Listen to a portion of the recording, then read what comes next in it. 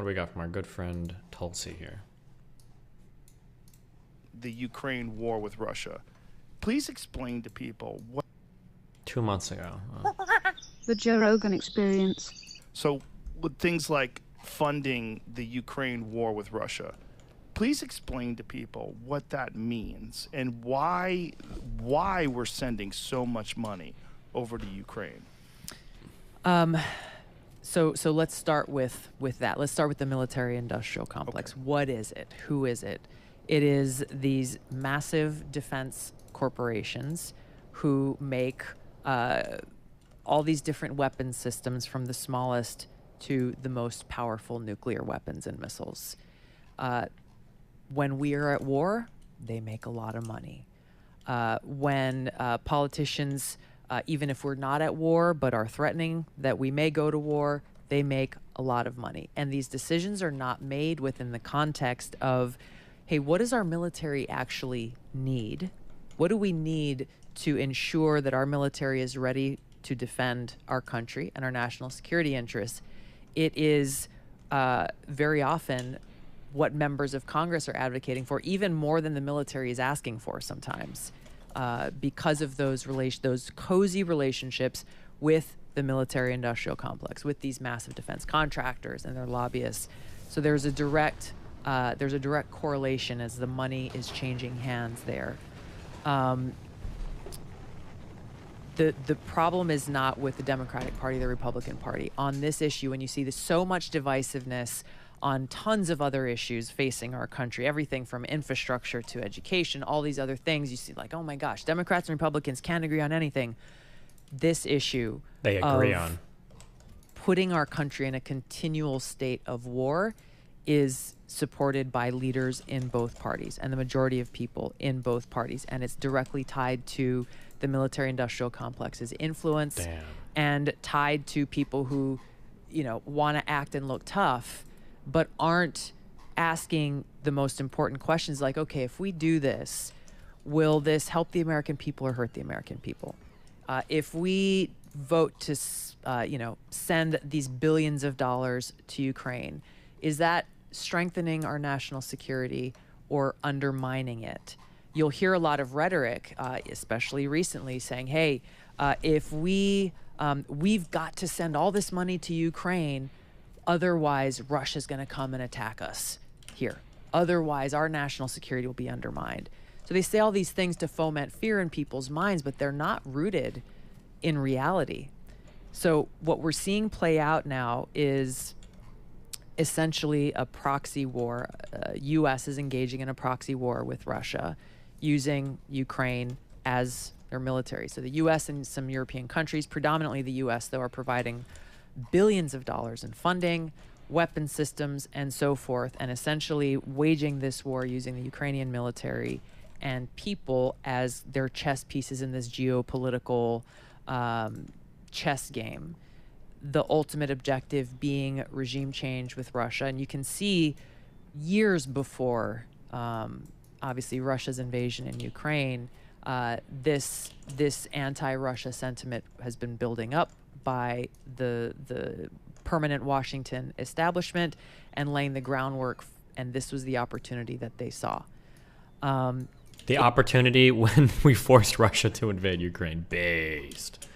It's put us in the most dangerous position we, the American people, and the world has ever been in that a nuclear war could break out in a week, in 30 days. We are staring over the precipice of that nuclear brink now more than ever before. We're hearing language coming from Putin, from Medvedev, from different Russian nationalist leaders saying, no, Putin, you should go and use those nuclear weapons. Whether they're the tactical nukes or the strategic nukes, doesn't matter. There is no way to win this. That would spark a nuclear war. It would spark World War III. And the result of that is destruction of the world. Which is what the elites destruction want. of the world as we know it. And, you know, destroy everything. I hate to paint such a bleak picture, but people need to know that this is the reality that we're facing, that our leaders have pushed us and led us to this brink of nuclear war.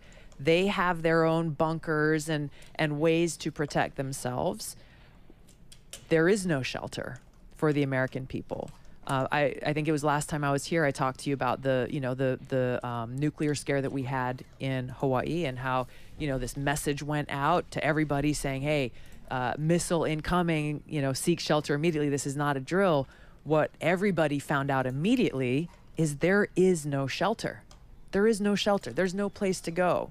There's no place where you can take your loved ones and your kids to be protected, not only from the blast, but the fallout and the lack of food and water and everything else that comes after. New York City recently put out a PSA. I don't know if you saw it, but it is literally a video ad that they put out saying, hey, here's what you do in the event of a nuclear explosion. Why are they putting this out now? Because of where we are as a country. The problem is, as it shows in this video, their advice to the people of New York City is get inside, and stay tuned. That's it. Stay tuned to what? The radio, I guess. I mean, what is even going to be available? That's my point. Yeah, that is there'll be no exactly power. my point. There will be no power. There will be no infrastructure. There will be no, you see what's happening in Florida right now with the recovery efforts after this hurricane just swept through and demolished it. You think about that, multiply that by 50,000 times the devastation is what we would see, but we wouldn't have FEMA. We wouldn't have these first responders who are able to actually go out and help people. And the worst thing I said when I watched that PSA, thing? Tell us. Get inside, stay tuned. At the end, I'm assuming as an actor they hired to do this, she looks in the camera and she's like, you got this, New York. Like, what in the world? These people are creating this false sense of security for... Yeah, you think that's what's happening? You think people are like, we don't have to worry about nuclear war. We had the PSA. The American people saying oh yeah, take shelter. But there is no shelter. We should watch that because it's so crazy. It is insane. Let's watch that because it's... Jamie, pull that up. So there's been a nuclear attack. Don't ask me how or why, just know that the big one has hit, okay? So what do? There are 3 important steps that I want you to remember. Big Step smile. 1, get inside fast. You, your friends, your family, get inside. And no, staying in the car is not an option. You need to get into a building and move away from the windows. Look at her smiles. I know. Big smile. Step 2, stay inside. Shut all doors and windows. Have a basement? Head there. If you don't have one, get as far into the middle of the building as possible. If you were outside after the blast, get clean immediately. Remove and bag all outer clothing to keep radioactive dust or ash away from your body. Step 3, stay tuned. Follow media for more information. Don't forget to sign up for Notify NYC for official alerts and updates. And don't go outside until officials say it's safe. All right? You've got this. You don't got shit. Officials, like who? Rashida Tlaib? She's going to tell you? Right. Like, who's the officials? People that they elected?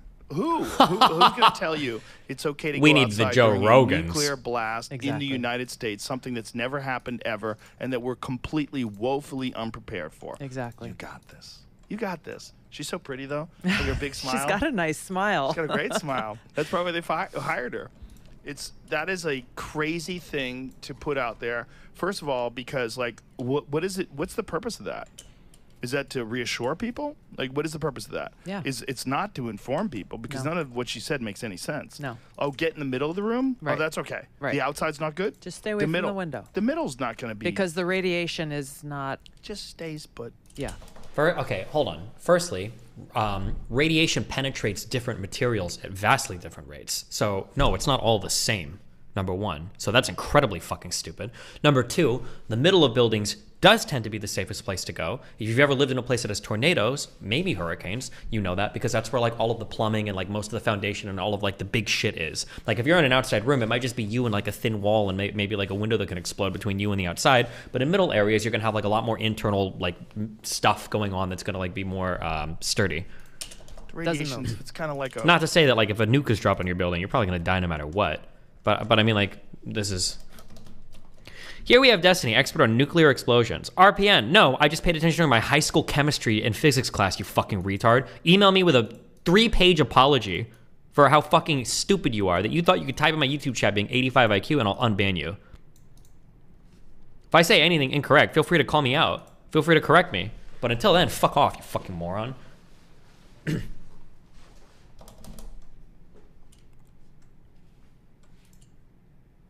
fog machine. Yeah.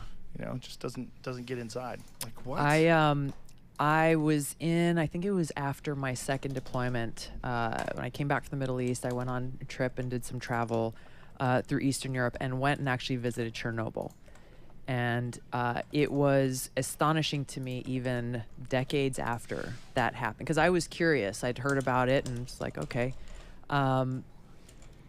Went on this little bus and went out there.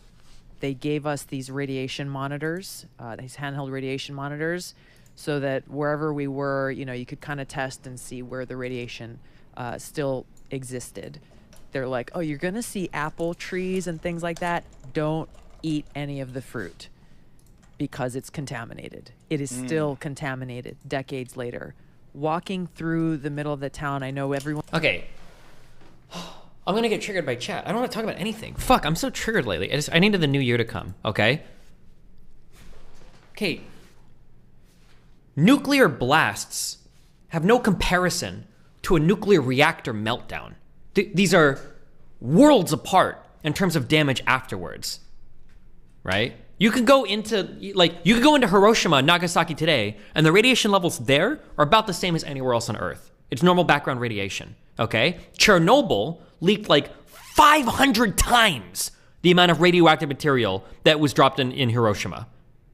They're not comparable. A nuke on a ground is not going to leave it irradiated like Chernobyl melting down. The mechanisms at play radioactively are completely different from the two. People think that like if a few nuclear bombs are dropped, oh my God, it's going to be radiation poisoning for decades and decades and decades. No, that's not true. A fission bomb or other types of nuclear weapons going off is not the same thing as like a nuclear reactor meltdown in terms of the amount of radioactive material lost or leaked into the environment. They're two totally different things. Everyone's seen the pictures, and obviously now with that Chernobyl series, I think that Netflix did. And new nukes might even be more efficient. I don't know if they release maybe new nukes might even release less radiation. I'm not sure though. I don't know about the new nuclear radiation, or the new nuclear weapons, because I haven't read anything about them. But more and more people know the story, but you know, walking through like the school and the classrooms where the desks and the books and the kids' shoes and the deflated basketballs, everything is still there. In the way that it was when people fled and had to evacuate when that nuclear plant melted down. It was so eerie walking through there. You could almost kind of feel the heaviness of what happened there. And then as we were leaving after we left and were crossing back into Ukraine. Is that what she just said? What? We had to go through these like... before we got on the bus, we had to go through these radiation, kind of like the thing you walk through in TSA, except it tests for radiation to make sure you're not actually bringing any contaminants with you back into society. All of that is to say, like, this is what we're talking about. So you see that kind of video. That's not what we're talking about. God, she's so stupid. Everything this woman says, she's so stupid. I hate her. I hate Tulsi. Tulsi and Yang and Trump are like the three candidates that attracted the most stupid fucking people on the planet. Like, it tells me so much about you. Like, serial killer? I don't know much about you. Maybe you had a really good reason to kill a lot of people. Rapist? I don't know. Maybe you're reformed. Okay? Tulsi fan, ever at any point in your life, you're irredeemably fucked in the head. There's no salvation for you, with Yang fans being a very close second. And you see how completely out of touch it is with the reality of what could happen in the event of a nuclear attack. And the fact that, Russia's got, over 6,000 nuclear warheads. The United States has over 5,000 nuclear warheads. Both countries making up 90% of the total number of nuclear warheads that exist in the world. And literally it would just take the flick of a match to spark this war off. And that's where say, okay, well, you hear President Biden say, well, this is Putin's war. This is Putin's fault. It's Putin who's the one who's solely responsible. Well, the United States and some of these European NATO countries are fueling this war and need to provide the leadership to bring about a negotiated outcome. That is exactly what needs to happen here to prevent the destruction of the planet and life as we know it. They're not doing that. And in doing so, they are failing the American people and putting us in this position of not knowing where we're going to be in the event that this kicks off. Do you think that whoever the powers that be and whatever the influence is from the military-industrial complex, that they are trying to prolong this in order to profit? So they're trying to... Yes, the people that work at fucking Raytheon are like, guys, we might cause a fucking nuclear war, but I think it's gonna be worth it for our fucking bottom line. There's gonna be so much fucking money to be made there in the fucking fall. I've got so many fucking Coca-Cola bottle caps saying I'm ready for the fucking post-apocalyptic. We're like, the fuck out of here. Like, these are think about these people as normal human beings, right? Like, not like fucking lizard men in a space station. Right? Like the guys at Lockheed are pushing the button where it's like, hey, we might get nuclear war, but think about the bottom line for our shareholder. Like, you continue to fund Ukraine. Johnny Cash, $50. I have no family or no friends and family to spend this money on, so here you go. Happy holidays, streamer man. Wow. Well, thank you. That's also a little sad, but thanks a lot.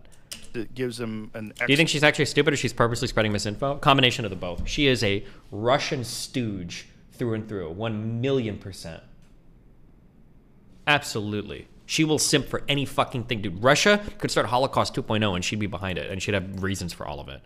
Excellent reason to ramp up budgets and keep shipping over weapons and arms. They keep making more and more profit and just get us right to the point where it gets squirrely. Well, Putin won't do it. He won't do it. He won't do it. But if he does it, there's no pulling back from that. And the only reason why we would ever get to that point is because people are trying to make more money. That's the only reason. That is certainly a major driver. I have no doubt about look at actually caveats like a coward. I am concerned that we may have passed that point already. Wow, so alarmist, so scary. I'm scared. You're talking about people pushing us right up to the line, and then just saying, well, the whole theory of nuclear weapons is one of mutually assured destruction, right? Like, there's no way Putin will ever launch this because of that fear of, like, okay, well, we will all be destroyed if that happens. And they're saying, Putin is many things, but he's not crazy. There's no way he's going to do this. Well, they're talking about doing it. They changed their nuclear weapons policy so that according to their laws, they would be authorized to use a nuclear weapon if they are facing any kind of existential threat, whether it's coming from a nuclear source or not. And you look at the situation that Putin is in right now. He's boxed into a corner. He's lost face. Take my money. Apparently, I won't need it much longer. Wow, Stinkfist, 570. That doesn't sound ominous. Where he may feel like he has nothing else to lose. And you find that same kind of mentality in people who are, suicidal, or people who are bullied, or people who feel She's like speaking to my audience. Their best option is a way out. And so to be so dismissive and say, well, Putin's not crazy, he's not gonna do this. Hey, Destiny, I made this app that can search for anything you've ever said. Thanks. If you've seen it or not. But I thought I'd for the sake of transparency, if you wanted it taken down, stay careful, be safe, less than free. I saw people using it. Seems based. The reality of the position that he's in. Christ.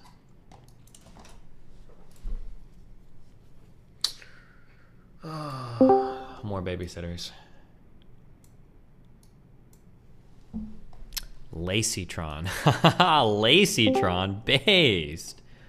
like XQC or Trainwrecks or Asmon or who the fuck ever will, you know, scream from the fucking highest mountain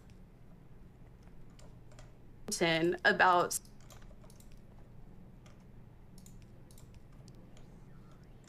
sexual assault whenever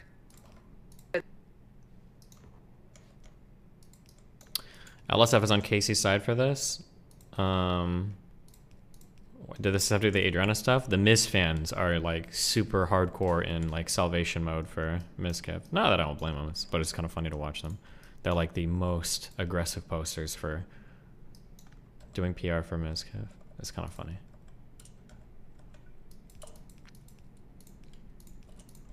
Okay, we need this and gear wheels. Oof, how are we gonna do this? Oh my god, like that. Oh, genius. it's some sort of drama that helps them, you know, or that whenever it's some sort of drama that's going to help them in some sort of a way, then they're able to talk about it. But I feel like over the past Based. Tethered internet connection, yes. week, I've just seen all of these, you know, prominent male streamers who are talking about the whole Adriana. Oh, there it is. Hooligans, hello, can you hear me?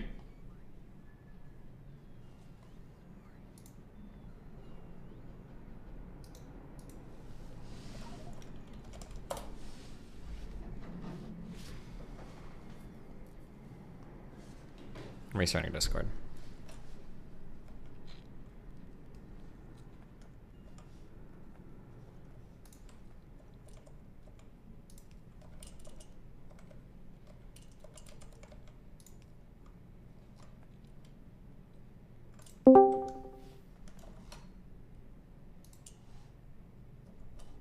I can't tell if Discord is fucked or if my internet is fucked. Sex worker with BPD in here for the 17th time this week. What's Live.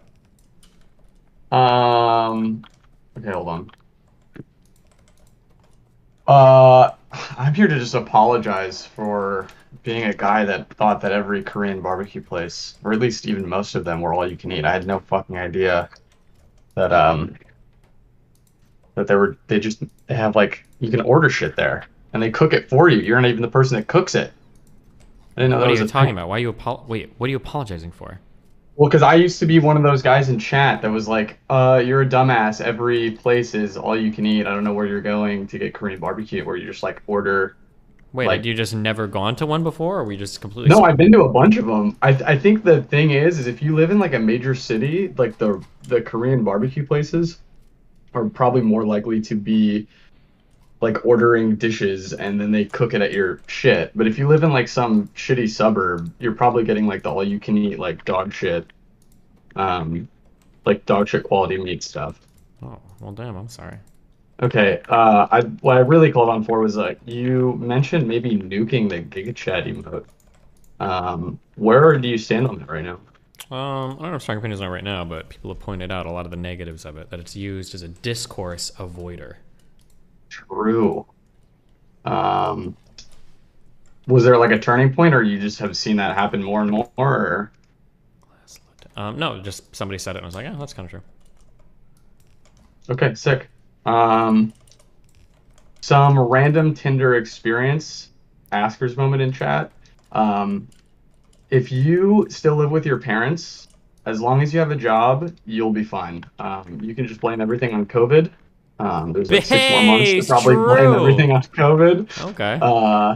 In my experience, yeah, if you're working, if you're like actively trying to improve yourself, most people are like, oh, sick. You probably like save a lot of money then by living with your parents, and you can just be like, yep. Wow, thanks for the advice. Yep, that's all I have. All right, thank you. Bye. Have you ever looked into the alternative history conspiracies from channels like Bright Insight? Might be something to dive into. Maybe someday. Dr. Jackstony Darko. Hi, how's it going? Pretty good. Wow, who are you? You know, Dr. Darko, but since you stole my name, figured I'd steal yours. Oh, okay. Go ahead. For sure. I was wondering if you had any more like advanced tips for people trying to get into like content creation and stuff. Like I know you've mentioned like having a unique perspective and being consistent with your schedule and stuff, but like I don't know, I guess just like pushing past like the, you know, a bunch of like 0 view streams like for however many days, like I don't know. I didn't start like in this type of environment, and this environment is like very, very, very competitive, so it's hard for me to say. Right. Yeah. I feel like that's it's a hard thing to. And yeah, I guess like I don't know. It is like it's just something I want to do for fun because I have like a passion for like teaching and like arguing with people. But like, do you think that like from not seeking like a career out of it, like someone like Erudite, like you know, she's just doing this on the side, right? Is this like her main? I think it's a side thing for her right now. Gotcha. For sure. But yeah, I guess like I don't know. I'm worried. Just that the starting new nowadays will and only doing it for fun be easier to get like disappointed or whatever. Probably, yeah. Go on panels, collab with people. Like that's generally what you can do, right? Right. Yeah.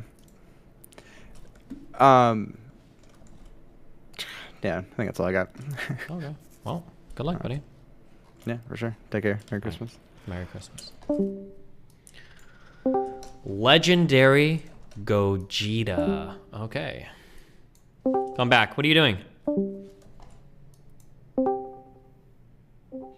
Legendary Gogeta.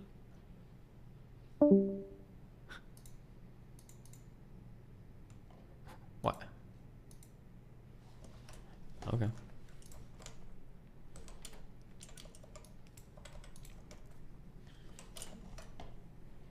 Connecting, ... waiting, okay. Watch this video for some bars, 30 sec. Baby, I'll sell water to a well. Baby, I'll sell water to a well. I was born to get cake, move on and switch states. Capped a coupe with a roof, go on and switch plates. Never dictate, never follow orders, dick. Face, get your shit straight. Fuck all this is Big J. Oh, fuck. I was gonna ask, is this Jay-Z? Because this super sounds like Jay-Z.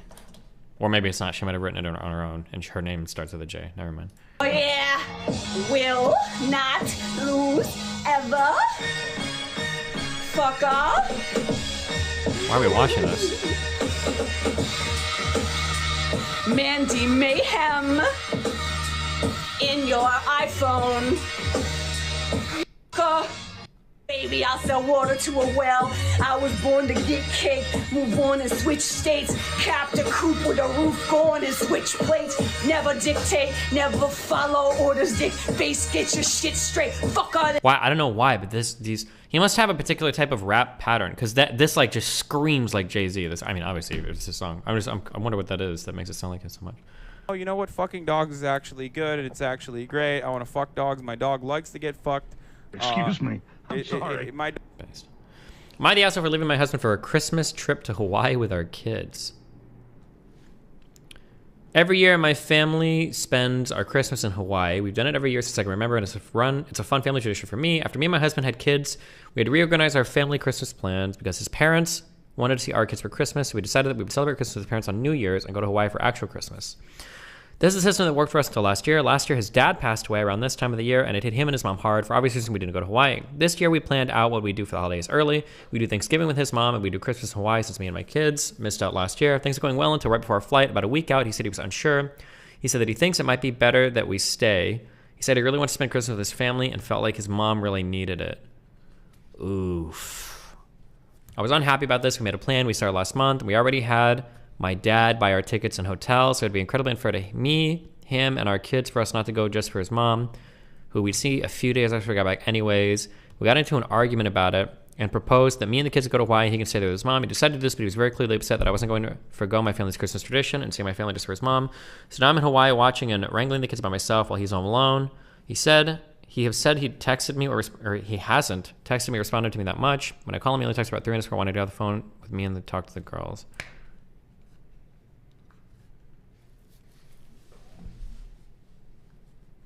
Oh shit. The guy in chat was asking if this is like both sides are bad or what. This seems really simple. I feel like the husband is 100% in the wrong here. I feel like it's not even close.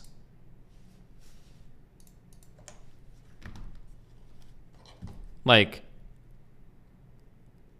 they made a plan to go on the holidays, and 1 week before, the husband wants to cancel everything for the wife and the whole family.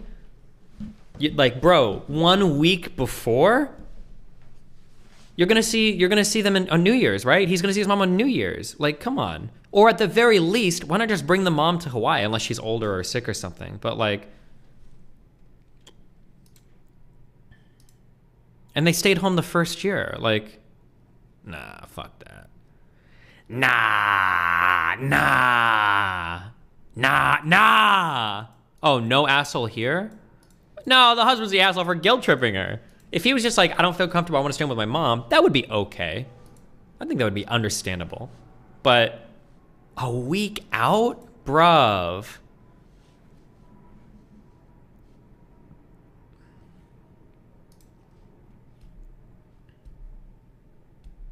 I'm gonna get downvoted for this, but incoming brave opinion. I swear like half of Am I the Asshole poster about a husband choosing his mom over the wife.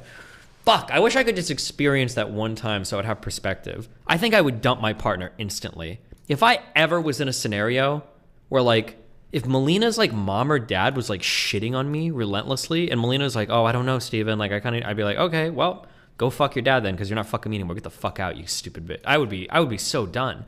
I can't imagine your partner, your husband or your wife, choosing their fucking mommy or daddy over you. I would be out of there so fucking fast.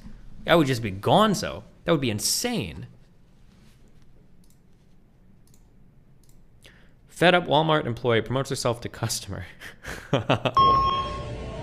Attention Walmart shoppers and associates. My name is Beth from Electronics. I've been working at Walmart for almost 5 years, and I can say that everyone here is overworked and underpaid. The attendant policy is bullshit. We are treated from management and customers poorly every day. Whenever we have a problem with it, we're told that we're replaceable. I'm tired of the constant gaslighting. This company treats their elderly associates like shit. To Jared, our store manager, you're a pervert. Greta and Kathy, shame on y'all for treating your associates the way you do. I hope you don't speak to your families the way you speak to us. Shout out to Cominique, Patty, Chardell, and so many more. Walmart doesn't deserve y'all. Fuck management and fuck this job. I quit.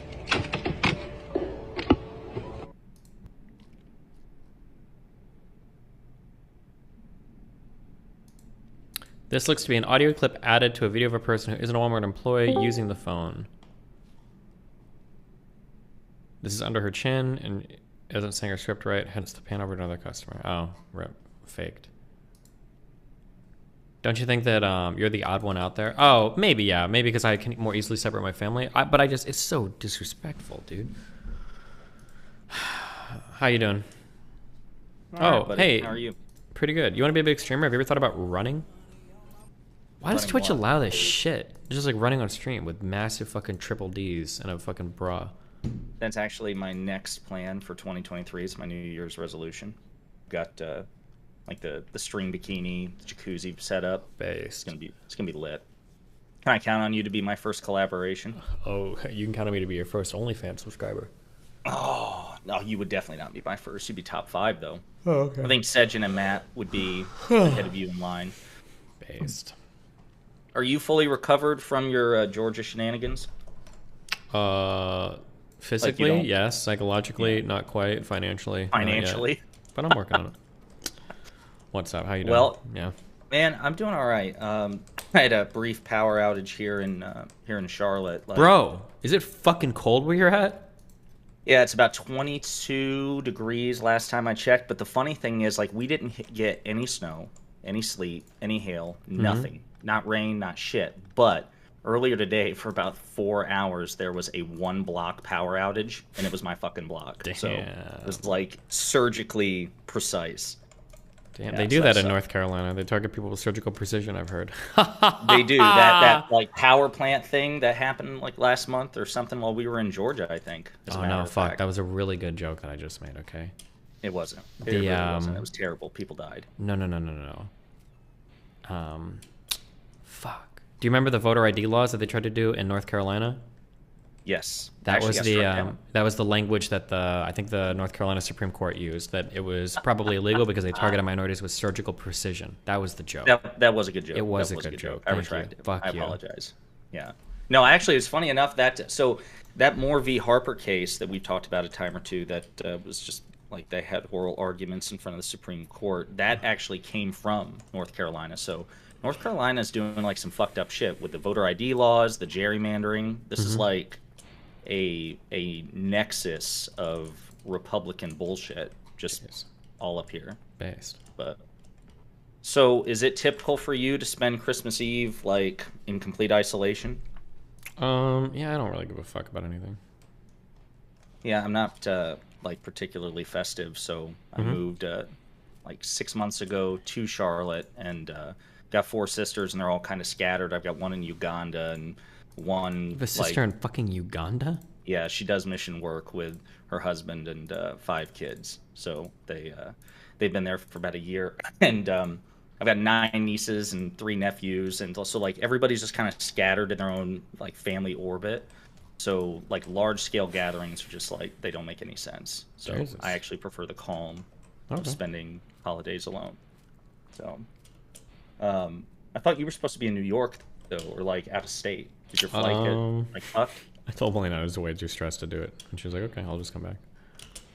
Stressed over the Twitter files and Yes. the lack of internet. Lack of internet, yeah. So what's up with that? Like I know you said that they told you that it was supposed to be set up before you moved, and It's just lied it to was you? just like no, it's a complicated like combination of like stupid shit. So I called AT&T and they confirmed that they had fiber in this building. Then I called the apartment and they confirmed that the last residents of this unit had internet. So in my mind, I'm good to go. Okay, fine. Melina wants to move immediately, and I'm like, whatever, fine. Like AT&T confirmed, the unit confirmed, last people who had internet were good. But then when I move here, what I find out was that the last people had a different internet service provider, and AT&T has only run fiber to the building, not my unit. And I'm like, okay, well, that's fucking cute. So now I'm like using a combination of hotspots and tethering on like 2 different phones to like keep my shit running barely. So I popped in a couple of times since you moved, and it seems like the stream's held up pretty reliably. Have you had any issues with it? well, it's okay, off except the one, hotspot? I'm streaming at 4 megabits per second instead of 16, so my quality is kind of shit, but that's fine. Secondly is that everything is just a little bit more laggy than normal, which is a little bit irritating. But then thirdly is I can't stream as much because I'm going to run out of data, but I might have infinite data now. We'll see how this holds up. But it's just like a lot of annoying shit. I didn't even know they offered infinite data plans. I thought like those policies like no longer existed. Well, I'll find out. Well, the Twitter file shit. So like the last I really dove into it was a couple of days ago with Matt and Sejin. Like, and I got like 14 tweets into it. The latest one, I think it was number 7 with Michael Schellenberger. What was the? Do you even remember? Was it just Connor? Was that the last thing that like the last deep dive you did into the Twitter files, or when I was in Georgia, I read all of the first leak or whatever it was. Was it like 46 tweets? I think. Yeah. I read all of that first one, and I was incredibly mind fucked by most of the tweets that these fucking journalists. I'm using big, not parentheses, not apostrophes, quotations there. Okay, because I don't know. I would flunk these fucking losers out of English class. Okay. If you actually read the emails or the images linked, very rarely do they ever support the text of the tweet. Okay. And that was just triggering the ever-living fuck out of me. And that just seems to happen over and over and over and over and over and over and over again. But yeah. Where the tweet will say some shit like, we've confirmed proof that the FBI is like fucking your mom in the ass. And it'll be like, oh my God. And everybody quotes that tweet and it's like a big deal. But if you actually like read the email that the tweet will link, it'll be like a guy saying like, oh, like I saw, I saw Joe's mom yesterday, on Facebook, and she looks very pretty. And that would be like the headline versus like the email. And it's like, Jesus fucking Christ. Or it's like the big dog, little dog meme with the huge, like, snarling big dog. And the meme is like this is like the Twitter headline. And then like the little dog is like the actual fucking leaked material underneath. It's like insane. Yeah, there does seem to be a bit of a bait and switch with a lot of these. Now, I didn't read 2 through 6. I just read the first one too, and then kind of put it out of my brain until the conversation with Connor happened, and then the subsequent conversation with Connor happened, and then the subsequent conversation with Connor happened. And then I did read the number 7, like I said, about 14 of them. And then I was like, well, maybe Destiny will cover these, so I stopped. But I don't know what you want to do, if you want to like go through them now, or if you want to like I didn't know how you were going to cover these, but I did not read them all the way through, so I didn't know if you wanted to do that together, or if you were in the midst of Factoro, or whatever. I'm always in the midst of Factoro. Which one do you want to go over? Pick one. Number 7. Number 7. Okay, link it to me. Fuck it, we'll do it. I'll take a break. Yeah, hang on 1 second. Oh, well, hang on 1 second. Well, let me check my factory.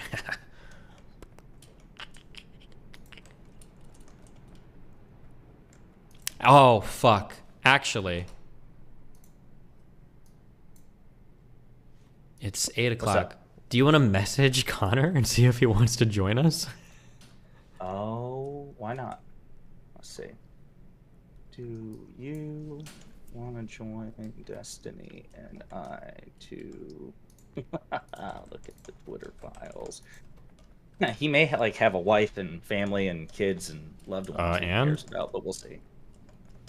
We'll see. I didn't ask. I didn't ask about any of that. Listen, abandon your fucking kids and yeah, true. That's what I did. Drop them off in another state and just peace the fuck out, and then stream, baby, all day. Your lessons in parenting are something to behold, man. Thank you. That and dating, I just have the answers to everything. Abandon your family, abandon your parents, fuck infinite bitches as soon as they invite you to their house. Don't eat waffle cones. Or don't eat sugar cones, or I don't even remember. Whatever one triggers people the most. It seems like you're on one hot take after another. Your new friend on Twitter, he has not gotten banned yet. I'm pretty impressed. He's making it so far. Dusty Darko. So far, until that one employee sneaks back into the Twitter HQ and fucking pulls the trigger on my account. I know they're waiting for it. I thought you said that person was no longer employed there. I would hope so. I don't know. I don't know who that person. I don't even know if that person exists. It might just be on my. Oh, you didn't have a name or anything. No. That was a joke. I was saying I don't know if that person actually exists. Oh, gotcha. Given everything that's happened, it kind of seems like it, but I mean, there's no way I can truly know that. And unlike Connor, I'm not willing to make those jumps in assumptions. But oh, God. But I mean, looking at the fucking people that are getting unbanned, it's like, oh shit, it's Hitler's grandson, the leader of the neo-Nazis, is back on Twitter again, and it's like Destiny. Oh, I don't know about that guy. He's pretty, It's like, okay, well. He says he can't. He's doing normie things. Destiny says, fuck your normie thing. Well, no. If he's doing shit, that's okay. Oh. Destiny says, good luck with that. Yeah, so my account is flagged for, hold on. Let me read what, I've gotten 3 different people now that have climbed up different trees and they're getting similar answers. This is what my, this is specifically what I was told in the last email that I traded with a guy. Hi. Oh, hi, what's up? Well, not much. Well, base. You guys going over the Twitter files? We were, but I think it might be a good idea if we could get Connor to do it. That might be... if you wanted to join us, that would be awesome, yeah. He says Sunday. Yeah, I would like to join. Yeah, can you two do Sunday? I can do Sunday. Perfect. Is this Stardust? What time? This is Stardust, yeah. Hi, Stardust. This is Ruminate. Nice to meet you, kind of formally. Nice to meet you, too. Let's see, what time Sunday works best for you? How much do you fucking losers talk in this group chat? Oh my god. What group chat? What are you talking about? No, I'm just I posted an email and these fucking guys in this group chat I'm in, they just talk all day. They have no fucking life. Connor says nighttime. Thanks for the specificity, but what time? 7 p.m., 8 p.m. Stardust, do you have like any like particular time preference? Connor says night. This is what this guy emailed me, okay? Here's what my contact says. He said, this is what I found out. The user, that's me, actually had a prior account before this account that was shut down for really hateful, violent threats against people. They opened the second account and changed some information to avoid detection and then continue with more violent and hateful posts. So it doesn't qualify for reinstatement given the violent tweets. What? What? And this is what I'm wondering, but I don't know if this is possible, is I wonder if the person that, if I was getting like dinged by an SJW, I wonder if like anytime I made fun of like a trans person, like made fun of Doe, they marked my file as like making violent death threats towards Doe because that one lady said like the deer hunting joke and Doe identified as a deer. So like maybe every ban I've gotten on another account is marked as like a violent, hateful threat. But it's like, Jesus. Yeah, I have no idea. I wish they would like show me the tweets. That's what I want to know. Show me the tweets.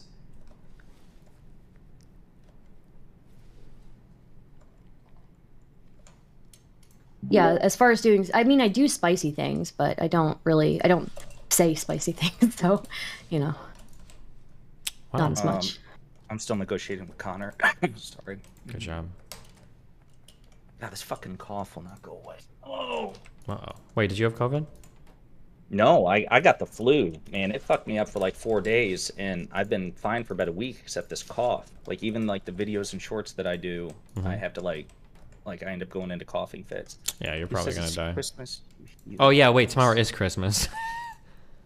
Oh, it Can is, I call out isn't it? YouTube chat? I'm going to call out YouTube chat real quick. YouTube chat, Uh-oh. you all were so friendly to me 5 minutes ago.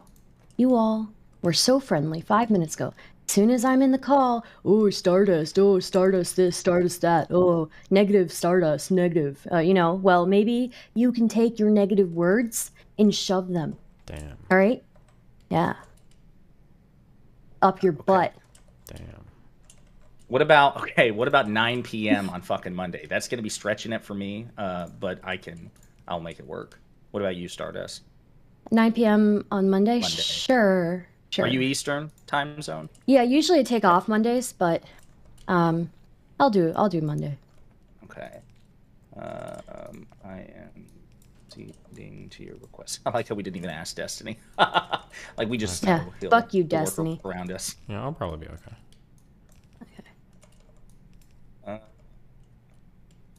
Good. That'll give me more time to.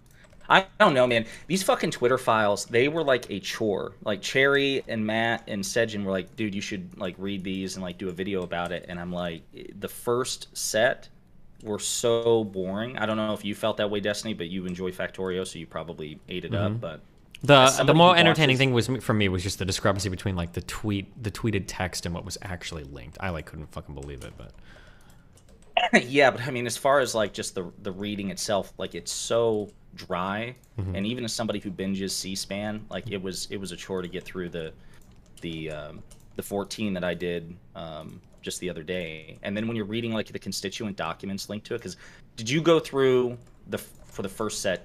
Did you click the links and actually read through the documents that they cited, or just the screenshots themselves? I think it was mainly the screenshots. I haven't gone through the actual documents themselves. If those are really long, maybe we can do that. I don't know.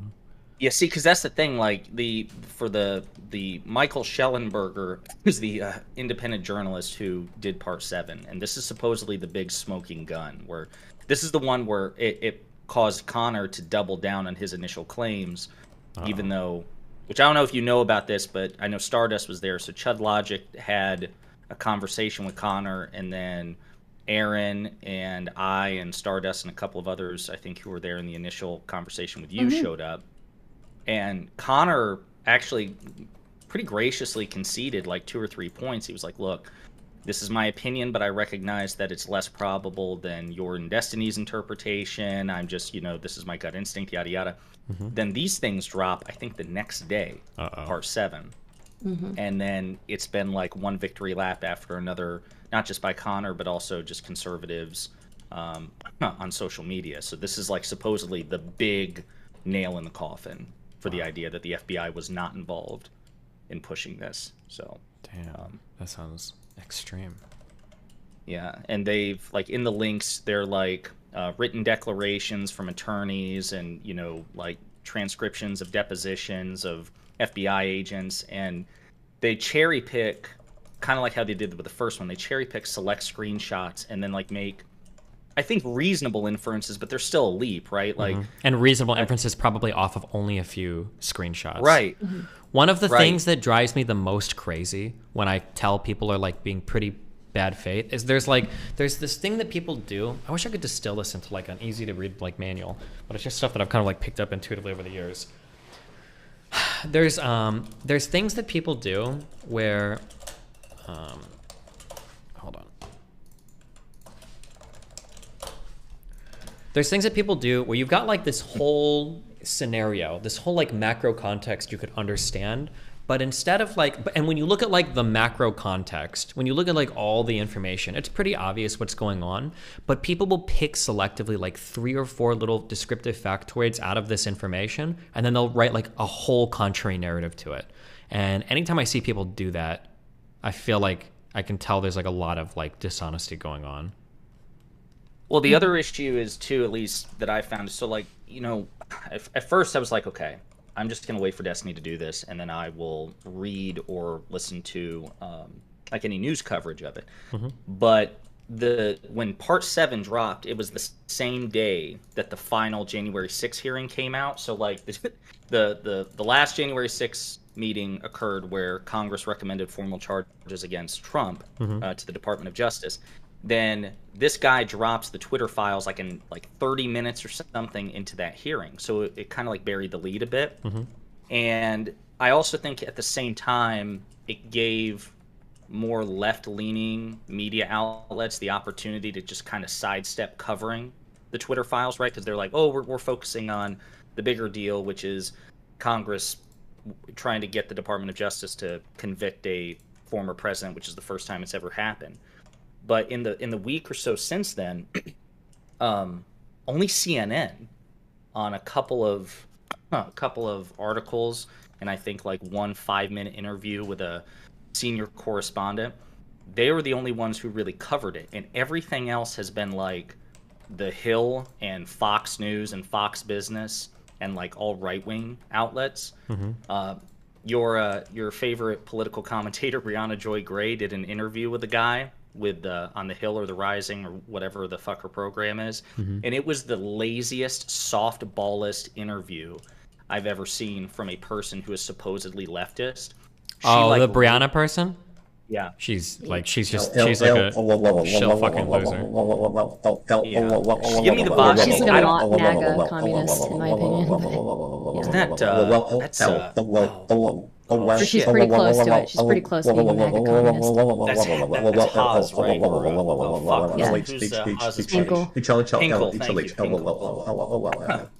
Yeah, it seems like I honestly, I guess I did expect her to like, try to push Michael, be like, hey, look, you draw these inferences, and you because he said at one point, he's like, there's a clear fact pattern here where the FBI was clearly trying to pressure and prejudice Twitter to just disregard the Hunter Biden laptop story. And he even says it in his tweets, like very explicitly, the FBI was trying to just get them, with respect to the Hunter Biden story, to just disregard it. Like, not just in general, not just be vigilant in general, but this particular story.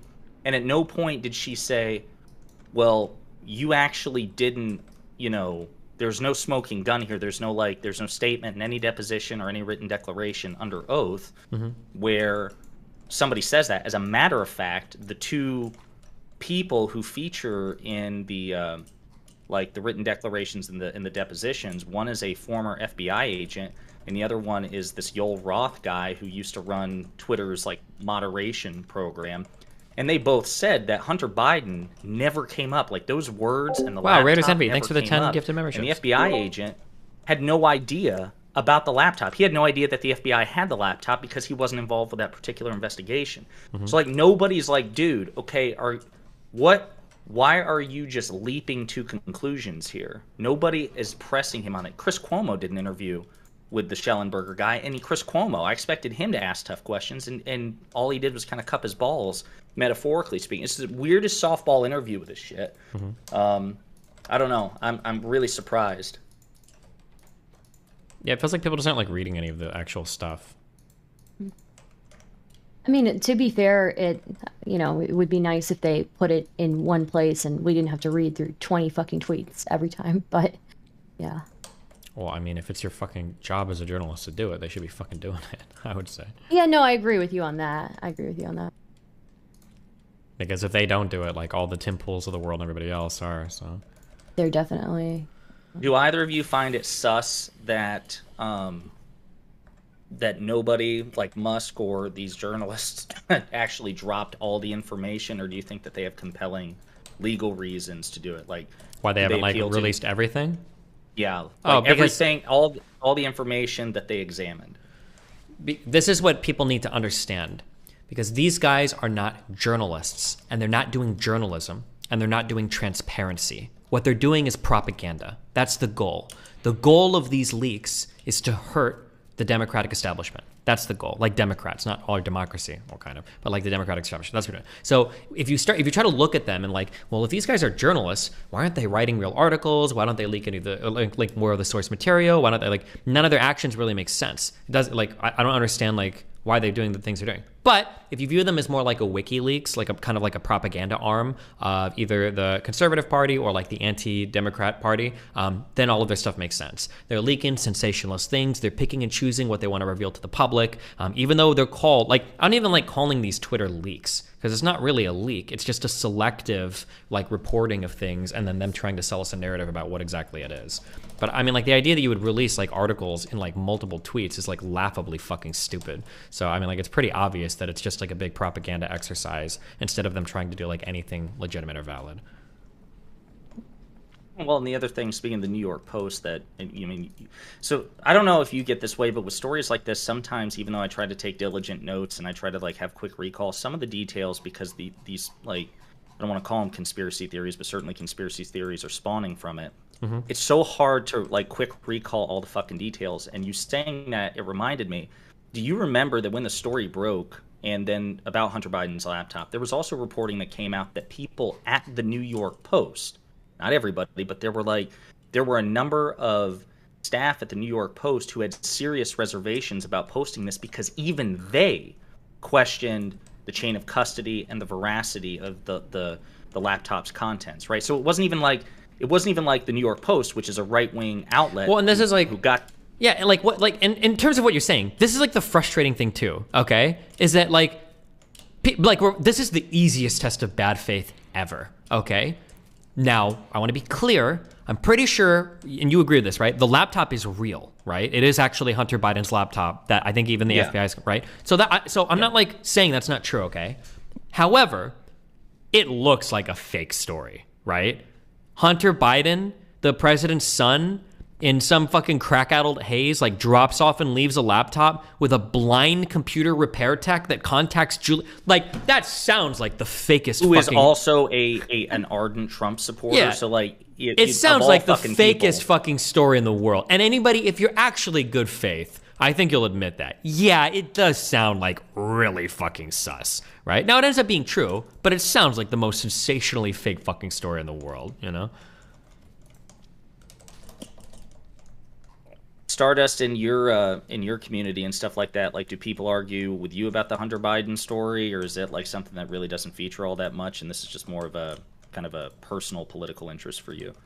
I think so I have like a small but significant portion of right-wingers in my audience, and they do like to talk about it, but I just was interested because I don't know, I'm interested in well, Connor and I talked about it when we first looked at it, and I thought, you know, it must mean something that at least that, you know, Ro Khanna was worried about the way that things could be twisted, right? With the way that certain stories are being like pushed down or allowed to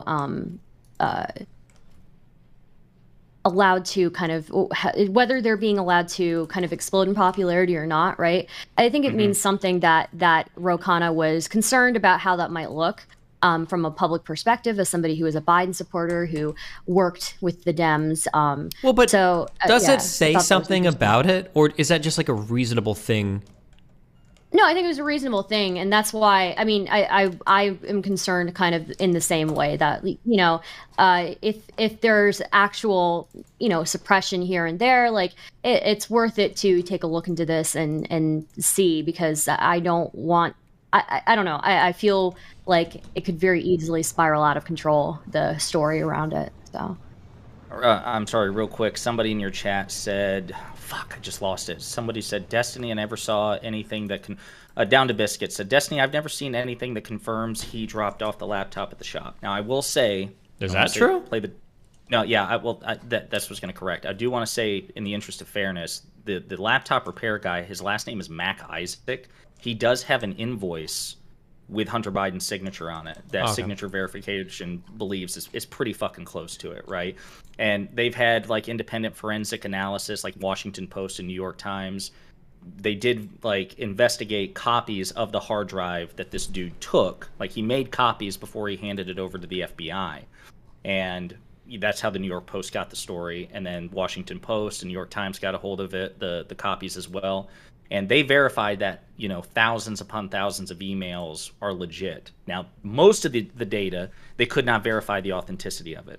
But there are abundant contents on the copy of the hard drive that was turned over that they did verify belonged to Hunter Biden. So I think that part's pretty solid. I somehow this, I mean, what are the fucking odds? I mean, like, if it's almost like, I don't know. It's almost something out of a movie. The idea that, again, like you said, in a crack-addled haze, that he would just stumble into the one random ass. Like, you would think with his resources and his connections, he wouldn't need to take a laptop to just like this random fucking podunk repair shop anyway. You know what I mean? But I don't know. I mean, if he was on drugs, right? Yeah, but I mean, like, fuck, like, I've never done crack, but I can't imagine, you know, again, like, it's like a divining rod for the worst possible decisions, even just politically. Like, it happened in Delaware, right? I didn't even realize Delaware, I thought it was like a really blue state, right? So, like, what are the odds that the guy would be a fucking Trump-loving Republican? I don't know, just... Yeah, yeah, a guy with that industry, too. Yeah, I don't know, it's... I mean, like, look, it's Hunter Biden. I mean, he did sleep with his, like, his brother's, like, widow, right? So, I mean, like, hey, not, you know? All I'm hearing are W's. I mean, isn't that, like, I'm not religious, but isn't that, like, biblical imperative or whatever? Like, if you... yeah, I don't have a problem. If your sibling spouse... Maybe he's just doing the Christian thing, man. Maybe. I don't have that much of a problem with it. I think that's pretty normal if you're grieving somebody and both parties grieving them. Like, well, bang, probably. So. All right, yeah. Now we got to know, Stardust. Do you have siblings? Number one. Do you have siblings? Christ. I do have an older brother. Okay.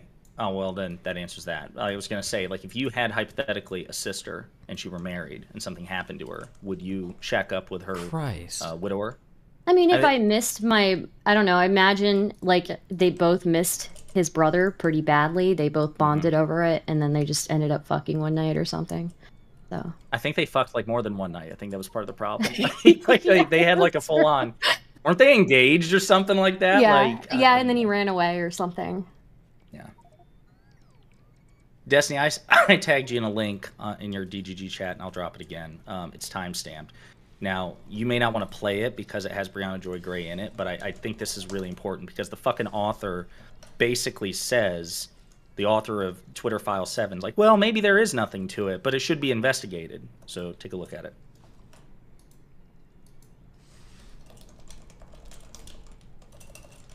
Oh, I didn't tag you the second time. Wait, where are you? I'm in your DGG chat. I just tagged you. I did it like 5 minutes ago. You missed it, so I just tagged you again. Okay, hold on. This other computer doesn't have internet. Oh, shit, that's right. I forgot you're doing this off a hotspot. You might not be able to run a link and talk to us at the same time. I can do it. Hold on.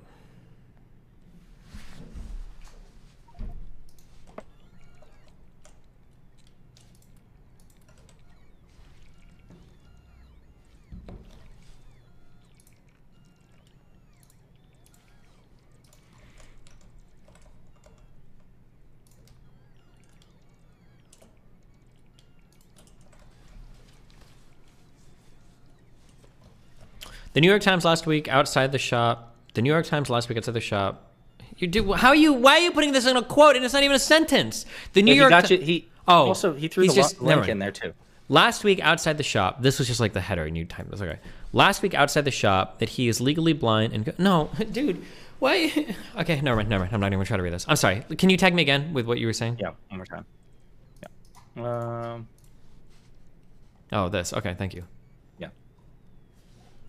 FBI showing they had taken the laptop. So yeah, I think that this is very fishy, and maybe there's nothing there, but this needs to be looked into, because if there was some sort of effort to basically prepare people mentally to dismiss what the FBI knew would eventually come out, that's illegal. That's actually interfering in an election and also potentially covering up criminal activity that was on the computer itself. Really incredible stuff. Now, Michael, I know a lot of folks are curious about how you came to be. Okay, what else? What do you want? Well, no, I mean that was just the thing. This dude is the one who wrote the Twitter files #7, where he's like, the FBI was clearly trying to prejudice Twitter into disregarding the story, and then he was like, well, maybe there's nothing to it, but if they did try to prejudice Twitter against the story, then that should be looked into. Sure. Like, whatever I don't that know, means. To me, that's. Well, yeah, it means like he's clearly sensationalizing on Twitter, right? Like, because he said it with such certitude on Twitter. He's like, see, this is proof. This is a pattern. This is a fact pattern here. They clearly try to put their thumb on the scale. Yeah. And then when asked about it, he's like, well, maybe there is nothing there. But if they did, it should be looked into. True. I guess we can go more into it on Monday with Connor, but to me that gives the whole game away. That as soon as somebody has like talking about it, like the tweet will be like confirmed, like John murdered Susan, and then it's like, well, what do you think about that? And then when you're on the show, he's like, well, there was some glass broken at Susan's house, and some of the footprints, it was a similar shoe than what John wore. So if it is indeed the same shoe, and if they can get the forensic matches, then it's possible that he was. And it's like, okay, well, this is a way fucking different statement than what you came out with swinging on Twitter. But Are you surprised on your second channel that it seemed like when I was looking through the comments that they're all conservatives? Like at least. Well, not that they're all concerned, because I was under the impression, I was told by your GGG chat that your YouTube chat does skew more right. But I was surprised at the YouTube comments section on the published videos, because I imagine like all your fans and all your supporters would go there to respond, not just the. No, it's way different communities in every area. Yeah. Gotcha. Well, they fucking like ravaged. I mean, you and Aaron and Cherry, but also me. I mean, like. That, and then after Twitter files #7 dropped, people were also taking victory laps as well. Like, see, Destiny should keep his fucking mouth shut, because here a week later, Connor's proven correct. And I was the thing that I hate the most about the arguments is that doesn't even make sense. Like, it could be the case that tomorrow real evidence is dropped that shows that like there was impropriety. However, I still would have been right, and Connor still would have been wrong. I can change my mind when new evidence comes out, but that doesn't change the fact that Connor was making his decision before based on inferencing and no evidence, right? Yeah, but there might be retroactive. there might be new stuff that comes out. It's like, oh, okay, well, I changed my mind now. Like now there's like evidence, but it doesn't make you correct from you making baseless assumptions before just because you happen to be correct. Like, but whatever. Well, and like other stuff too. Like people are also talking about now how the FBI and I don't know if it's part of Twitter files #7 or not. It wasn't in anything that I read so far, but. Something maybe your chat knows about. Well, Twitter was paid like $3 million by the FBI. Like yeah, the 3.6 million. Yeah. Okay, so you are aware of that. So apparently, though, like social media companies are entitled to bill federal law enforcement agencies for like. Yeah, this is one of the. Yeah. This is the neat test to find out if you're a complete and total fucking loser that has zero experience in the real world, or if you like. Can reasonably ascertain like how things in the real world would work. I think it's called scale, but basically there are federal programs to where if a federal organization is making heavy requests for data or something from your company, if you're going to spend a whole bunch of employee time, fulfilling those requests, of course, you're going to be entitled to some sort of compensation. Like obviously, but people that are trying to spin that as some like bribe or malicious thing, that's like clearly like you have no experience in anything. Like, it would be so obvious. Could you imagine the FBI coming to your tech company and they're like, hey, listen, we're going to need you to like scrape your databases for this, compile this information for this, go through this, and then like prepare reports for this. And you're like, wait, I'm not getting paid for this shit. I can't just take that. Like, obviously they're going to fucking compensate you for that. Like, that's the most obvious thing in the world. Yeah, and I don't think, again, that there's anything that in the emails that even suggests that they were compensated because of certain results or something. Yeah. Yep. Yeah. Do you think, though, if there was an actual smoking gun? See, you're in the space more than I am. So, do you think if they actually had concrete evidence that they would have dropped it? Like, yep, people always lead with their day? best foot forward. Yeah, they always lead with their best foot forward. Well, I've heard some people say the alternative, right? That they're just teasing it out and trying to hype people up and getting also the establishment Democrats and liberals and the left to overextend themselves by dismissing it as a nothing burger. Then they're going to drop the smoking gun at an opportune moment and humiliate the left. And this is all just foreplay. That'd be highly strategic. I guess maybe you could, but I feel like we would have gotten more information about that if that was going to happen. Like the New York Times or somebody would have been interviewing ex-Twitter employees to see if like something like that would have come out. That would be my guess, but I guess it's possible. But have you or Stardust heard about the New York congressman the Republican congressman out of New York who's currently in a shitstorm? He was one of the guys who got elected in the midterms, named George Santos. What happened? So he was kind of touted as a Republican victory in the midterms, even though that red wave never showed up, because he flipped a seat in New York that was previously occupied by Democrats. So that's victory number one. And number two, he's apparently openly gay, and he would be the first openly gay Republican congressperson. So like certain Republican commentators were kind of, pimping that out as a, look, see how moderate, how socially progressive the Republican Party is coming. We're not homophobic. We backed a guy who's openly gay, and he flipped a seat in New York. Well, like apparently the New York Times and Axios and some other publications were like looking into his biography, and so he claimed that he worked for Citigroup and Goldman Sachs, and they couldn't find any corroboration that he ever worked there. In fact, I think it was Citigroup said we have no record of that man ever working for our organization. And then they also said that he went to school at Barrett College and NYU, and so they went and looked at admissions and spoke with admissions officers, and both of them came back and said, we have no record of this guy with his date of birth, nothing like that. He also claimed that he had like a veterinary charity for like dogs and cats. They couldn't find any IRS filings for that group. And now, a day later, because now, of course, this is additional scrutiny, so additional publications are looking into it, he was apparently... there's evidence, like some sort of Jewish publication is alleging that he lied that his grandparents were Holocaust survivors, and the kicker is even though he says he's openly gay, and I guess this doesn't technically disprove it, but he was married to a woman 2 weeks before he ran for office. Behazed. Jesus. What's going on up there? Wasn't there a guy that was running for was it a local state Congress seat? I think it was a Democrat who was running against somebody who lied about being a bar certified attorney. I did not hear that. I think they were called, was it Michael Bayer, I think was the name? Does anybody remember this? I think it was in Pennsylvania. Michael Bayer, let me check that out. Check his debates out. He's a feisty one. I'm reaching and grabbing more cough drops. That's Mike from PA. That's why he got kicked out of his election for. Sorry. Oh, that's fucked up. Stardust, you fell for it too. Okay, I feel better now. Well, it's a true story. That's not fake. That's a true story that actually happened. Oh, he lied about being a lawyer, and he got kicked out of the election for it. I've only ever seen like two panels with Mike so PA, so I'm not too familiar with his lore.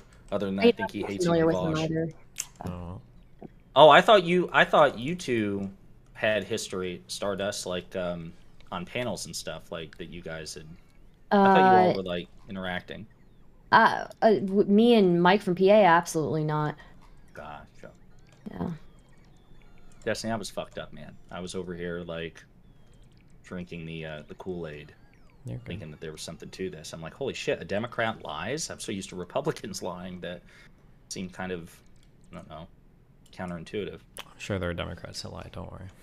Well, nah, they're perfect. yes. True, base. That's true. I mean, comparatively speaking, a race to the bottom. They're losing that race. Republicans are definitely winning. Mm-hmm.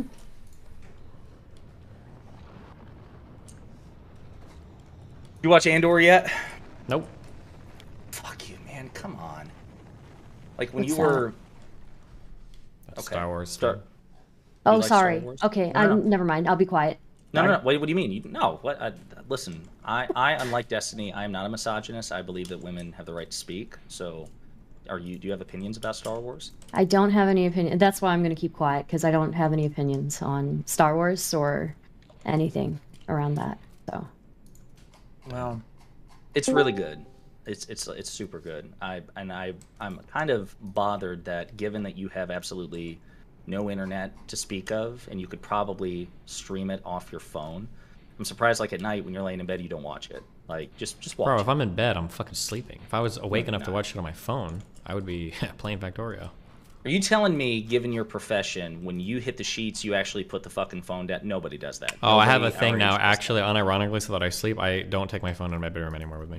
I think that's a really bad idea. I don't do it anymore.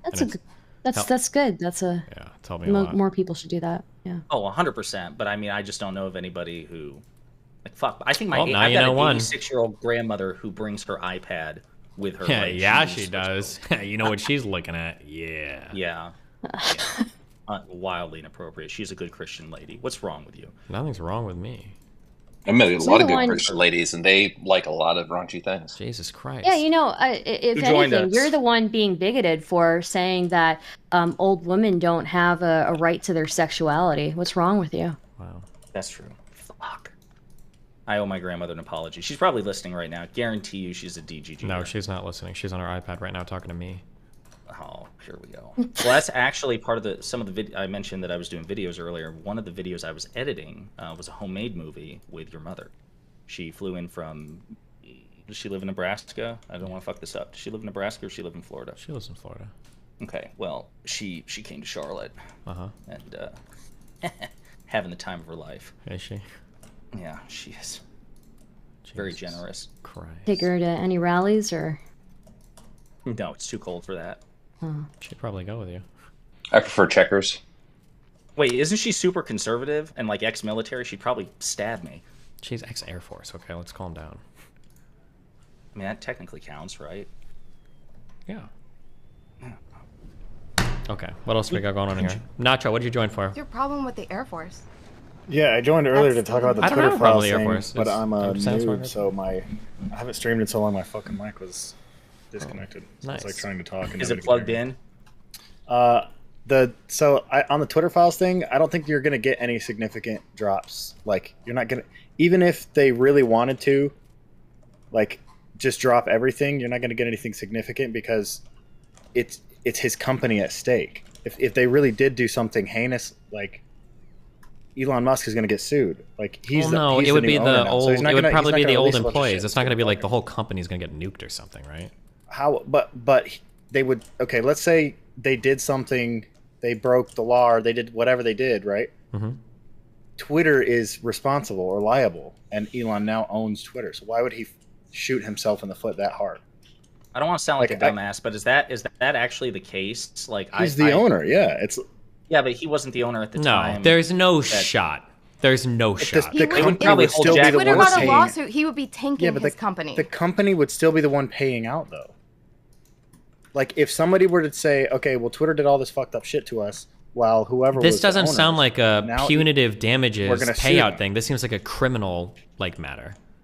Yeah, Someone but set either up the way, bat signal and someone if the pieced company the- had to pay some fines or to do whatever, like, I- it would no, no, no, fuck no, him. this- so I why don't- would he release anything super detrimental? There's no way that this can be the case. This can't be how things work. That if like if somebody commits some criminal acts in a company and then they leave and somebody else buys the company, that those individuals committing criminal acts like aren't held accountable, but instead the new company is fined. That can't be the case. There's no shot. I mean, how would the company not be liable though? It would Because still be the because I don't know, because it doesn't sound like this was like a whole company policy where they were doing things that they were profiting off of illegally. It sounds like a few criminal actors. Yeah, but if somebody had some case to bring against or some like criminal charges, then it would still be Twitter at the end of the day. Wait, no, wait. Why do you think it would be? Why do you think it would be Twitter? How wouldn't it be? It would be the employees. It'd probably be the FBI. Don't they do a thing where they'll have companies when they suspect employees have done something wrong, they can sue those employees even if they're ex-employees or something like that? Well, if it's like a criminal matter where individuals were acting and it wasn't like at the behest of the company or whatever, it's going to be the individuals held accountable. It's not going to be the new company with the old. There's no way. Okay, but if I mean, if I he don't know does all the reveal that laws, something happened, the don't you think corporate like law, the but- evaluation will go down? Do you think people are gonna put more money into Twitter? No, Buy I more think that's stuff? what he wants. No. He wants to shit on old Twitter because his point is that he's making it new and better. That was the whole point of like the Twitter files leaks. He wants to show there having been prior wrongdoings at Twitter because he thinks it makes him look better. Yeah. Right, but if he goes too hard, it's isn't he still going to doing bite that him in the now? ass. Like No, he's pretending to do that. That's why like his headlines and stuff like that, it all looks like it's more PR than actually like exposing anything. Yeah, I would agree with that. I think Elon's a PR guy more than anything. Somebody should tell him that because I don't know how his PR is doing. I think like wasn't it 60% of respondents wanted him to just quit or Here, turn the I think company here's over the to thing. I think somebody he's a else? good hype man, right? Like he's really good at making things that are typically boring seem kind of interesting to people. No, so I think I that's totally he's a disagree. snake Wait, oil just salesman. doing it. Whoa. He's He's good at doing the Trump pretending. thing all over again. No, hold on. Except he's not as retarded as He's Trump. not good at making boring things sound exciting. He is a boring guy. He just happens to be promoting legitimately exciting things, okay? Spaceships that re-land on Earth and electric cars are by default exciting. They don't need hype men. I don't think anybody's ever listened to Elon talk and felt hyped because of something Elon said. They're just hyped because the actual things themselves are exciting. I don't know. He's definitely better He over lies text. about what's going on about exciting things is what he does. He will overestimate. He'll overestimate like things that he thinks he can get done. He'll hype himself up a whole lot, and then whenever it reaches the projected year for whatever he's talking about, usually there's nothing to deliver. So. Yeah, it's not overestimating, it's just lying because his own people tell him that it's not true, but he continues to go out and say these things. Based Elon. Just lie, Giga Chad. Nacho, He's if I just- could ask though, kind of going back to it, even if everything that like the initial allegations, let's say that they're 100% correct and they can like find evidence, I don't think anybody has claimed that Twitter broke any laws. The allegation is that the FBI may have technically violated the First Amendment and is therefore engaged in illegal activity. But yeah, that's the newer claim. But originally it was like Twitter was doing it all. Twitter was the one suppressing everything, and then now as more stuff comes out, it's like, okay, well, the FBI was telling Twitter to do these things. But that's why I'm saying, like, even that initial, like, if the claim is being refined, that first claim, like, even there's no, what could they have possibly done to break the law? Like, they have every right as a company, and Destiny, you correct me if I'm wrong, or Lycan or Cherry, Stardust, whoever, but don't they have every right to, they can modify their terms of service, they can retroactively apply terms of service, they can suppress or outright eliminate whatever they want, whoever they want at any time. Yeah, I don't think so. I think that's a parchment right. There is other smaller lawsuits that are actually still going against Twitter right now too. So like I think that with like the suppression of like the child sex stuff or whatever. Like I guess some teens' photos were leaked on there. I don't think that's going to go anywhere because they've got publisher protection. But the right now, like, I don't think you could get away as a social media company suppressing political parties. I think that right now you technically have that right enshrined in law, like First Amendment I think would protect you. But if that were to actually happen, I think Congress would get involved. I think you'd get fucked hard for doing it. You think if you made like a social media platform that you were like, fuck all the Democrats or like fuck all the Republicans, and you just were like, no. They no, all no, just no, get no, instant banned. Not if you made a new one. I think that if you took one of the big social media companies today okay. and you restricted it, I think you would get omega fucked for that. I think Congress would come down on you. But those would be political consequences which could become legal, right? If Congress chose to step in. I'm just saying in terms of laws on the books. In terms of laws on the books, you could do it, but I think that they're gotcha. trying to. Yeah, I think companies are worried about what Congress could do. That's why they're like proactive about shit like this, because they don't want Congress like breathing down their neck and fucking their shit up hard. Well, maybe since you already appeared on an House of Representatives footage, maybe if this ever happens, you could be like an expert witness. You could testify. Yeah, I'll get right down. I'm there. Stephen Bonnell III. I am a professional political streamer, and then you could go on. I don't know, and I think he educate has to call himself a politicians. Factorio streamer. Based.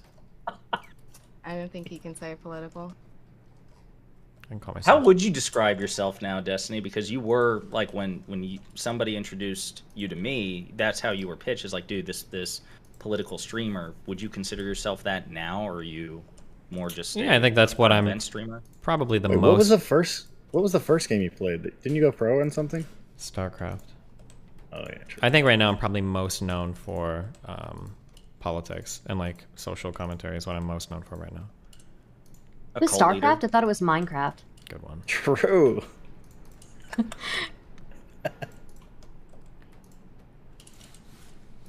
I love how we're all here on Christmas Eve with like nothing else to do. Like, is anybody here like spending it by themselves, or are you all a neglecting family at the time? Which I'm happy that you're doing, because we're definitely better company. But I'm avoiding my hotel. Based. My wife's in the other room asleep with the baby, so Based. I'm playing video games. I got home, I finished my family festives. Were you the most festive yeah. one there, Cherry? No, I sat in the corner drinking. As one should. Fair. Like, and why are you? You said you're in a hotel. That's right. You're Yeah. testing out your AirPods. Oh wait, is Yeah. that Lycan talking? Yeah. Mm-hmm. Oh Jesus. Yeah, I don't travel with a mic anymore. It's too cumbersome. Okay. I was working the other day. I had a who was it? It was a Destiny moderated stream with Lycan, and Lycan, you were wearing fishnets. Am I making this up? Probably You not. had yeah, I think you had like a clergy, like you had like a Oh, choir and the shit, Lawrence yeah. Southern conversation. Oh, okay, yeah. that's who it was. Yeah. Mhm. I got about 30 minutes into it, and what was the like? Do you make a habit of wearing fishnets? Are you wearing fishnets now? No, though I look fucking amazing in them. No, and you know what? I balked on that joke too quickly. I should have pushed back on it. You should have. I should have. Oh, I didn't get through the whole thing. I think I got like 15 minutes in. Did you like Puss it out. took them off? I can't remember what the point is. Like, we were talking about humor and like being offensive and jokes you should or shouldn't make. And she made some comment, and I tried to make a point and say, you know, if this upsets you, I can take it off. It's fine. I have no problems with it. I'm not upset about it. I can accept, you know, if I'm making someone feel uncomfortable. It was some point like that. And what I really should have said is some shit about fuck. I'm sorry. I've been spending with family all day. I can't think. There was another point I could have made with it though, and I gave in too easily. I was a cuck. Don't worry, Lycan. Next time I have a conversation with her, I'm going to dress up as Muhammad. So. Based. Yeah, I look forward to that. Well, Lycan, if it makes you feel any better, I think the in the first 15 minutes when I think Destiny did a double take, and it was like it was fucking hilarious. What But the I will fuck are also- you wearing? Yeah, well, I'll also say in your defense, we didn't see his right hand, so you may have made a positive impression on him. I mean, Steven's wanked it to me before, to be honest. He could be right now. I'm not hearing him deny it. What? Yeah, for sure. Mm-hmm. See, there you go. Bingo.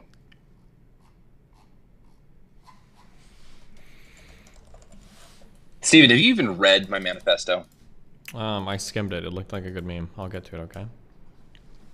You know, just try to burn a bridge, and yeah. There were actually like way too many words in that, if I'm gonna be honest. Manifesto? It's a thoughtful meme. like and expose Destiny's corruption or drama or something like that. It's not a meme. okay. It's completely sincere. Now he's trying to, you know, Trying to disregard downplay it. Yeah. Yeah. He's having second thoughts, buyer's rough. remorse. True. Yep. Just The sad thing is, as far as I know, Destiny's never been in any drama, so I don't know if he'll know how to handle it. True.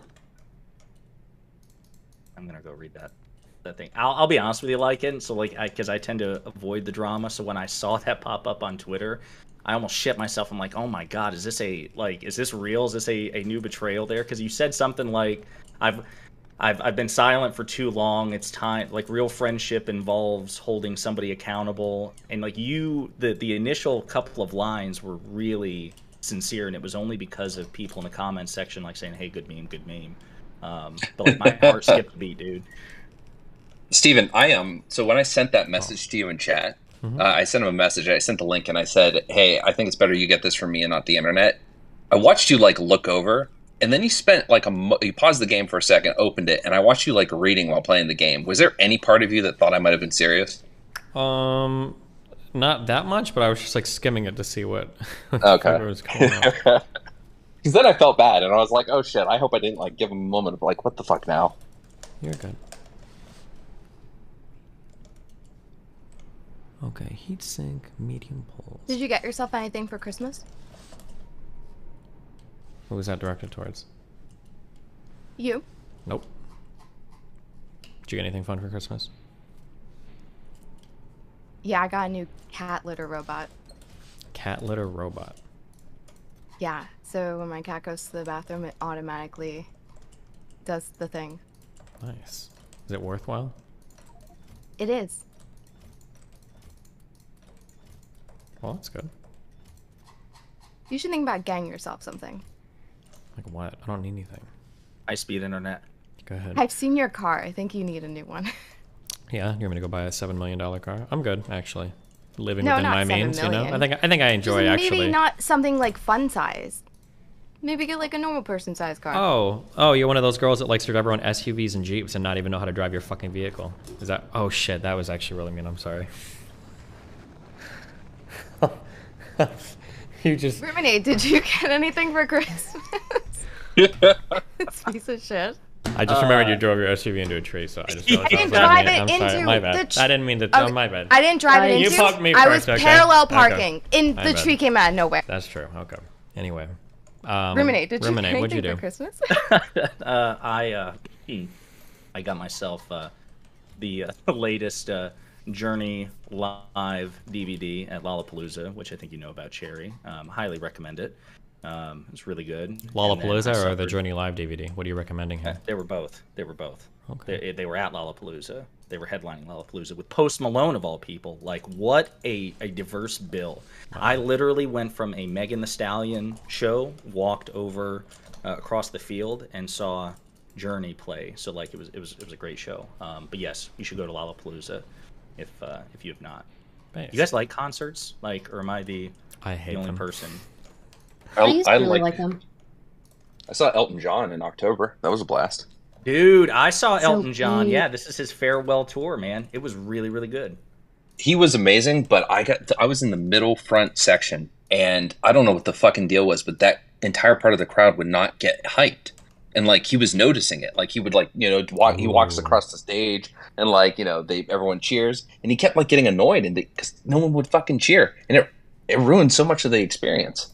To be fair, Elton John's catalog really doesn't lend itself to getting hyped, right? So like, it's relatively mellow, right? You're talking about like Candle in the Wind and, you know, Your Song and stuff like that. Now, he put on a great show with the lights and the piano, which rotated back and forth and all that shit. But everybody I saw, like, I was in the stands, kind of in the nosebleeds looking down, but everybody was sitting for the most part, except for like the first couple of rows.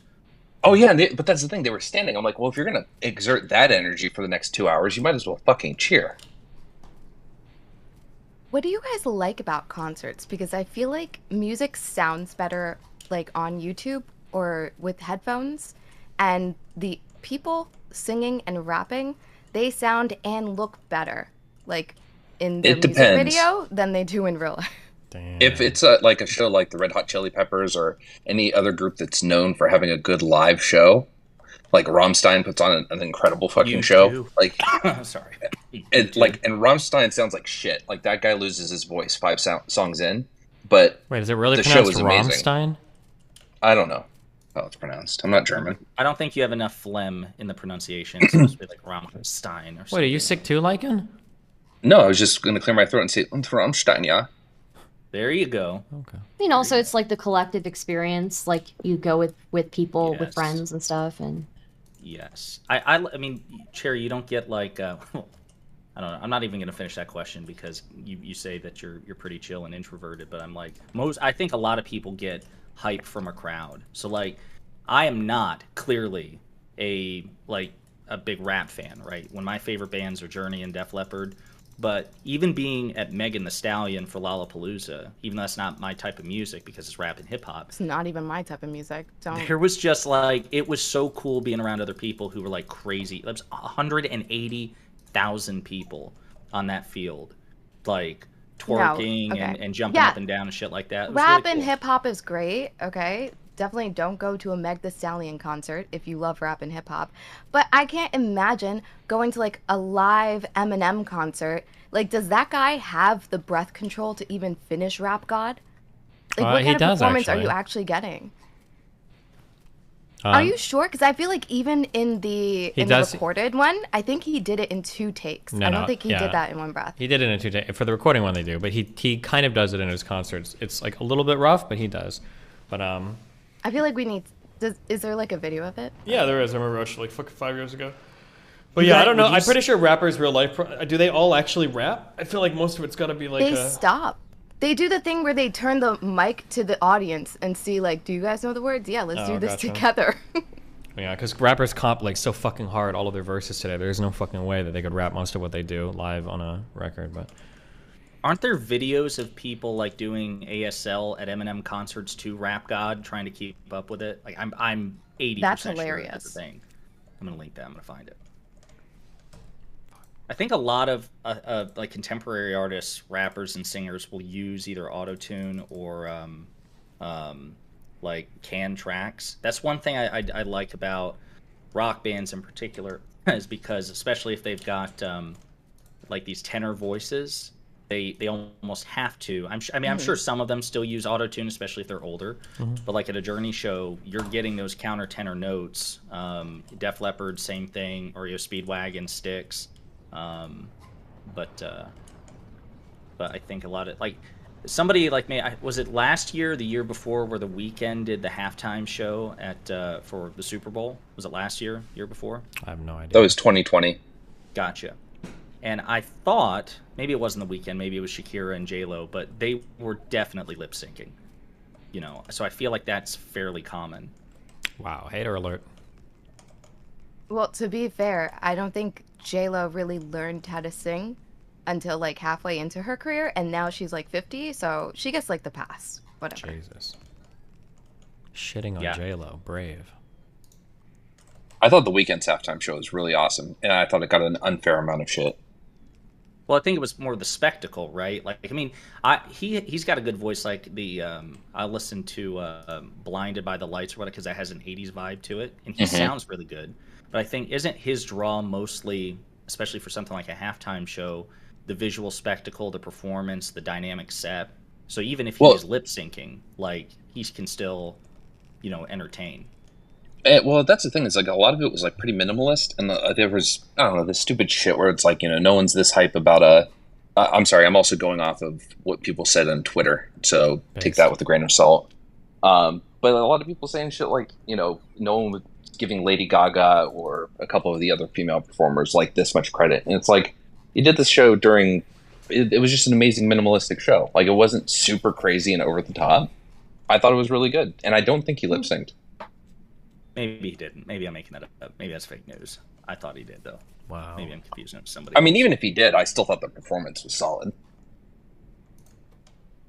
I don't know, Destiny, you're a music guy. I mean, maybe do like singers and whatnot, do they like lean into, to borrow the meme, surgically precise auto-tune? Like, do these microphones work where they can... yeah, live, very few of the performances are actually live. I think a lot of it is pre-recorded now because it's just the control and everything you get over the sound is so much better. Can they shut shit off though? Like, because I'm pretty sure I've seen clips of like live performances where it seemed auto-tuned because you can hear that slight ringing, but then like one lyric later, it sounds perfectly natural. So like, do these microphones work in a way where they can switch the auto-tune? Like if they know they're going for a particular note, they can quickly hit it, put the auto-tune on, and then as soon as the note... I would be shocked if somebody were to switch off an auto-tune in the middle of a song. One, having the capability to do it would be a thing, but two, imagine if you were off more than you thought, you could like change so much, it would be horrible. Like, yeah, if you fuck that up. So yeah, that's what I did for Christmas, and then had a power outage, making it full circle. Based. Who's next on the Christmas list? Stardust. What'd you get for Christmas? I got a blanket hoodie. Based. Yeah. Is it called a bloody? Comfy. What? I was calling it a hank it, but I mean, yeah. It's very well. I didn't like calling it a bloody, so. But yeah, no. My cousin and I were just kind of I got them for both of us, and then we just kind of lounged around for most of the day. So wait, hold on. A lot of artists aren't necessarily lip syncing. They keep in the harmonies from the tracks, so they can't do both melodies at the same time. That way, the song sounds as good as the produced version. If you're speaking from experience, then I'll just say, okay, you're right, because you know more than me. But I would assume that wouldn't be true, because I wouldn't want to sing live a melody, and then you're listening to me sing a melody live on stage while there's a pre-recorded harmony that's recorded in a perfect studio in the background. I feel like that would make me sound like a fucking horrible singer if that was in comparison. That's what the feeling I feel like would be like. But I could be wrong on that if you have experience. I think that does happen. But I don't think it's the harmony. I think they go down an octave. Like Mariah Carey will sometimes not go and hit her high note, and she'll sing it down an octave. Sure, maybe, but... I am The Weeknd, and I sing melodies on stage. Oh, okay. Well, we have The Weeknd in chat, so thank you. Do you all remember who was that one who did? It was like 10 years ago, big news story on Saturday Night Live. The lady got caught lip syncing, and the track was cued wrong. It was it Jessica Simpson? I don't remember who it was. It was her sister. It was her sister. Yeah, it was Ashley I think. Simpson. Yeah. Yeah, she had her kind of little did that emo awkward career. shuffle. Yeah, she kind of gave up and just started dancing. Yeah. All right. I know no one here is easily embarrassed, but would that be just abjectly humiliating, or do you think you'd be able to handle it well? Yeah. Oh God. See, I can't watch shit like that, like past a certain point. As soon as I saw her like get like 3 shoulder shrugs into the awkward shuffle, I had to shut it off because I like have this vicarious empathy for people who like. That's why I can't watch like music shows like American Idol and stuff like that. People who warble on stage, but then there are other people who like live off the cringe, like they enjoy it. Can you guys watch that? I like watching cringy shit. Yeah. I can't. It took me years to go back and finally start watching The Office. Like the first season, Michael is so cringe. True. Michael's tots. Or Scott's tots. Yeah, good shit. It's a hard episode to watch still. Yeah. I think I really actually enjoy cringe in a really like visceral way. Feels really good. So. Like legitimately, I feel like you and Cherry probably like would have the highest threshold for it because it seems like you can handle that sort of shit. Like, oh God, make fun of it. Wait, give me the 2 Recful clips, guys, real quick, so Ruminate can be inducted. Wait, what? Oh. What? Okay, get your clip, but can you get a VR headset for Christmas for yourself? No, but maybe, but probably not. Yes, because then you can play VR Among Us. Among Us. I didn't even play the real Among Us. Yeah, well, fuck that version. Play the VR version.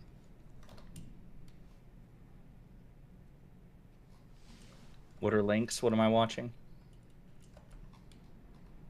Hold on. Ask the ladies behind. Okay, there are 3 that I'm thinking of. Are you watching on stream or are you just clicking links in chat? Okay. Look at this lady's face in the back here. Ask the ladies behind you if you can eat their ass. Hello. They're British. Can you stop? Oh, they understand? They understand. Oh my god. You guys are too loud. I have to leave. Oh. You're embarrassing me. Wait, you're leaving? I'm not done drinking. They speak English, Michael. They're British. I didn't know. Wait, don't leave. She's leaving.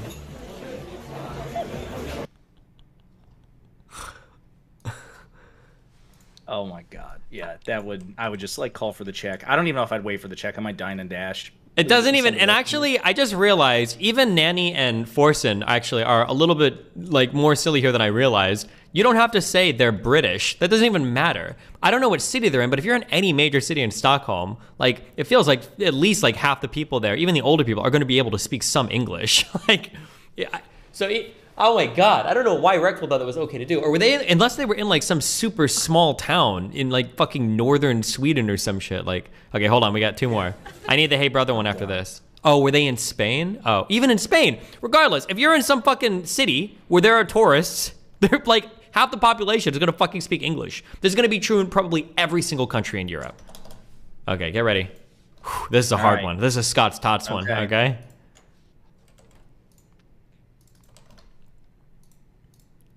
Wait, just curious. Have you ever seen the Drake music video, God's Plan? Oh, did he mute? He fucking muted. Yeah, I deafened because I was listening to the clip. But no, I've never seen this, the Drake video. Oh, okay.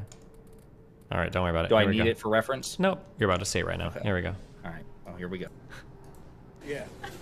Oh, that is Kelly Jean, yeah. Some people get sketched out when you buy things for them, so you gotta. No, I'll tell the whole story. Okay, here we go. Yikes. Hey, I want to buy everybody's groceries. Can I buy everybody's groceries on this card? What's that? No, I'm serious. My friend is doing a game show, and you guys all won. Free groceries. All of you won free groceries. Yeah. As long as they don't turn down my card because it's a lot of transactions. Let's try it out. Yes. Yeah, let's do it. What you doing? It's a game show you won. Yeah, you won the game show. You won free groceries. I'm sorry, mate. You can't do anything in this store, so you'll have to go out without permission. So. I have to leave? I can't buy everybody's groceries? But no, you can't. Sorry.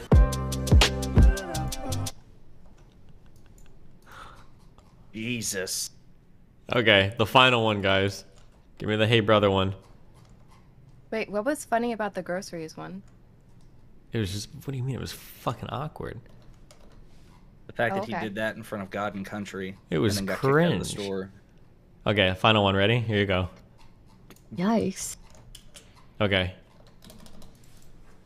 Ask the dude who works here? Ask the dude who works here? No, I need like the LSF clip or something because I can't play Twitch clips on my cell phone connection. I don't know why they all fucking lag for me.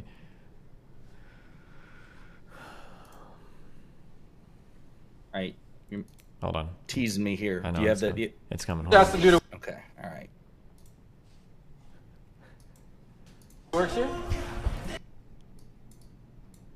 Ask the dude who works here? No.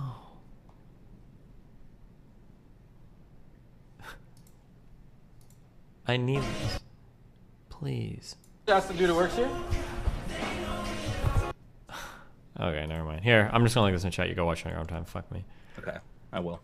Here you go. Go watch it right now. It's like 30 seconds. It's a classic. It's a banger. All right, where be Destiny? Yeah, okay. Wait, which one? There are two links. It's the same fucking Oh, link. they're the same. Okay, all right. My bad.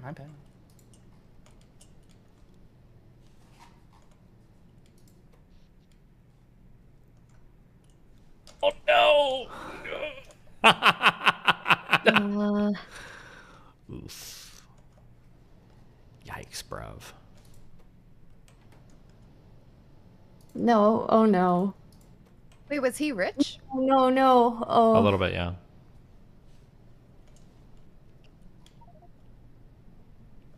Yeah. I've done that a time or two. That you.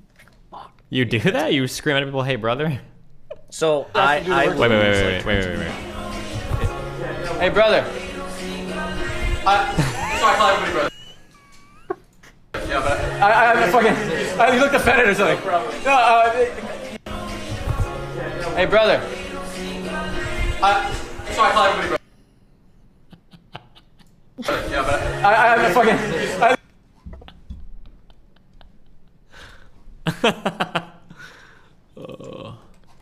Anyway. Yeah, shit like that. That's good meme. It's hard to go through and hard to see. Like, I about 2 years ago, I was at a movie theater with some friends, and we ran into some friends from high school, and I saw that. Well, like the last time I saw this one particular person, he the girl he dated all throughout high school and college. She was he's not on social media. He's not on Facebook. She is. She had posted a picture of her baby. And so when we were having a conversation, I was like, hey, I'm trying to think of it, Scott, I think it was. And I was like, hey, congratulations, by the way, on your daughter. And he goes, what daughter?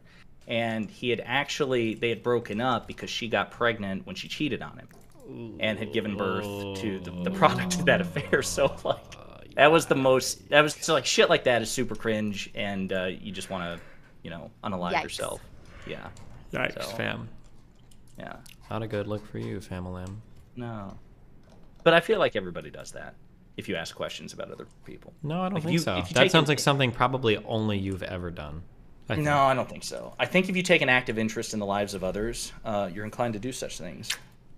No. You know how when you look around other people and you try to think of, like, embarrassing things that they've done, you know you can't really, like, remember what they've done that's embarrassing?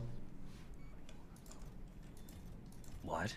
Like, people always think, for instance, that, like, oh my god, like, everybody must be, like, seeing when I'm doing, like, cringy, embarrassing shit. But then if you think, like, well, if you look at other people, like, can you remember, like, cringy, embarrassing things that they've done?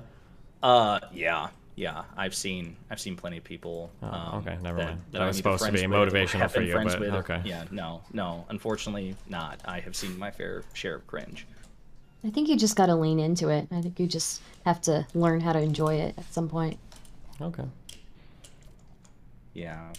I had a buddy of mine who, when he got single, he actually, to the surprise of everybody in our social circle, he was, like, really successful dating, just casually. But he was a practicing Christian. He wanted to save himself for marriage, so he was, like, looking for something long term. And started talking to this girl that he met on Tinder, and we tried to tell him that Tinder's probably not commensurate with what he was looking to do. He probably want, like, I don't know, farmers' daughters or whatever the fuck it is. But anyway, he goes on this date with a girl, says it's like he had a really good time. I asked him about a week later, I'm like, hey, do you have like a second date or anything? You guys talk about a second date? And he said, well, I've been trying to like link up with her, and she said she had a really good time, but every time like we propose a date, she's just like really tired. And I was like, oh, that sucks. So the next week I asked him again, no. like, hey, did that girl ever get back in touch with you? And he goes, well, no. He goes, I think I might have made a mistake. And I was like, what do you mean? He goes, well, she kept saying that she was tired and she wasn't sleeping well. And so he goes, so we're friends on Facebook, and her mom's on Facebook. And he goes, so I messaged her mom because it was about Christmas time. And he said, hey, you don't know me, but I've been talking with your daughter. She says she's not sleeping very well. And I think it was Mattress King is running a sale on queen-size mattresses. And I thought you and I could go in halvesies on it. And there was, I can't remember, I think there was like read receipts at the time. So like he saw that she read it. And then he gets a text from this girl like an hour later, and she's like, you just messaged my mom, never fucking talk to me again, block my number, I'm blocking yours. But like he was like, he unironically just took everything at face value. And that was really hard to hear. That was so... I almost don't believe that story. It's so crazy. Yeah. No, this guy is like hyper literal in the extreme. But his nickname for about 6 months later was the Mattress He's King. also fucking weird. Who doesn't know someone's mom and wants to go halvesies on a mattress? Yeah, for that's a present. Like, that's so especially fucking that's not. like, why would you message somebody's mom at all? Like unless like this is like some shit that even I could message Melina's mom, but like we're fucking married. Like no, they went on one date. Yeah, that's insane. Like your friend, hold on. Your friend is not just cringy. Your friend is like a future fucking rapist, like cannibalist, like that guy is. He's happily married with a kid now, but I guess Has he doesn't- eaten that What are kid? they doing? How many children Was did this he like? We all know he has a side hobby. Okay. Jesus. Not. I Was mean, this 10 years ago? And he was like, no, this 20 was or something? 20. No, this was 2014. We were Jesus. 23 at the time. Yeah, we were 23. Wait, Christ. that was Okay, 10 yeah. years ago. He can grow out of that. Yeah, he can grow out of that. So he's probably normal now. He's. I mean, yeah, he's socially maladjusted, and like he's still that guy to this day who will like when we go to restaurants, he'll always say, like, when the check comes for him and his wife, or if it's just him, he'll always be like, hey, there's something wrong with his check. And the waitress will be like, oh my God, I'm so sorry, what's wrong with it? And he goes, it's not free! And he, like, does these stupid, unironic dad jokes, but he's not leaning into it. He's doing it, like, legitimately serious because he thinks it's genuinely funny and that they'll find it charming. And it's like, that's just who he is. Love the guy, but... He's a serial killer. I'm so sorry, but that's cool. You have like a real life Dexter in your life. You just haven't realized it yet. I can respect that. I don't know, man. I feel like even Dexter, from the couple of seasons I watched, like he knew how to have some sort of low key social engagement without being. Well, that's because he had Harry, and he was also a serial killer. You know, just saying. That's true. Actually, we think that his wife's gonna murder him. We don't think he'll be a serial killer. We'll think. Yeah, honestly, I think your friend is so socially awkward that it would be impossible for him to be a serial killer successfully. Yeah, because I think you have to lure them in first, right? Like, isn't that like you have what to be Dahmer kinda and everybody charming. has to do? Yeah, yeah. Jesus. I mean, it can be fun. I'm not gonna lie and say that I've never laughed at him doing this shit, but like that was not funny. That was incredibly embarrassing, and we weren't even there for it. Like he just showed us the message, the kind of like fuck off and die message that he got from his one date. But that's what I mean. It's hard for me to bask in that, and I know other people who just eat that shit up. They love it. Mm-hmm. Wait, you're saying that I'm the type of person who would love that? Is that what you said about me? I think you have a high threshold for it. You give me the vibe like you can handle some super cringe. Wait, and like what do you poke mean? it No, and no. prod it. You're not saying handle. You're saying I love it. Yeah, feed you off- look like you'd eat that shit up. Yeah, Like, you don't you'd be oh yeah, fuck yeah, you cringy fuck. You think Yeah. I feed off of other people's embarrassments? I feel like you could. You don't give me the vibe that you'd be like, oh, fuck this, and just like run off. I feel like you would like just kind of smile and prod and maybe like see if you can get them to dig a bigger hole and make like embarrass themselves even more. Am I wrong? No, I think that's me. Okay, I was about to say, Yeah. like, Uncomfortable people, it's very funny. So. I think I've just done too much cringe in my life that I over empathize. Yeah, that's hard to watch. Yeah.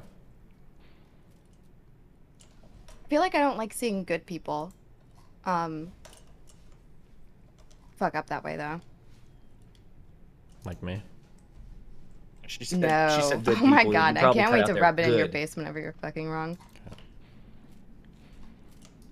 Like, you're wrong about not buying a VR set. I'll think about it. Let me just please let me beat this mod. Okay, I'm working. You keep telling us to let you beat it, but we have no sign of it ending. He doesn't need our permission to beat it. Okay, I'm working. Wait, I've got it. Can we get a tracker on the website? No. Like that shows your progress throughout? Like, Nope. I think we're helping by just being here and chatting. Yeah, good job. Provide the entertainment. that's all we're doing. We're enabling. Do you ever play this game offline, like when you're not streaming? Yep. Are you for real? Yeah, for real, for real. Can we get? Is there a timer for this mod? I think it's like 500 to 750 hours to beat it or something. And do you know how many you are? I'm at like 500 or 600, but like I'm a first-time player, so it's a little bit longer for me. Plus, I'm streaming, so it takes a little bit longer. But don't worry, I'm working my way through it. Okay. I can't even remember like life before Factorio. Like I measure my existence in, B, D, F before Destiny Factorio, and then after. Well, like, there what is were no you after playing yet, before this? I don't know. Fuck, I miss Doom. That's what I need to go back and beat that game. You don't even remember? Do any of you guys remember what he was playing before this? I remember him playing RimWorld, but that's because I like RimWorld. I remember the League days. Jesus. See, I know that that's a subject of memes, but I don't think I've ever seen him. Maybe It's not a meme. He Careful. he plays Careful. very aggressive Careful. AD carries. Yeah. There you go. Very True. aggressive AD carries that go in early game and try to get kills and try to snowball. And like that's the game plan. But like what he does, he looks for other strategies when he plays them. Nice. Okay. Yeah. I think. He likes to be creative in this play. Okay. Does he do a good job playing League? Is he a good player? Well, I'm better than most of the ranked players in the game. Nice. What about RimWorld? How was your Rim job? Oh, I was an expert RimWorld player. Beating that game on expert, I think Cassandra, or brutal or whatever the fuck it's called. Oh wow. Gotcha. Yeah.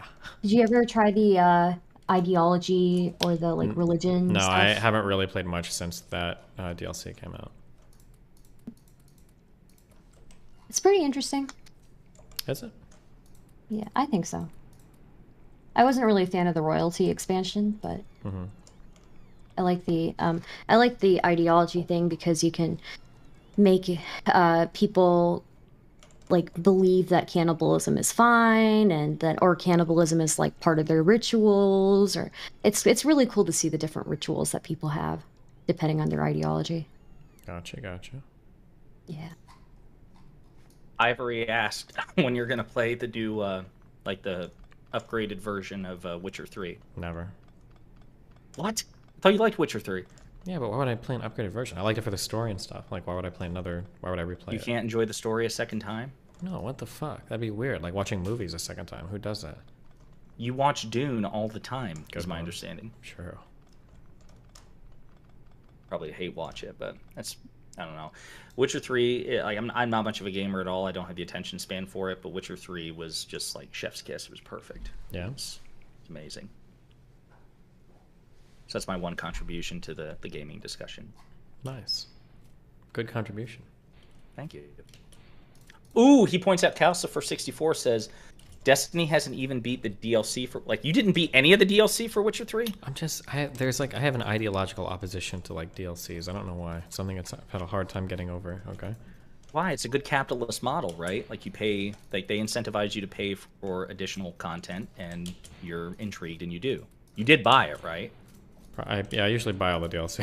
I just don't play. So you bought the DLC, but like. Well, I feel like if I'm a streamer, I always have to buy the biggest editions of the game because I'm about to make a fuck ton of money playing your game. So I feel like I should give you as much money as I can for it. Like that's my thought process. Gotcha. Well, you're missing out. The DLC for Witcher 3, like Blood and Wine and Hearts of Stone, flawless. And as a matter of fact, the new upgraded version has DLC based on the TV show. Wow. Yeah. Look at that. You guys play any Darktide? I don't even know what that is. New game. Oh yeah, Connor and I play it. Is that fun? It's very fun.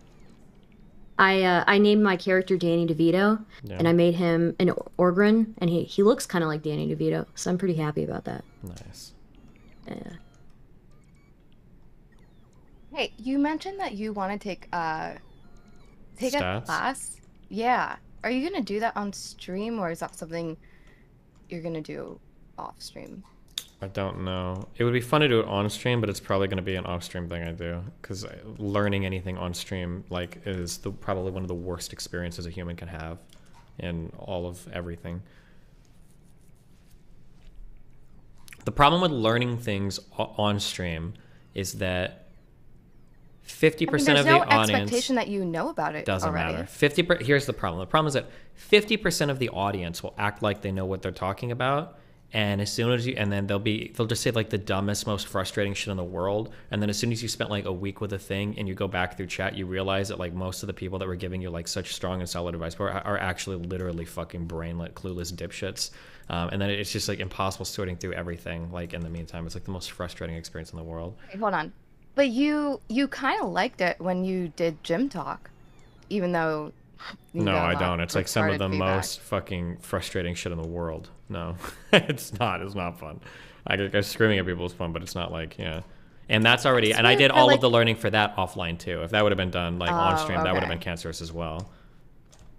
Do you think you would do it in that way then? Like you do your class and then you come on and talk about like the thing that you learned? I don't even know how I would talk about it. It would just be nice when I'm going through studies to be able to explain like different like statistical methods and like what a particular thing means or whatever. I mean, because like for months you would do gym talk like at the start of streams. Yeah, so but that's maybe just you because do like stat talk. Yeah, but what do we? There's nothing to argue about. Like it's all like math shit. don't know. There's not gonna be like as much. There's not such a thing as like bro stats. Like stats are kind of a thing that I think you're gonna have to agree on them or you don't. There's not like a bunch of like bullshit around them. As somebody who goes to the gym quite a bit, I like you know so much more about the science of it and the biomechanics than I do. I just like to lift heavy I mean, as long shit. if you He doesn't know enough to Good stop one. starting strength. Good one. Hey, do you want to go crash into another tree, Cherry? Yeah, that's right. Maybe instead Whatever. of stopping You me, start drinking maybe 2 you should, liters of milk like that maybe you motherfucker should, suggests. Yeah, okay, yeah, I'm good. If you Did you just say did you say milk? Yeah. Milk. Okay, Oh, what's up, did I Nacho? say- wait. What? Wait, who just joined? Oh, Darius joined. What do you want, Darius? What Hey, up? Darius. Yeah, we're both black. I get why you thought that. Yo, what's up, man? What's up, Nothing Steve? I much, got a question to ask you because I've been. Oh, wait, stop. Are you lighting something in the background? Oh, you can hear that? Okay. Yeah. Do you hear that anymore? Not Are you done? anymore. Are you okay? Smoke your crack before you join the Fine, I'm chilling. I'm chilling. So I've been single for a little bit, and I'm getting into like my body, you know. And I have a question. Have you ever used like a fleshlight? Nope. Whoa. Legit, Steve. I'm telling you, dude. Like I don't know how many times a day. Like I think me and you are men of high libido. Okay. I don't know how many times you jerk off a day, just but like, I'm telling you, I'm a crazy. Good God. And I bought this fleshlight. Turn on Casual Meows JOI videos. It's like 30 minutes of like instructional I'm masturbation. gonna be totally honest. Fleshlights look like they don't feel good at all. Do they actually? Dude, they look like they don't actually. They look like weird fucking things, but it's actually. Darius, let him borrow yours. Let him test it Oh, out. dude, I will legit bring it over. It's a travel size. So Please clean it. Please clean it. Fleshlight No, is dude. is not the best. Get a Tengu. Those are way better. Are those the eggs? Dude, what's it No, called? they have the eggs, but I've heard of dudes fucking eggs. Dude, those Tengu things. I was at fucking Andy Milanakis' Airbnb, and this dude had like a whole drawer filled with like those Tengu things or whatever. They're like disposable pocket pussy things, right? Or am I wrong? I mean, they have the disposable ones. I will say yeah. those fuckers Wait. are a pain in the ass to clean. You have to use the right cleaner, or they'll deteriorate. We're not it's just gonna skate past that. I'm sorry. What do you mean? An Airbnb had a drawer full of them, or 'Cause did it was Andy a stream- Milanakis travel Full with that service, many? Gary. It's full service. No, you like order them from like online. You just didn't. I don't know, man. Maybe he does travel. It was like when people get Airbnbs and you're a streamer, you get them for like months. You don't get them for just like a day. Like So it's he's probably bringing the sex toys. It doesn't come with the Airbnb. it's disposable. He probably just Oh, ordered. okay. But like they were So- in his drawer, and I was nosy. I'll just be for real. Like All right. Sorry for cutting you off, Lycan. I needed to answer. no, that's fine. I'm just saying I think pocket pussy is a waste of money. Plus, at the end of it's such a pain in the ass. I use it, and I'll go through like 3 days of using it, and then it's like, all right, I'm done with this. It's like unironically, a once a year treat. hey, you just don't have the right mindset. You're just not thinking of it positively. So what happens is it replaces my desire for speaking and doing bad actions. So this is why I'm like trying to relate to Steve That's right now. masturbation in Unironically, general. Like no, masturbation is like, but the fleshlight. If you watch a JOI video while you're using it, it's like almost being with a woman. That is the worst porn in the world. Okay, so it's fine. It just try. I'm sorry, you're right. Everyone's different. I mean, like, yeah, I don't know. Like, you're not me, and you're not other people in here, so don't make a objective statement. I'm just You're saying, right. I'm Steve, sorry. try it like once, legit. Just order one. They're like $60. I'll get you one for Christmas. I don't know your new address. Why not just use like a fucking vibrator, dude? Dude, okay, a vibrator on your wee wee. Yeah. It doesn't. It's bad for it in the long run. It doesn't succumb it. term? It's like 12 people just spoke. I don't know what you just said. What? It doesn't succumb it. It doesn't like grasp. You know, it's just like rubbing it on. You have a rabbit? Are those the suction things? Nah, they're like No, they're jiggly. Melina would They're have like- it, not him. They're just vibrating. They're just the vibrators. They're like OP as fuck. You got to put like a towel or something on it. Are they You know like the what I'm talking about? little? That's not the little bullet vibrators, is it? Nah, they're like No. big. You plug them into a wall. No, that's They're- not. No, that's a fucking Hitachi. Oh, Hitachi. Oh, true, my bad. Yeah, that's what I'm Yeah. talking about when I mentioned a vibrator. Yeah, the Hitachis are yeah, like the Hitachi, go-to. yeah. That shit is OP. OP as fuck. Now you need to have sex to use it though. But like if I didn't think about this till just now, but the ex took the Itachi in the breakup. But if I used the fleshlight and that shit at the same fucking time, I would have no desire to talk to women. Absolutely zero. Just for funsies at times, maybe. And like I'm just thinking that like I make better decisions since owning a fleshlight. And I was just throwing some stuff out there because we're both two guys who, Darius, so I think that I mean, you're clearly very passionate about this, so I'm going to throw a sales pitch idea past you. You might be able to persuade Destiny with this. So I don't know if this is a thing. Lycan probably knows with his encyclopedic knowledge of sex toys, but are you familiar with a Chinese finger trap? It sounds like racist. You know where you? No. It's literally like a toy where you put your finger in on one side and somebody else puts their finger in on the other side. Oh, this is like gay thing. Yeah. What? Don't you put like two penises in there? No, you actually put fingers. But what I was going to say is they might have a cooperative, like a co-player fleshlight in the style of a Chinese finger trap, and you could bring that to Destiny. And you take one side and he takes the other, and it could be like a cooperative experience for you guys. Be like a bromance, next Player level 2 bromance. has joined the game. Yes. This is so yes. fun. And that would be like that would be a bonding thing for you. Not only would you be able to like sell him on this, but it would like deepen your friendship, and you could be with him at his first time. I like the idea. I was thinking of it. I thought when you were talking about that, you were gonna say like two dudes put their penis in like a trap that simulates like sex with a woman because it's like sliding back and forth as you're trying to break through it.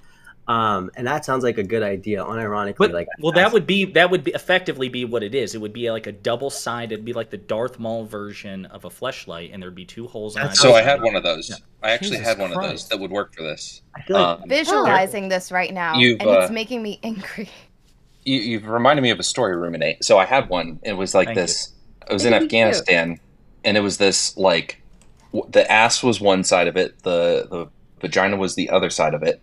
And I had this really dickhead lieutenant that was going to take over my room, and I was going to go move to some other base. And so I took it, and I took a pair of my girlfriend's panties, and on the bed where my mattress was, it was just the mattress laying on top of this platform, so it was like right next to the edge there. And so between the wall and the bed, I took some mayonnaise and mixed it with a little bit of lubricant for my rifle, and made a little slurry so it looked like, and I put it just kind of leaking out, and then I put the panties next to it, and I left that next to the bed for him. When you say mayonnaise, are you talking about mayonnaise? No, legit. Like, I wasn't gonna leave my fucking cum. That's really weird. I just left. Yeah, you're right. That's the only weird part of the story. I'm not going to leave my cum. I'm just going to pretend to leave my cum. Were you in your fishnets at the time? No, I hadn't adopted that fetish yet. Oh, okay. Like, are you ironic? Are you being ironic? No, I legit did that. That's why he was dishonorably discharged. Like, what is the difference between just leaving your actual cum there? One feels genuinely wrong. The other one feels funny. One you put on sandwiches, and the other you don't. True. I mean, I guess it just depends on what you're into. That's true. Do you think you're going to take that stats class? I think the real sales pitch, Darius, for Steven is that instead of him taking hour-long masturbation breaks and leaving chat with donos, those things will get you off in about 3 minutes. No, don't. That's what I'm saying. The JOIs keep you going for a while, so it simulates sex, so you don't want to keep jerking off later. Are you talking about an online creator? You keep saying like JLOIs. What are you talking about? JOI. Jerk off instructions. JLIs? Oh, jerk JOI. off instructionals. Do you know what those are? Have you ever had? Yeah, them I know what you're talking about. Okay, I've never Do you heard think of them. those are okay? If you like them, sure. I think they're a good Darius, replacement for what? Do you do the DDR ones? Dance Dance Revolution. What is that? Oh, I know what you're The talking about. ones They had that- like the little beat things tracking underneath or whatever. Yeah. And you're supposed to stroke to the rhythm. Oh shit! No, I actually there was a hentai girl who did something like that, but it was like a sound that would just play. It was like boom boom boom, and I had to go by the sound of it. So it was like a JOI, but it was a JOI with sound. It was like what's that game that you have to press the buttons? That's pink. Osu. It was like Osu, but sex. It's pretty cool. So it's more like, oh, Sue. Nice job. Sorry. You All right. ever play one of those Newground like sex games where you have to click the penis and it like goes in and out? No? I don't think that's... Oh, okay. Yeah. Well, Everybody here just fucking crickets. well, I did a lot. Now's the time. Yeah, anyway. This fleshlight thing is a new found thing. I think you guys should all look into it. We're all excited for you, okay? It's changing my life unironically. That's good. We're proud of you. Thank you, thank you. Harry, I heard Stardust, you and Nacho, do you want to weigh are in relevant. on this? Hold on one second. Darius, I heard you and I Are am Relevant feeding the are baby. getting a place together? I already have a place. He's coming back. He left He's me. oh, he's going to move in with you. Yeah, he left. He was Again. with me last year, and then he had to get on a grind, so he left. Now he's coming back, sometime mid next year. And you guys are both recently like broken up, right? So you guys Wow, you're is all this been gonna on be personal. like your glow Huh, up? how about I start talking about personal shit about you, huh? I know we've been here about this before, like- information because of both of you talking like publicly about it. Well, Can't you tell that Darius is shy and he doesn't want to talk about personal things? I have a My question God. about the finger trap, the finger trap fleshlight. So when the two people pull away, that makes it squeeze tighter on their penises, right? There isn't actually one that exists like that, but Oh, theoretically. What are you No, trying it to, would like, just be get a patent for it? I see what you're doing here. No. I'm just curious. She's pumping us for information. That's what you're You trying can't- to get a patent for it. wait, before you patent it, you got to make it so that like it squeezes so tight that the only way to get out of it is for one of you to finish, so it lubes up enough. Well, Jesus couldn't you just make the penises kiss and then that's how you make them come out? That's called docking Oh. or frauding. Sorry, docking is if they both have foreskin. Okay, I'm done with this. Sorry. I remember 45 minutes ago when I was a politics guy, and then Darius came in stream, and now it's all about fleshlights and Chinese finger trap fleshlight. What would it be called? What would the Chinese finger trap fleshlight be called? We're all The flesh clever trap. people. The flesh trap. Mistake. Cherry, come on. be Ask I optimistic. show speed. You have a good name for it. Wait, what's the name for it? The flesh trap. Oh, gotcha. Okay, good job, guys. You solved. At least Stardust is getting behind this. Cherry's like you're being. I'm very not negative behind about it. this I'm idea. just curious. Well, it's stupid. Ooh. I see how it is. How would you improve upon the idea? It's clearly genius. Actually have sex with another person. Ooh. Well, that rejects the Consensually, premise. okay? That I rejects don't know the why I feel like I premise. need to state that. Darius came in and was saying like as an alternative, right? So part of the premise is instead of consensual sex. With somebody, Yeah, just- I feel like if you're at a place where like you're so like messed up, going after women, like maybe just be single for a while. Like maybe don't even like masturbate or anything. True. Maybe be celibate for like a while. Facts. Wait. See, I knew Cherry was right wing. Chat has a name for it. Malaking said the penis flytrap. Nice. Oh my god. Sounds painful.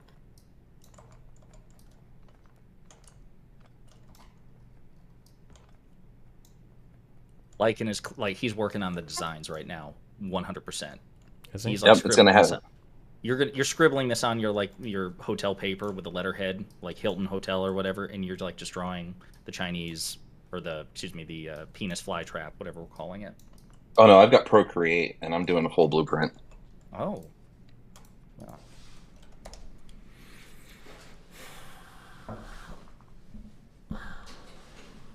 Darius, what about the real life dolls?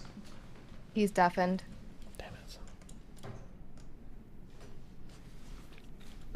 Speaking of sex dolls, have you listened to Mr. Girl's new rap? Yeah. You like it? I thought it was okay. I wasn't super impressed, considering his last stuff was like super amazing. I think I was thinking about the real life stuff. They have this Japanese thing called like a Ona hole or whatever. It's like in the shape of like a pelvis or whatever, I think. And I was like, that might be a cool like replica. Like, if I'm doing the activity, I feel like I can like make better decisions. And like if I'm just jerking off, I feel like I'm still like cum brain. But like if I have like something that stimulates that feeling of this is sex, I'm having sex with maybe a woman, I don't know, I'm not too sure, but like my body feels like it's doing it, I will make better decisions with who I talk to sexually. Darius, yesterday, were you trying to buy the clothes of people who were next to Aaron in Georgia? I was just seeing if anybody had. What? I'm gonna be honest, straight rate is fucking bad as shit, dude. I didn't notice it until like 3 days ago when she posted that Twitter post, but she's banging, dude. And I didn't try to buy anything off anybody, but I definitely alerted some people. No, because I'm reading this message. It says, is anyone that was hanging out with Straight Raid during Georgia selling their clothes curious of the smell? Do I type like that? That doesn't make fucking sense.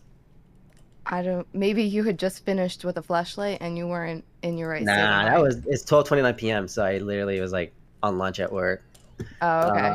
Yeah, well, I so don't know what you do on lunch. No, I think you need to step your game I up, do. I Darius. do be thinking. I sometimes, dude. I'm on Tinder at work, and I'm just thinking, like, dude, what if this like girl wasn't a complete bitch? You I know? feel like Erin might sell you her clothes. Like she seemed like a hustler. Steven, I actually think I'm unironically. I'm probably going to talk about it seriously with you at some point, but I think I am turning into an incel. And I definitely need to have somebody tell me differently because I keep talking to other people, and everyone relatively agrees with me, or just tells me like you're just hurt, and it's kind of corny. But at some point, I'll probably bring up my incel tier beliefs right now. Just heads up. Gotcha. Wait a minute. Is this the guy who somebody mentioned was supposed to come out to Georgia? Darius, were you supposed to be out in Georgia? Yeah, I missed my flight. He just didn't buy a flight. He's No, lying I did. inside he missed it. He didn't buy it. He never literally bought it. took a screenshot of it. It was I got it from Skip Lagged, and it was a hidden ticket flight. And when you fuck up a hidden ticket, How did you miss a flight? Okay, so I literally Hidden ticket? I didn't check in. It's Frontier. I didn't check in because you have to sign through 16 different authorization things when you're checking in. And I thought I was straight, but I was not straight. And they said since you didn't check in an hour before your flight, they're boarding now, and you're dunsies. I'm just trying to imagine. This is my first interaction with Darius. I'm just trying to imagine the canvassing that would have happened. It would have been fun. I'm pretty difficult. Yeah, it would have been. Have you seen the way I've done it, Rel? It's pretty. No. I'm just trying to imagine you like in character, like canvassing. That would be objectively hilarious. Like It'd be fun. I thought someone was gonna stream it. I felt so bad. Nobody streamed really at all. Darius, this message to Straight Raid. I think I'm also worried about you becoming an incel because. What? Is this real? This is you. Straight Raid, honey, you are beautiful. There's no need to seek validation online from strangers. You're a princess, and you should seek a prince, someone who will respect you for your mind rather than your voluptuous and decadent body and curves. Please, babe, let a real man with class take you by the hand and show you the world. Will you take my hand? Leave your logs of cane and then let me read them. I bet they're as corny as that. I bet they're 10 times more corny, you motherfucker, dude. You don't know. Listen, these are your public messages. If you want to see my shit with Kane, you can. I'm sure you're fucking 10 times more cringe. I've seen the way this nigga. I am not cringe. I'm very straightforward. Show me your dick. That's me. Okay, dude. Yeah, you got a problem with it? What's an issue with that? What's incel about that? If anything, that's woman positive. I'm saying that she deserves someone that's going to treat her right. I'm saying men are fucking sex pests. Harry, you left out the part where he punctuated this message with a picture of him holding out his hand. That's the cherry on top of the sundae. That's you are a classy guy, Darius. You really are. That was beautiful, dude. No, Darius, I think you're cool. I think you know what you're doing. What am I doing? You know what you're doing. You're like being cringe on purpose. Oh, I'm like Mitch Jones, a type beat. You know what I mean? Is that what he does? I thought that guy just like lies to people. I've heard it's like all of the above, to be quite honest. I mean, like, I don't think I'm being cringe on purpose. I think I'm being classy. I'm being a gentleman. I think there's a little bit of jokery in there, of course, but it catches it's provocative, as they say, and that gets you more attention when you're provocative. Women love that, like bad boys, right? Yes. First of all, Kelly Jean, I wouldn't leave if you joined the call. I don't know what that's about. But also, please don't send me dick pics in case anybody in chat is like serious. Wait, Is did that what Kelly someone say? else did to you? Is Kelly beefing with you? Why'd you say that? I'm preemptively like. You're So you have to do that preemptively every time you beefing? get on stream, though. Like, what made I you say just that? said that I would just ask for dick pics, and so I'm just making sure I don't get. Oh You no! didn't Wait, ask why are you anybody. beefing with Kelly? I Jean? know, the opposite of what you're except. saying. Oh fuck, Darius. Okay. I'm just going by the messages that I saw in chat. Did you feel it? Okay. Who's saying they're gonna send you their dick? I'd have to scroll back up and see. I'd like to see that. I'm just actually. looking at blue. I wonder what highlights. weirdo said Dick that. or the message? Which one do you want to see? Darius. I gotta go to a Christmas party. What? No. I did. Have you you said you want to seen- see it? The dick or the message? Oh, the dick or the message? I like to see both. So. Oh, well. One thing I like doing when I was with Sushi is when she got OnlyFans dick ratings, I would check them out as well. Oh, dude, Steven, Mel has fucking Fansly now, so you're gonna be in this shit. Dude, the fucking dick people that send like dick pics to girls to rate for money are like the weirdest fuckers ever. Dude, people already do that Oh, I shit on gotta go fucking now. Instagram. Bye. Have fun. Bye. I don't think she's doing that type of content. No, but guys will send those pictures anyway. But again, I they'll don't do it think on you Instagram. really get to decide early on. People just decide to send you what they can. Yeah, based. He came in here and really spiced things up, didn't he? Yeah, you know, it's kind of what Darius I'm said. still just imagining the canvassing event would have looked like. Oh my god, I've never interacted with this dude before. His name was thrown around at Georgia, but like, I mean, he's funny. I'm just trying to. He is in person a very normal dude. Okay. Now I've not hung with him like in front of a bunch of streamers. I just had dinner with him and Sushi and sorry buddy, I can't remember your name. I think it was Ace Jikmo. Was that his name? Ace Jikmo. That person is. Yeah, and it was just very normal. Cool. Yeah. Oh, speaking of Georgia, Lycan and Stardust and Nacho. Nacho, are you a Democrat? Are you a lefty? No, I'm not. Oh well. So Stardust and Lycan, why the fuck weren't you two in Georgia trying to save the Republic from the heathen? I wanted to come actually, but I had a couple of family things going on, so. Oh, gotcha. Yep, and I was traveling. But next time. If it had been in January like last year, I would have done it, but it wasn't. Yeah, speaking of next time, Destiny 2024. Let's be thinking about this, okay? Yeah. Biden's going to be probably running for re-election. The race is going to be considerably harder, especially for the Senate. I think they're like, I can't remember what the map looks like, but it's pretty bad for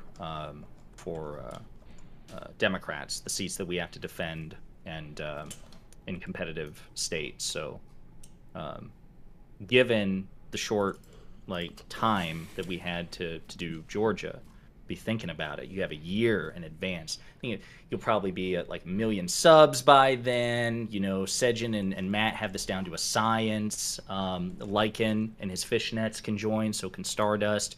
Maybe Darius, as long as he's, I don't know, appropriately medicated. This could be a whole thing. Biden's gonna need all the help he can get. Yeah, we'll see. Oh, did you ever hear how many doors we knocked compared to the Warnock campaign? I'm down. Destiny, are you even open to it? Wait, hello? If he's talking... Test? Wait, can you guys hear me? Can stream hear me? Am I dead? Am I a ghost?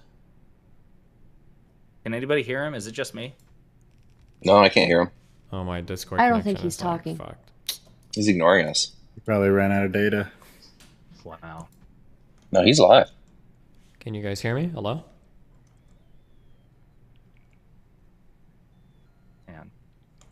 All right.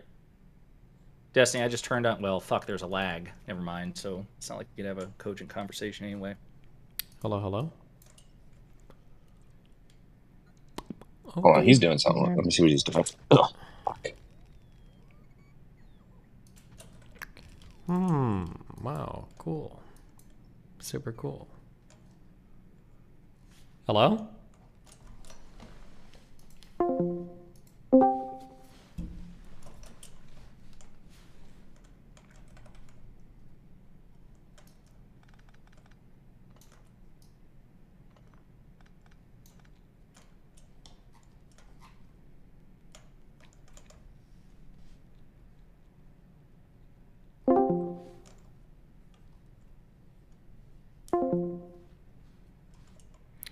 Cool, good times, guys. Hello? Oh, no.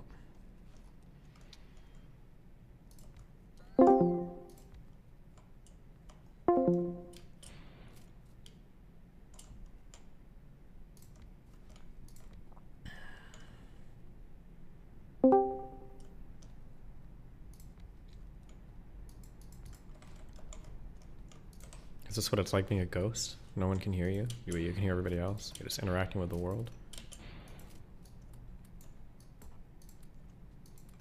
Or not interacting with the world, just observing the world.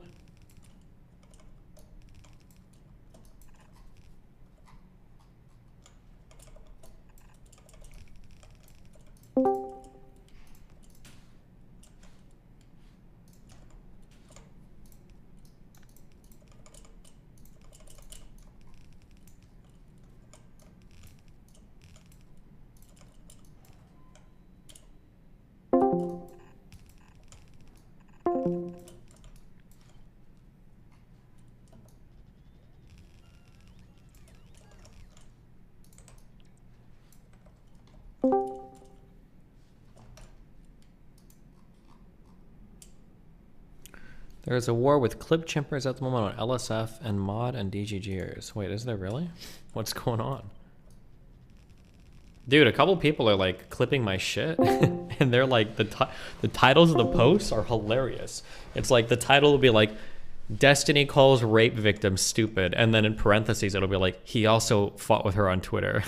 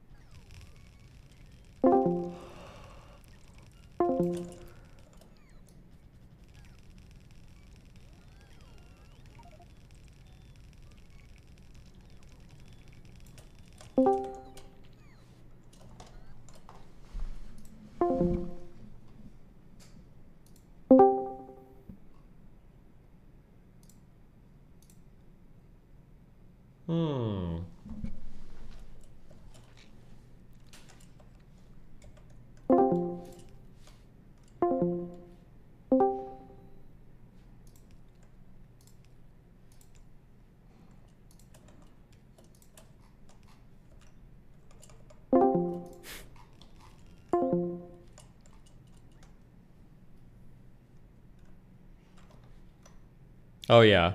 Destiny asks, how stupid are you about woman who accused Rich of sexual assault? He also calls her an idiot in a tweet in the comments. that was like the post of his fucking clip. Good memes. Nice job. I approve. Red pilling on eggnog? I'm gonna be honest, not a big fan. Discord keeps making join noises. Yeah, I know. It's connecting and disconnecting, you know, over and over again. Just like I like it to.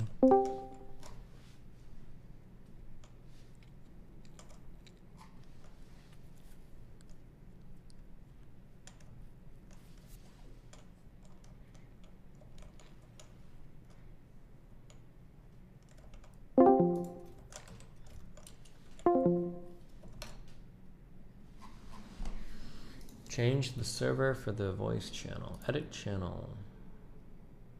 I don't know if I can. Oh, region. It's already set to US East. I think my internet is just being like fucky because I'm doing because I'm using like my hotspot or whatever.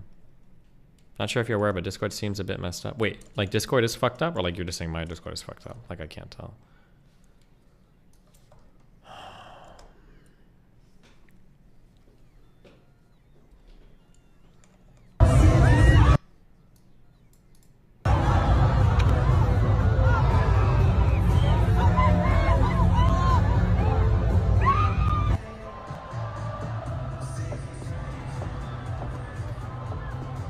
Strutting down an extended ramp on the arena floor, Malone apparently didn't notice that the hole his guitar was lowered into hadn't been covered. Was that an AI voice?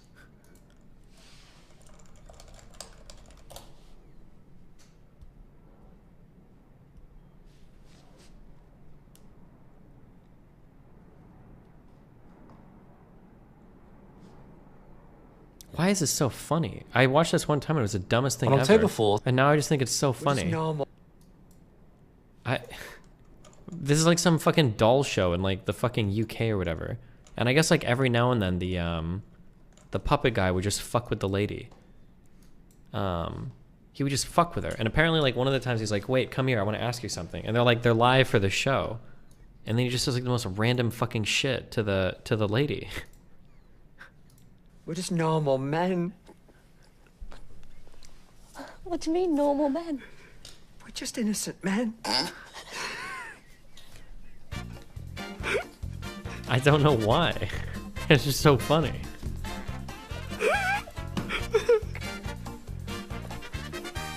We're playing for HTQ a little bit later on. So if you'd like to play HTQ, email cbbc@bbc.co.uk.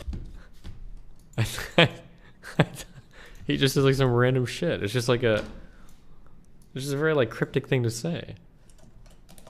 Both Alain Aspect, John Clauser, and Anton Zeilinger were awarded the Nobel Prize in Physics for proving that the universe isn't locally real. What I love about this story is that it's a story of quite literally some of the smartest people who have ever lived being confused, and how ultimately Einstein was proven wrong, which doesn't really happen all that often. That idea of locally real is made up of two concepts. Locality is the idea that things are only affected by their local environment. You can't flick a switch in another galaxy hundreds of light years away and instantly see the results here, because nothing, not even information, can travel faster than light. Realness, though, is much harder to explain, and that is the focus of the Nobel Prize.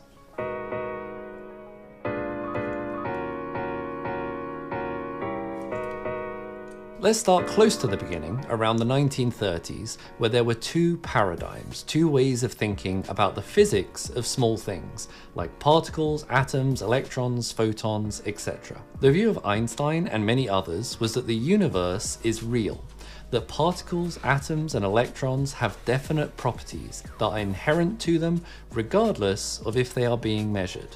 Essentially, that if a tree falls in the forest and no one is around to hear it, it does in fact make a noise. And then there was a countergroup, the anti-realists, championed by people like Bohr as well as many others, that particles have properties that haven't really made up their minds until you actually go out and measure them. That they exist in a wave function of possible states, and only when you actually take a measurement do they really make up their minds.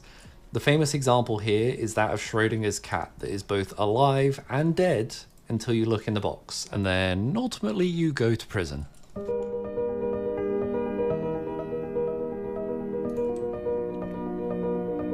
This back and forth between Bohr and Einstein culminated in a famous paper called the EPR paper, where Einstein, Podolsky, and like Rosen the ERP put paper. forward a thought experiment that they thought perfectly highlighted that quantum mechanics at best was incomplete and at worst may be totally wrong. Their thought experiment focused on an idea in quantum mechanics called entanglement, that the property of two particles can be inherently related. Their line of reasoning for their thought experiment started with, well, we know that energy is conserved. Things don't suddenly start moving in a direction unless someone or something pushes or pulls them.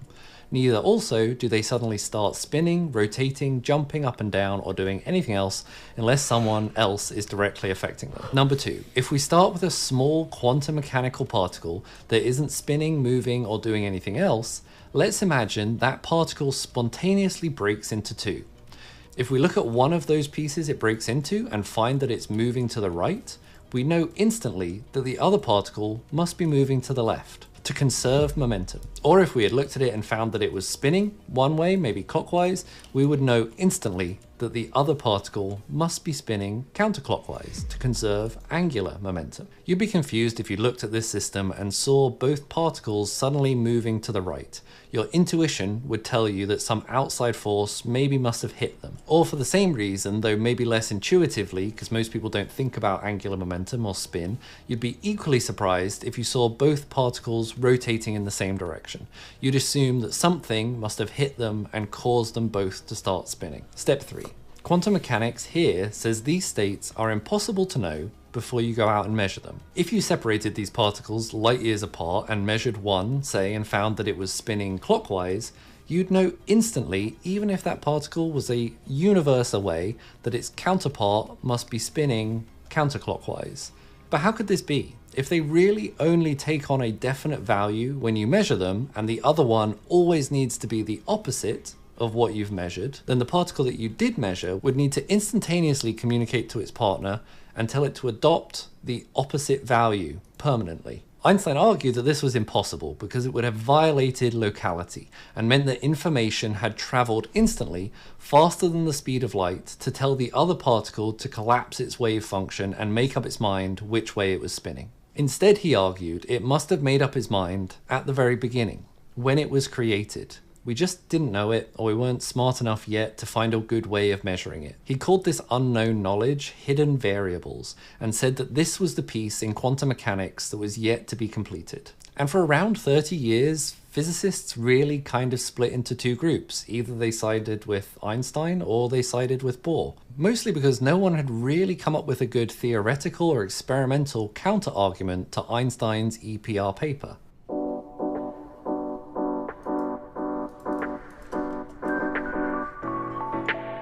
Wait, before this? Hold on one second. Nom, nom, nom, nom. Mmm.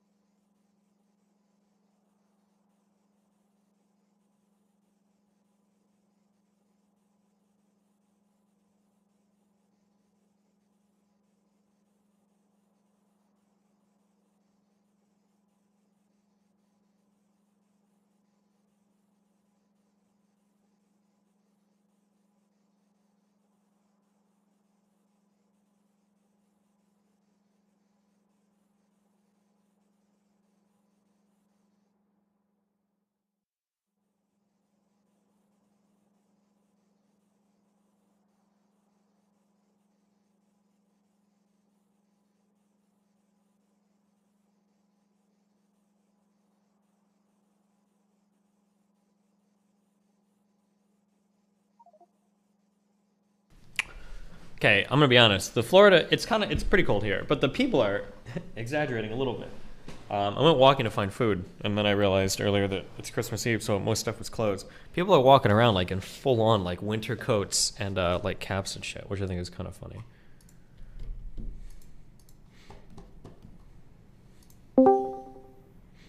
Can I join Discord again yet? Nope. If I tell you I sent a clock into space and it's now 1 light year away, but I have an identical clock on my hallway, would you know what time it is on the clock that is 1 light year away? I mean, as long as you knew when it left, yeah?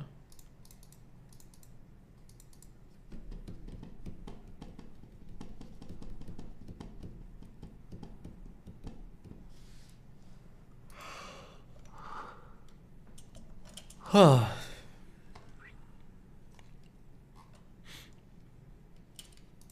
was until about 1964, when... That's not quantum mechanics, that's general relativity? Yeah, that's relativity.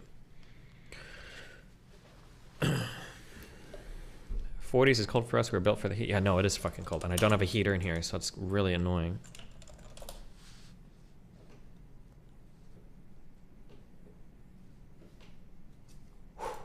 Fuck.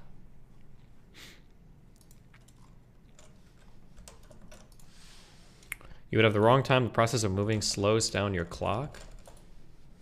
Kind of. Your mom slows down my cock. Why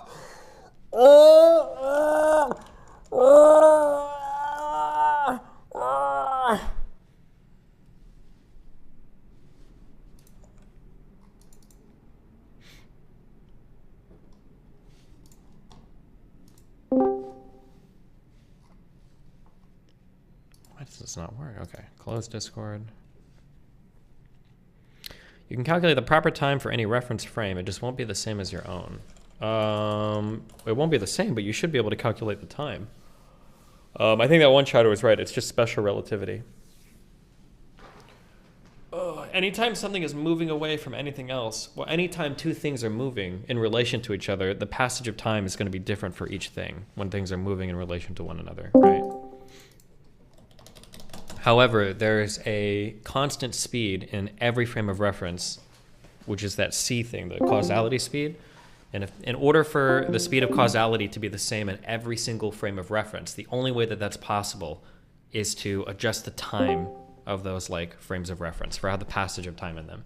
And the reconciliation of that passage of time is how you measure the differences, and that's like why time moves differently in different reference frames. Why is this not fucking working? No, okay.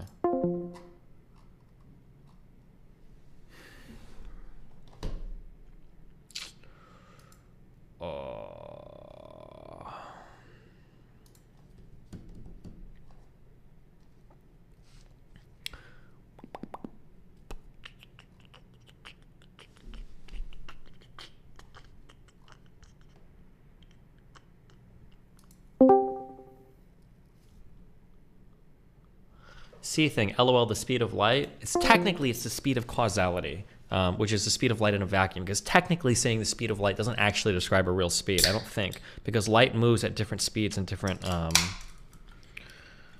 mediums. That's why if you use a prism, you can break up light into different wavelengths or whatever. Technically the speed of light is different depending on the medium it passes through, which is why I think that's why it's measured by seeing how fast I can come on your mom instead. Melina has Coke Zero here, and now I'm about to drink a Coke Zero because I have nothing else here to drink. Oh, God. The speed of light is always the same, even if it propagates through a material at different speeds. I don't think that's true.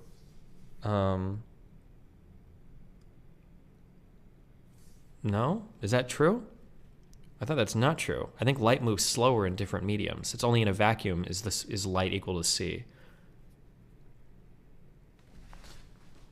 I'm almost positive. Almost positive. Not 100% positive, but almost positive.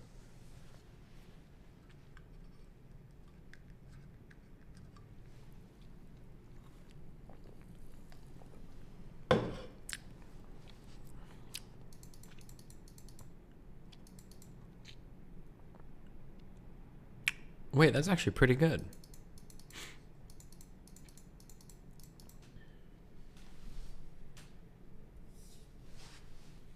Wait, am I getting trolled?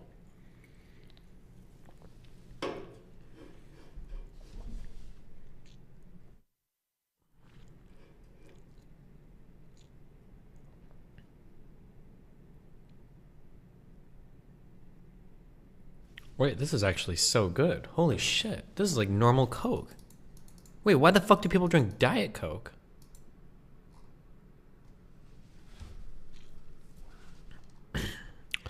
This is because light doesn't travel in a straight path, but it is in a medium. It's still the same speed. Okay.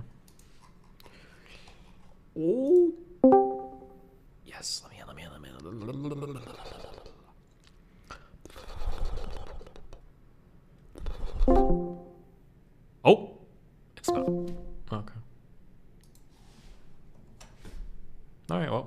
finish watching this, I guess. John Bell, an Irish physicist on sabbatical from working at CERN, started to do some more theoretical work of his own. These works, which were later called Bell's theorem or Bell's inequalities, of which there are many different forms, but the underlying idea is to try and get the universe to pick a side, tell us whether there's hidden variables and Einstein's right, or tell us whether truly there is a wave function and that quantum mechanics is real. Now this hinges a lot on what happens to quantum objects when you actually go out and measure them. So let me introduce you to the idea for a particle of light called a photon. Photons have a property called polarization, which describes which way the wave of light is oscillating through space, either vertically or horizontally, or potentially somewhere in between. If you wanted to measure which state a photon was in, you would put it through a polarizer that lets through either vertical light in one orientation, or it will only let through horizontal light in another orientation. But then at least your detector, which you place behind that polarizer, knows what sort of light it's detecting. If you fired in randomly polarized light, some of it vertical, some of it horizontal, some of it in between, by placing a vertical polarizer first, then a horizontal polarizer after, you would expect correctly to see that no light reached your detector because all polarization angles had been blocked. You can see this effect when using polarizing films, which are the same stuff you find on a pair of polarizing sunglasses. By orienting two polarizing films at 90 degrees to each other, you see no light emerges through them. What is interesting here is that if you place a third polarizer between these two, you suddenly, and I think quite counterintuitively, start to see more light. This is because fundamentally, measuring a particle changes its state, allowing light to slip through the final polarizer where usually it wouldn't be able to. So you start to see more light than you would otherwise expect. So let's jump back though into the story. At this point in history, Bell's work was still more theory and thought experiment than anything else. And that classically is the problem with theoreticians. If you look at them from a distance, it just looks like a wizard trying to have an argument with you.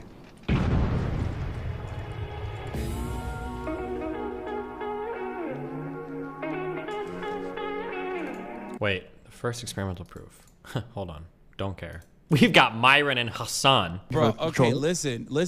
You're the one who asked to be on this call, okay? Like, I mean, I'm fine with having a conversation with you, debating you or whatever you want. But like, it's not like I was like, oh, please bring the Fresh and Fit boys in here. I know. Especially, wait, which one is fresh and which one's fit? With the one. Hassan, I've been talking with academics about this for the better part of a week. We've been covering this case, so yeah, nice no, I know. I really wanted the fucking content from you guys. I was like, please, DJ, please, DJ, Hassan's bring clout brain. No, that's not what happened. Full. You wanted to come swing. on, which is fine. You're like, academics felt like he wasn't doing a good job. You didn't feel like he was doing a good job. It's fine. It's cool. But I'm gonna have a little bit of fun. Like, I'm gonna troll a little bit. Come on. No, Hassan. Yeah, when you're taking L's on arguments, you take ad hominem attacks. You're supposed to be a master debater. You couldn't keep it. Wait, what is this? He and his ex-wife just don't get along. They just happen to not get along at all anymore once he got rich and could afford alimony. Ethical egoist, by the way, Lamette. Wait, what? Is this an LSF comment? First of all, I don't pay alimony. Secondly, what is the implication? That I got divorced? Which, by the way, me and Nathan's mom weren't even married. Is this even about me? Oh, maybe that's not even about me. I am not a master debater. I suck at debates. I don't know where that came from. I don't like debates. I'm not very good at debates. Everybody keeps saying that I am, but I'm not, I don't think. Unless it's like Andrew Tate. He's just very bad at debates. So. Do you think Charlie Kirk got you or not? No, absolutely not. The argument about better drivers was also comical as well. Oh, here we fuck. Okay, look. We can have this conversation at a different time, but you know, I can't spend 6 hours talking to you guys. All right, I got some other stuff that I need to cover. Oh yes, you got to be honest. Facts. What did you say, Ak? Facts. You kind of been ducking. Every time I mention Myron, like you were like. It's because the reason why I do debates when I end up doing them, I guess, is often because I think like someone has really damaging ideas and they're able to spread those damaging ideas to like a very large audience, right? And it's more so, it's not even like to stop the spread of said ideas, right? Oh my God. I'm trying to figure out which fan base is hating me so much on LSF at the moment. This has 20 upvotes. And it's pretty deep in a comment chain too. Jesus.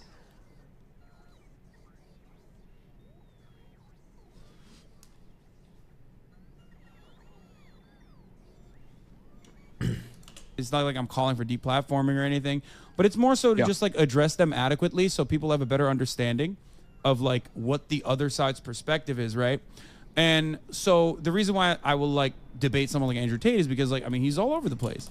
People will turn around and say, oh, that's clout sharking or whatever the fuck. And to them I say, well, you know, that is what matters in this circumstance. I want to temper someone's influence and at least like show that there's a different perspective on a large enough platform.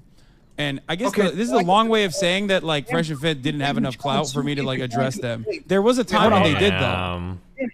Me and Andrew literally said we would debate you two, you and Ethan, gladfully on intersexual dynamics, and you guys ducked it and said, no, we're not going to do that, blah, blah, blah. I've never said that. That's not a factually accurate statement. I don't know why you're saying that. But as you can tell, I am perfectly willing and able to hold a conversation with you. I don't know what happened with I don't know what happened with the Ethan thing, but I mean I was always very much down to have a conversation. I don't know where you got that from. You're the one that talks about us first, bro. We never mentioned you not one time. It was you making a bunch of hit pieces on us, dude. Well, when I first started, I mean, I don't know if you're talking about like me and Ethan together, but like when I first saw you guys were popping. I would have definitely debated you back then.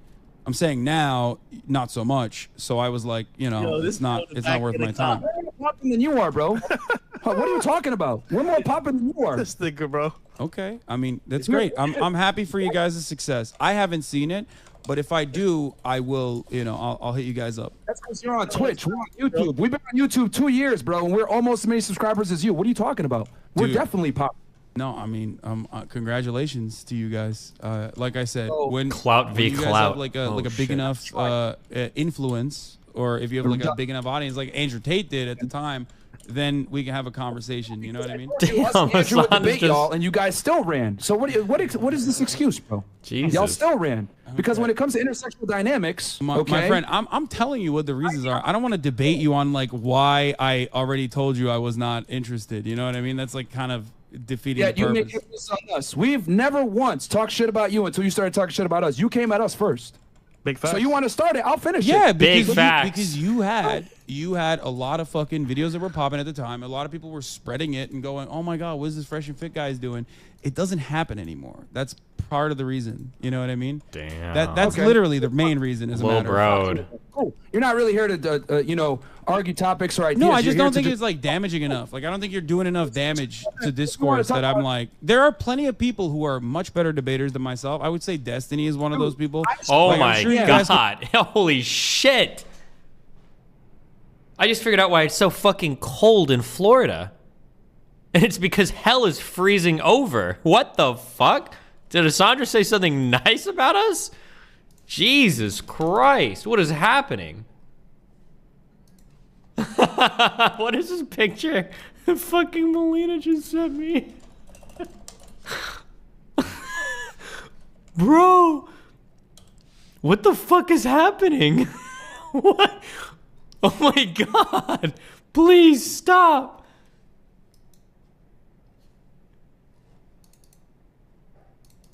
Jesus Christ. You can duke it out all day, every day, you know, do that. But I like, showed the DM in us and H3. Y'all ran, bro. Y'all ran. I'm not Ethan Klein. I don't know why you keep saying us and H3. I don't think I've ever gotten a DM from you. Okay. All right, man. I'm pretty sure. Oh my god. We've definitely communicated that we could have this discussion. I mean, I'm down. Right now. Like I said, I'm down. Get your clout up. If there's like enough, if you guys are doing enough damage to the discourse, then I'll have a conversation with you guys directly. How about that? Backhanded compliment, though. Come on, bro, though. you are not as competent as you think you are. You are delusional if you think so, bro. We've been on YouTube. I'm not competent. I'm not. If that's what you're saying, I don't think I'm a competent debater anyway. He didn't say competent. I think he said popular. You're not just a cloud farmer because I've seen you, like, you know, talk about situations and ideas that are from very small creators. Well, I yeah, think- because it's not about clout. It's about the damage being done to the discourse in general. That's what it's about. It's about fear. You are scared right now because you understand that when it comes to intersexual dynamics, you are incompetent. Just like talking about this trial, you are incompetent. You don't know all the details, yet you're still speaking. The difference between me and you is I don't speak on something unless I know it. It's pretty crazy. It's pretty crazy because you were very confidently talking about the Fifth Amendment, which you definitely did not understand. So it seems to me like you are talking about things that you don't know anything about. Also, still pretty sure Hassan is not correct on that Fifth Amendment stuff, but your co-host talks about women all the time. I feel like he has no idea.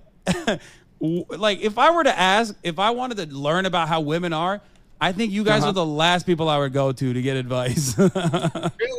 Really? Yes, dude. Ooh, the laughs. Anyway, look. There are bigger and more successful misogynists that I'm willing to debate. Ooh, the It's little all the same shit bros. anyway. But when you guys get the clout up, like, Your arguments are weak, bro. You literally said women are better drivers because they have cheaper insurance rates to Andrew, which is all right. Look, we'll do this at a later date. All right, guys. Like I said, I have so much. I have a long list of things I gotta talk about. I gave you guys like 6 hours, man. All right, dude, it's fine. You can run, but we are way more relevant than you are. I'm running. Dude, I believe you. Congratulations on your about success. us first. We never talked about you. All right? You Bro, what are you doing? You're like a grown-ass man. You're about to cry on this fucking phone call because I don't want to fucking talk to you any longer. wow. Jesus Christ, dude. Holy shit. Didn't you like lock up Muslim people and shit back in the day? You should be a little bit more ruthless than this. God damn. Holy fuck. I'm keeping it factual, bro. Very emotional, bro. You are keeping it factual with holding back tears over here because I don't want to fucking talk to you guys any longer than the fucking 4 hours that I gave you. Holy shit. You don't know about the Fifth Amendment. You don't know what you're talking about. You're not. This is out of your wheelhouse. I literally explained the Fifth Amendment. You cannot assert the Fifth Amendment unless you reasonably believe that you will be prosecuted for said crime. Kelsey is not. If a girl chirped me this hard, okay. They are fucking rattled. That is true. They are very rattled right now. When I say they, I mean Fresh and Fit. Conversation would have been over. I guess I am sexist for giving you this much time. Hassan, you did do the same thing to Tate. You kind of bulldozed the conversation. Hey, listen. Oh, dude. Don't even get me started about Tate. The motherfucker's like lying, saying I'm like running from him and shit. He was like, oh, I won that debate. And he won't debate me again. It's like, that's not true. I will fucking gladly debate Andrew Tate again. Oh, you just overtalk people. Stop the And cap. you don't even know what you're talking about for the most of the part. And it's funny because, dude, you run from us many times. Bro, what is this guy saying? Oh, my God. Hold on. You would debate Andrew Tate again? Yeah, 100%. Yeah, I'd do it. Stop the cap. Bro. That's not On one end, why would I run away from this dude? He literally, like, he had to get out of the conversation. He's like, these people are not intimidating, okay? They're not. Their ideas are not great, and their rhetoric is not great either. Rodney, will these nuclear reactors automatically shut off? Did you wire them to shut off when the power is so full, or no? I mean, is this just eating through my nuclear fuel? Guys, boys, I have to pee. Okay, this is very real. Okay, I've held it in for far too long. Go sit down and pee like you normally do. Look, I don't have sit down and pee. I don't have the peanut gallery like the Fed and the other dude have that, like I can pee in his mouth real quick. You know what I mean? Go sit down and pee, man. I don't know why you're still here. Then go sit down and pee. Put a blanket down too. Bro, you're literally an adult. Come on, you're talking about like juvenile ass fucking comebacks. You sit down and pee. What's next, bro? I got long hair, so, like a girl. Is that what you're gonna say? What do I got cooties, dude. You've been talking shit. I'm here, bro. Go sit down and pee, bro. Go sit down and pee. Or we can have a discussion. Either or. You said go sit down and pee, dude. You have to have like better take. You talk for a living. You talk on a podcast for a living. I feel bad. I feel like I'm getting like secondhand embarrassment from a person who talks for a living. Only being able to retaliate with like literal 12-year-old insults. Like you're like a playground bully. You're like, oh, you sit down and pee. Come on. you can be a little bit more creative. Not your co-host. I mean, he's gone. I don't think he's got anything in him. But you at least could be a little bit more creative. You know what I mean? My point is this, dude. You've been talking shit about us for over a year. I'm here, right now. You made a nonsensical argument with Andrew as far as insurance rates are what make female drivers better, which is a ridiculous argument to make in the first place. It doesn't make sense. You call us misogynist, etc. I'm here. We can have this discussion, but you want to say, I got to go pee. Then fine. Go sit down and pee. Go leave the stream, and it's fine. It's no big deal. Us and I can talk about But you've been wrong on a listen. We'll bring this back up on a later date when I'm like running out of content or something, because it is entertaining. You guys are very entertaining. That's cool, man. Okay. But again, it's cute that you still want to talk to me. It is very nice. But I know you might get separation anxiety, but I really gotta go. Okay. Thank you, DJ Academics. Thank you so much. No, hold on. It is kind of fair that if you call them misogynist, that's like a heavy Bro, stop. Stop! I know what you're doing. I know what you're doing. Stop trying to pull me back in.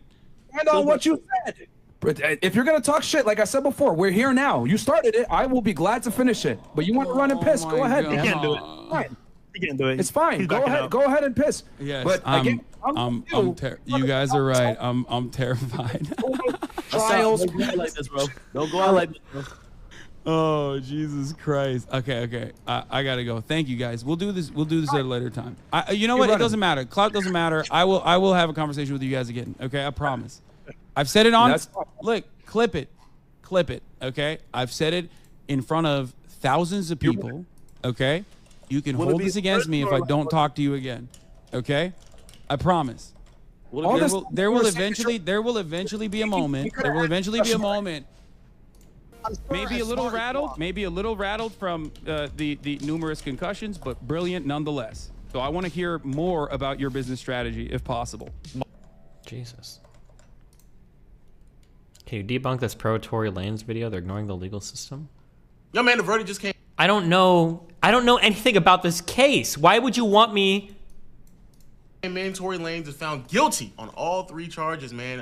For people who don't know, sentences could be as high as 22 or 25 years. Yeah, it is a lot, man. It is a lot. You would think he murdered her. So for those who don't know, we actually did a video last week kind of covering over the first week of the trial, 2-week trial. Meg took the stand, told her side of the story. If you don't know, long story short, after leaving the Kylie Jenner kickback party, they went into the car. Meg Thee Stallion, Tory Lanez, Kelsey Harris, and Quan, the bodyguard / driver, were all in the car. There was a verbal altercation. The climax of that confrontation was Meg slandering Tory's rap career. She then gets out the car. Tory grabs a gun and somewhere near around the car, around the window, shoots at her feet 3 to 5 times and tells her, "Dance, bitch, dance." The story itself sounded a bit hyperbolic, a bit colorful. So that's why a lot of people were waiting for more information to come out. Her best friend, Kelsey Harris, took the stance in a deposition back in September, this year September, even though the events happened 2 years ago. In a deposition, she claimed that she more or less cooperated with Meg's story. Maybe a few details here and there weren't the same, but more or less cooperated, saying that she saw Tory Lanez shoot Meg. She then takes a stance, however, last week, says a lot of things that I said a week in the deposition were lies. I'm here now to straighten the lies. And not only did she not really How do you feel the people at Some More News?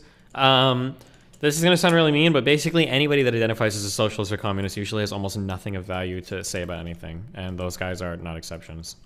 Sorry. Any lies, she started pleading the fifth, saying that I didn't see anything. She said she didn't know.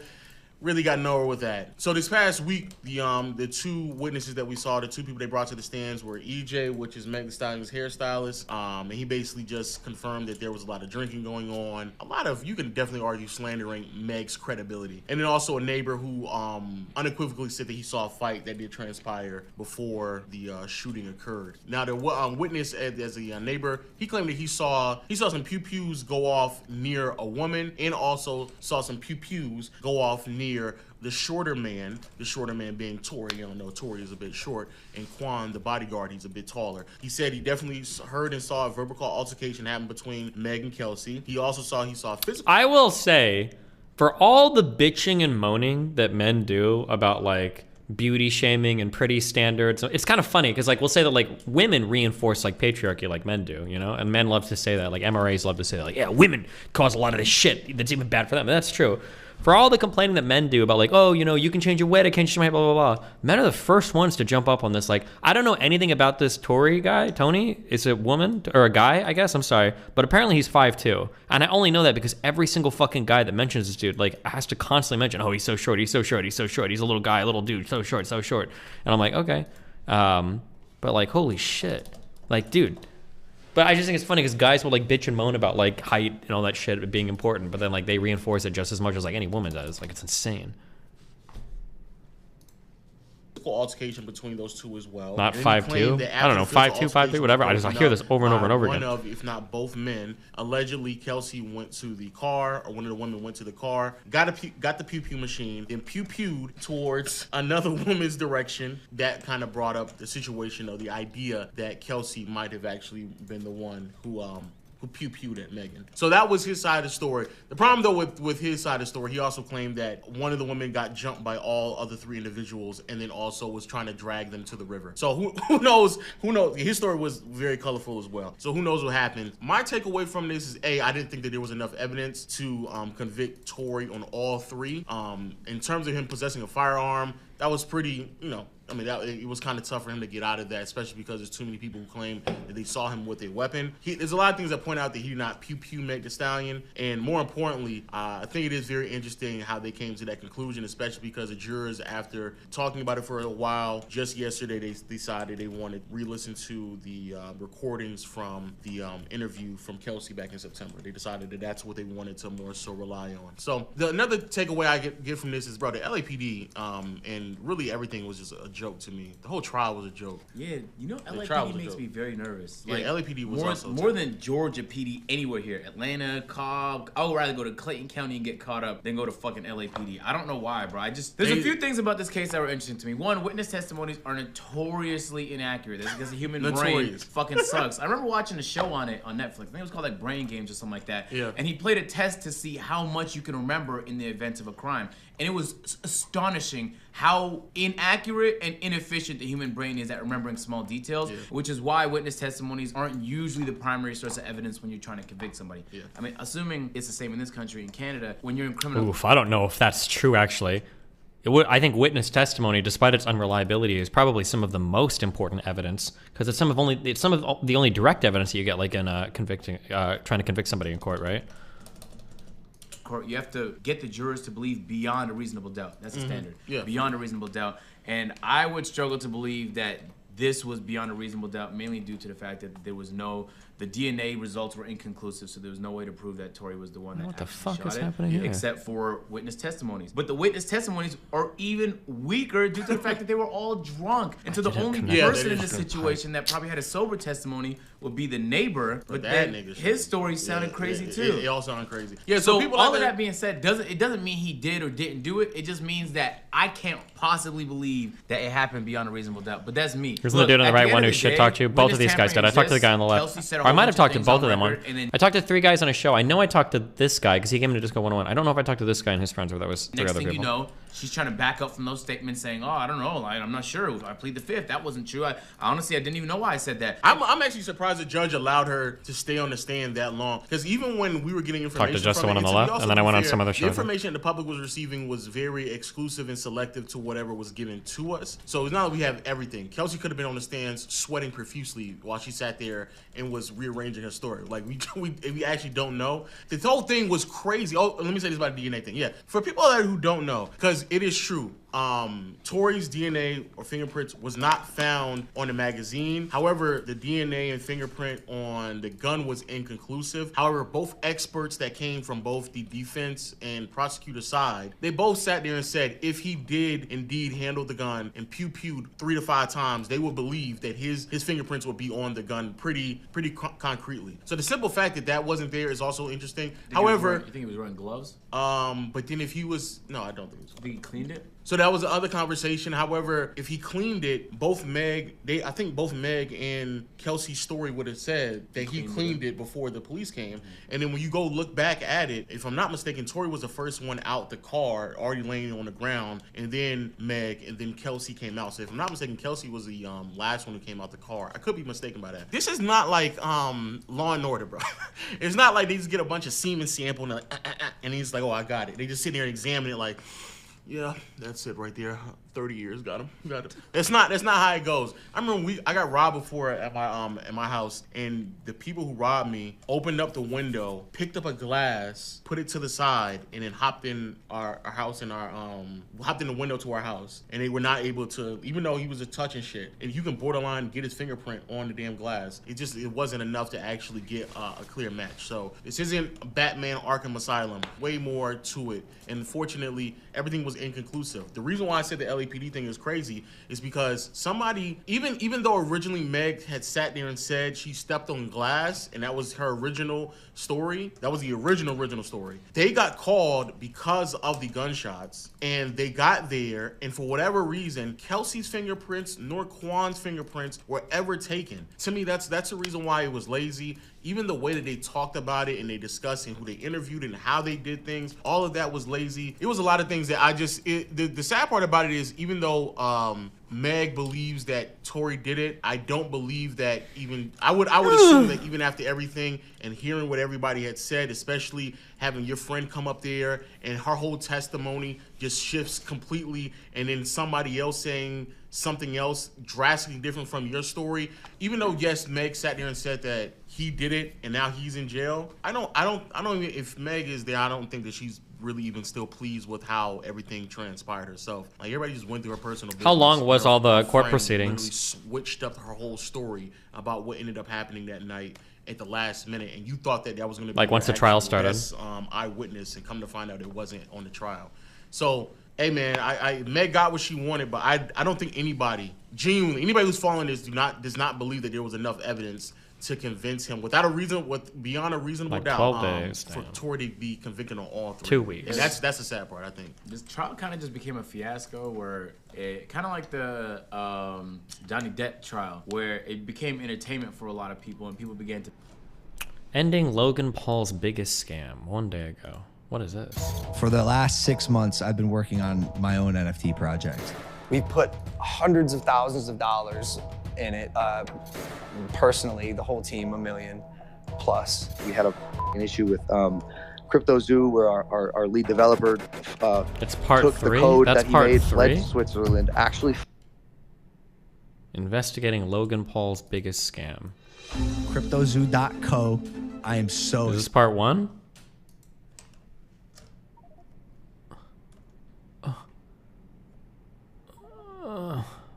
No.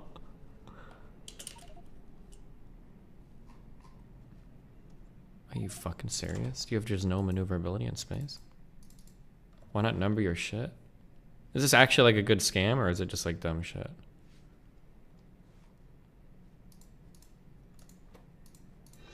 CryptoZoo.co. I am so excited. Oh, this is part 1. CryptoZoo.co. I am so excited about this project. It's so fun. It's a really fun game that makes you money. A fun game that earns you money. How much did you guys make from CryptoZoo? I lost around $50,000 in CryptoZoo. I lost $40,000. I lost around 15,000 US dollars. These are just the worst players. $120,000. $500,000 Australian, which is $500,000 in CryptoZoo. Shut up! No, you haven't. Yeah, 500K. Oh no. Kai. Today we're investigating Logan Paul's CryptoZoo, a blockchain game that made millions but never worked.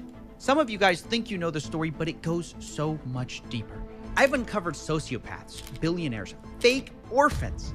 Did I mention fake orphans? And of course, at the center of it, we have Logan Paul himself, who has abandoned this thing, leaving thousands of fake orphans in his wake. Wait a second.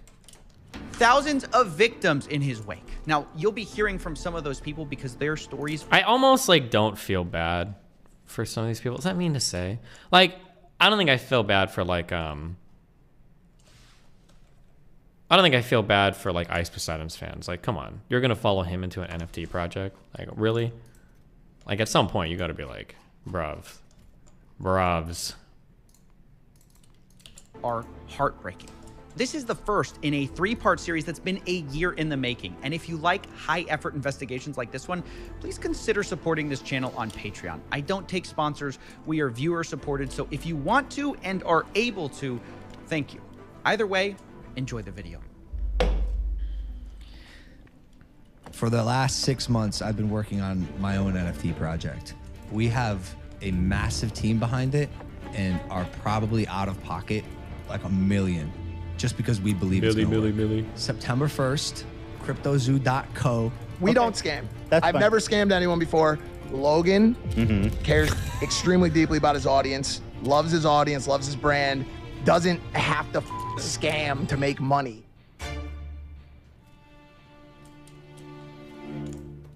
Welcome to part 1, the $1 million mystery that began this whole story. Like many people, I first heard about CryptoZoo from a podcast Logan runs called Impulsive, which was the experience of a lot of people that I spoke to. So I first heard about it on the Logan Paul podcast. Impulsive, I think. It was off one of the Impulsive episodes. The thing that I'm most excited for, and this is the first time I've ever said anything about this. For the last 6 months, I've been working on my own NFT project. I think there needs to be a fresh take, and this project that I have is that fresh take. Now look, at first, I was just as surprised at this pitch as anyone else because I just got finished roasting Logan for a different coin called Dink Doink, which his fans lost money on. I'm a Dink Doink fan. Dumbest shit I ever seen, and that's why I'm all in. It's comedic, it's fun, it's comedy. Now look, I know Logan and his friends tried to make it look like Dink Doink was all about the memes, but it turns out they secretly were tied to the project, and Logan created the Dink Doink character himself and subsequently abandoned that project. So if you invested in it, you got blasted, and Logan rightfully took a lot of heat for Dink Doink, which is why I was surprised when he seemingly immediately jumped into another crypto project. But Logan insisted CryptoZoo, it was different. It wasn't his friend's project this time, it was his. And it wasn't even a project at all. It was a game that could earn you money. I'm excited to launch my game. You keep using and you just did it again, you keep using a word there. Game. You're not using like a project. It's a game. It's a game. It's a really fun game that makes you money. Now you might be wondering, how's it possible to earn money from a game? True. Well, let me try to That sounds break like it a down. dream. This is how it was supposed to work. You started by buying this crypto token called Zoo, which is their in-game currency, and you use Zoo coins to then buy egg NFTs, which you can then hatch to become animals. You then can breed those two animals to become hybrid animals. For example, if you breed a gorilla and a kitten, you get a gore kitty. And the more rare the NFT, the higher the daily yield of Zoo tokens that animal earns you every day. Theoretically, it works like almost like passive income. You can then burn your animal NFTs to release the Zoo they earned back to you, and from there you can invest it into eggs or just cash out. Now, some of you of the Egyptian persuasion might notice some triangular qualities to this game description. But let's not be too quick to judge, because remember, there are a lot of NFT games built on this model. It's called play to earn. Now, Logan admits that there are other games like his, but what's gonna really make his stand out is that other games have randomly generated assets. His game has handmade art. It's quick to make a digital asset with, unique, randomly generated characteristics. We handmade art for the past 6 months, bro. Approval, very specific notes, 10 different artists making art for our project. Now, I'll admit, this all sounds very enticing.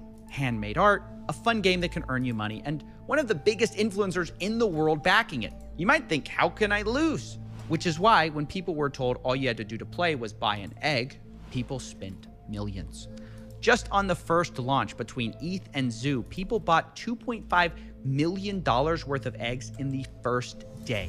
And did I mention the game hadn't even been launched yet? All people were buying was the marketing and the promises.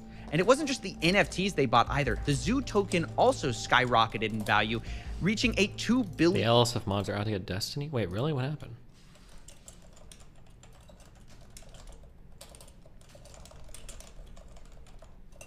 Are they really? What'd they do? $1 billion market cap pre-game launch, right? The trading volume was in the tens of millions of dollars per day, which kind of is like Fortnite not coming out, but people trading tens of millions of dollars in V-Bucks every day. That's what this was like. And I know it sounds stupid to buy an influencer project, but you have to understand, people saw Logan as different. It was Logan Paul at the end of the day. An internet personality that I actually trusted, that I actually kind of believed in.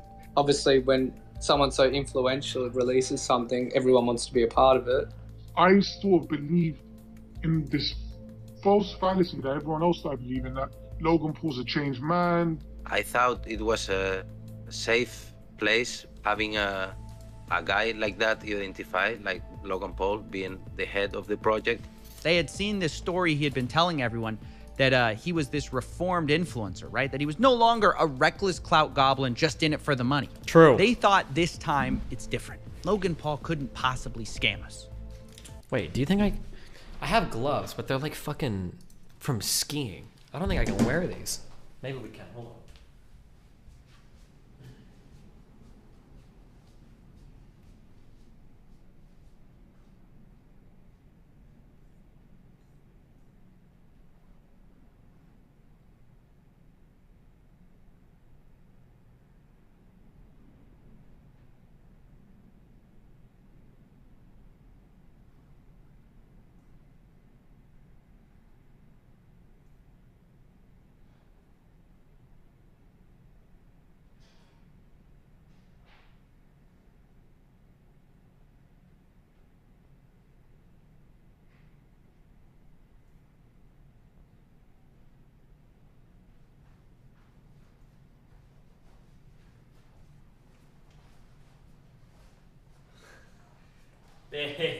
Based glove bros.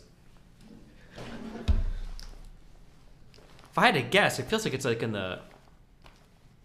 It might be in the 50s in here. It's low 60s at like the warmest. I'm fucking cold. Why am I wearing gloves? I'm wearing gloves because my hands are cold, guys.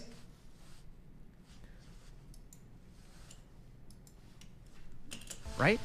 But as the game got closer to release, the CryptoZoo team started releasing the first ever photos of these animals. And come to find out, this handmade art story wasn't really true. It was actually Adobe stock photos mashed together. This was the sort of first red flag of this project. And I made a video about it at the time, but it was kind of surface level, and something didn't add up beneath the surface. Something where I just couldn't shut this case down in my head. It was actually part of the announcement video that something they said. See if you can spot it. Are you gonna pay your first month's rent, no heat, no internet? First of all, this apartment has internet. It's just coax. It's not AT&T. And as far as heat, I doubt there are any apartments in Miami that have heaters in them. That would just be very surprising to me. Have a massive team behind it and are probably out of pocket like $1 million just because we believe it's gonna work. On development. Yeah. That's the line that started this whole mystery. We spent $1 million on development. I couldn't get this out of my head. You know, is he lying? There's no way he expects people to believe he spent it on art. So wait, maybe he spent it on blockchain stuff, right? That's what I thought. But then I audited the smart contract, and it's not handmade at all. It's not even original. It's what's called a fork, a copy of, some other code that exists out there. One of them is called Floki Shib X, which launched before it. So where'd this $1 million go? Okay, hold on, real quick. You got to be really, really, really careful if you're going to criticize somebody's project and say like, oh, there wasn't much development here, it was a fork. Like, technically, you can make a fork and create massive projects of a fork. It's like very few things, actually probably nothing today is like uniquely coded from nothing. Like everybody's building off of like other engines or other projects or whatever for most things. So you have to be really careful to say like, oh, like that's not original work. Like that's a fork. You have to be really careful with that. I didn't understand. And Logan just kept repeating this claim. We put hundreds of thousands of dollars in it. Personally, the whole team, $1 million plus. Now, at the time I'm looking into this, there's a teaser going around for Hatch Day, which is the day you can hatch your egg NFTs. And it kind of symbolized the true launch of CryptoZoo. So I thought, maybe this is it. Maybe this is where they spent all the money on their game. Even their community manager, Ben Roth, promised people, after Hatch Day, things will take a turn for the 180. So I put Ben Roth on the board too. I needed to know all the characters in CryptoZoo. And I waited. And finally, on November 3rd, 2021, Ben Roth turned out to be right. Things did take a turn on Hatch Day, only for the work. Hold on, to be clear, these forks might actually be just like Control-C, Control-V shitcoins, right? It might be like 99% of the code is the same and they like change a couple of like fucking hard-coded like fucking appearance things or whatever, and like that's it. That could be the case.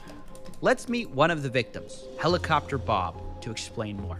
My name is Rob. Helicopter Bob lost just under $7,000 with CryptoZoo. The first thing I asked Bob was about his animals. If he was making money with CryptoZoo, how much Destiny, he made. in Florida, almost every apartment building / unit has central air or an AC unit.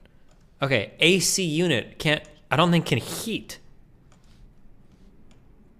Well, I guess theoretically, if I had a window AC unit and I took it out and I turned it around and I put it in, specific ones can? Oh, maybe modern ones can. Back in the day, the really dog shit like window AC units, those things couldn't. I never saw those heat before.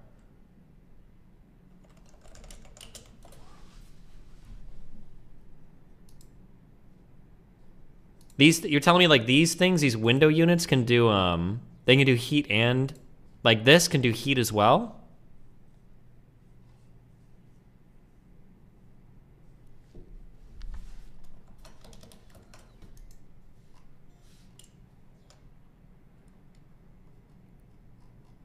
You have a window unit? No, I don't, but the guy in YouTube chat said window units can do AC. Or, I'm sorry, can do heat. I don't know if my I don't...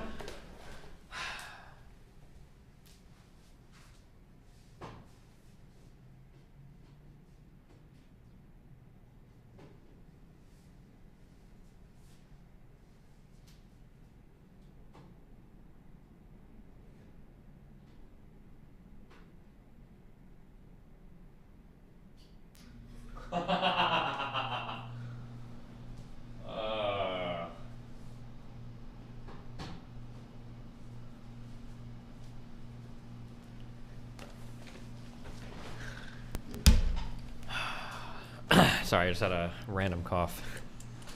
Aiden, if the passive yield worked. Oh, it never did from the beginning. It wasn't even written into the contract where it showed that you were actually yielding zoo, but there was nothing that was actually, backing that up. There was no way to claim your yield. There never was. Wait. Play that again. Did you hear that? There was no way to claim your yield. There never was.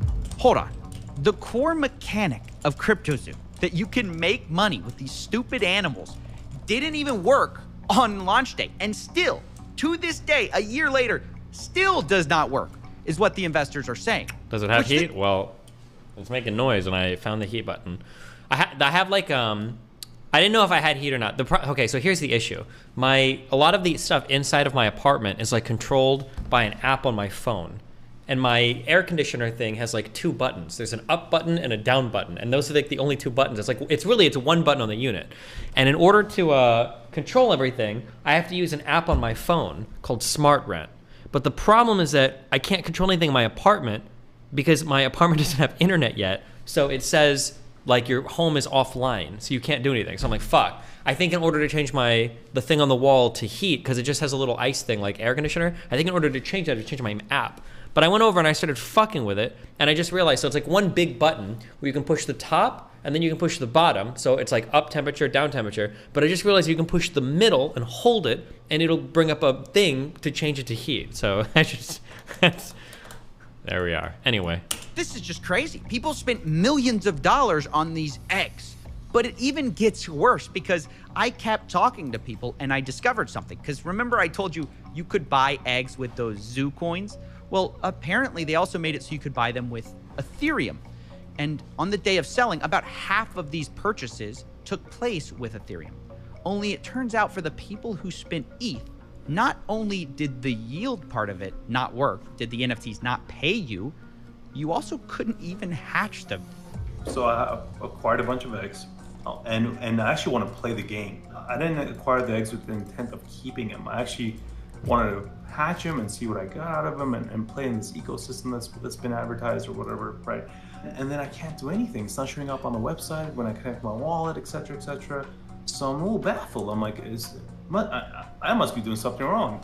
So I open up a support ticket. I open up a support ticket with CryptoZoo, and Ben Roth is actually the person answering my support ticket. Oh yeah, no, it's down for the moment, but we're working on it. Let me tell you, it's never been up. Wait, you can't even hatch? No, I'm telling you, it's just a picture. There's nothing I could do with it. You're kidding! You can't hatch? There's nothing I could do with it. You could ask any of those community guys. It's basically worth nothing whatsoever. Wow. So on launch day, basically nothing worked, and a year later, that's still true. Now, after this was discovered, the price of Zoo fell 63% in just 24 hours. And at this point, Logan Paul basically goes silent on CryptoZoo. No more podcast mentions, no more saying he handmade art. CryptoZoo already got millions in investments, but Logan only speaks in the Discord twice over the next year to say, quote, sober, currently shaking my head, and yo. That was his contribution to this project. Meanwhile, his community manager, Ben Roth, was actively claiming that Logan was going to be marketing CryptoZoo any day now. He told people things like, Logan is an uncontrollable marketing guru. It's over when we launch. And when we have a product to market, it'll get marketed. And marketing will crush. I promise you. And this disconnect between Logan abandoning the project and his team on CryptoZoo saying that it was going to be any day now, left investors feeling like they were being led on. All he had to do was go on and tell us, look, there's something going on with this project, I'm abandoning it, or whatever, before people got more and more trapped. And promising, yeah, this is going to be great, but when it came to actually doing This guy's anything, like on some FBI fucking crime you shit. just hid away from it. Have some decency to come out, talk to the people that invested initially, that invested along the way on all of the fake and false promises, on all of the false hype, and be honest with people. Because surely Logan Paul, who's got this billion-dollar hydration company and a WWE star, he's got enough money. He doesn't need to rug us lot. And it's because of these false promises about marketing that these poor investors believed in CryptoZoo so long. They sat and watched every Logan Paul episode trying to guess and decipher when this so-called marketing push would happen. And Logan and his team really fed into this with a lot of cryptic messages. Only a month after CryptoZoo's launch, actually, the hatch day, they started teasing this. Hatch day? Not too much of this is out, but he's been working on a massive project. And one of them will be the biggest thing I ever do. It's like my life and soul is put into this project, which is where most of my time these days goes. Wow, surely this secret project that Logan put his soul into is CryptoZoo, right? You know, the project he launched a month ago? Well, his fans certainly thought so. I'm like, holy cow, it makes so much sense. He's talking about CryptoZoo. Ben and the dudes are like putting smiley faces and egging the rest of the community. Like, this is it, guys. You know, this is what we've been working towards. I mean, this is it. This is. Oh no! It's finally happening. Logan's gonna market the project, and they kept saying that Logan's gonna market the project, and it's gonna change everything.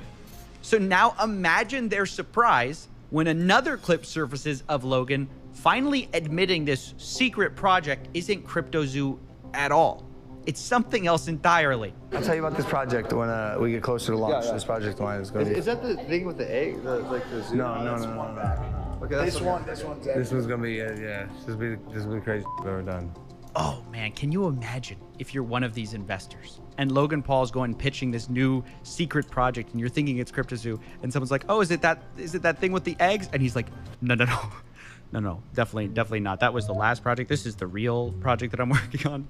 Thankfully, people didn't just let this slide, because as he went around making the rounds on his new project called 99 Originals, people were like, hey, didn't you just abandon your last one? And unsurprisingly, it's not his fault. It's the bad actors who ruined the project. As I see people giving multiple explanations for why these haven't worked, and you know there's accusations out there. How does it make you feel when people are doing these takedown videos about your NFT projects previously? It's sad because of what I just said. There's so much going on behind the scenes. Like, Doug, I'm not the bad guy here. Yeah. There's some actual out there. Yeah. And it's not me. Like, I'm here to build. this is a space where a lot of people do see dollar signs. Like any burgeoning industry, if there's money to be made, there's going to be both good and bad people. There's a lot of shady characters in the crypto space. I'm learning all of it. We had an issue with Crypto Zoo where our lead developer took the code that he made, fled to Switzerland, and like held it hostage for $1 million. Like behind the scenes drama that like took. What, did he like print the code out and carry it with him on a hard drive? What do you mean? He took the where's the code? It's in Switzerland. Fuck. No. Took a stick and stuck it in the spokes of my wheels. Oh, well, that wasn't expected. There's a shady developer who held up Logan's code hostage in Switzerland. That's why this hasn't worked the whole time. He held it hostage for $1 million. Well, let's add that to the board. I mean, isn't the mystery solved? Now, obviously, the first thing I wanted to do was hunt down this developer, who we'll be calling Z here, and find out the truth of what happened.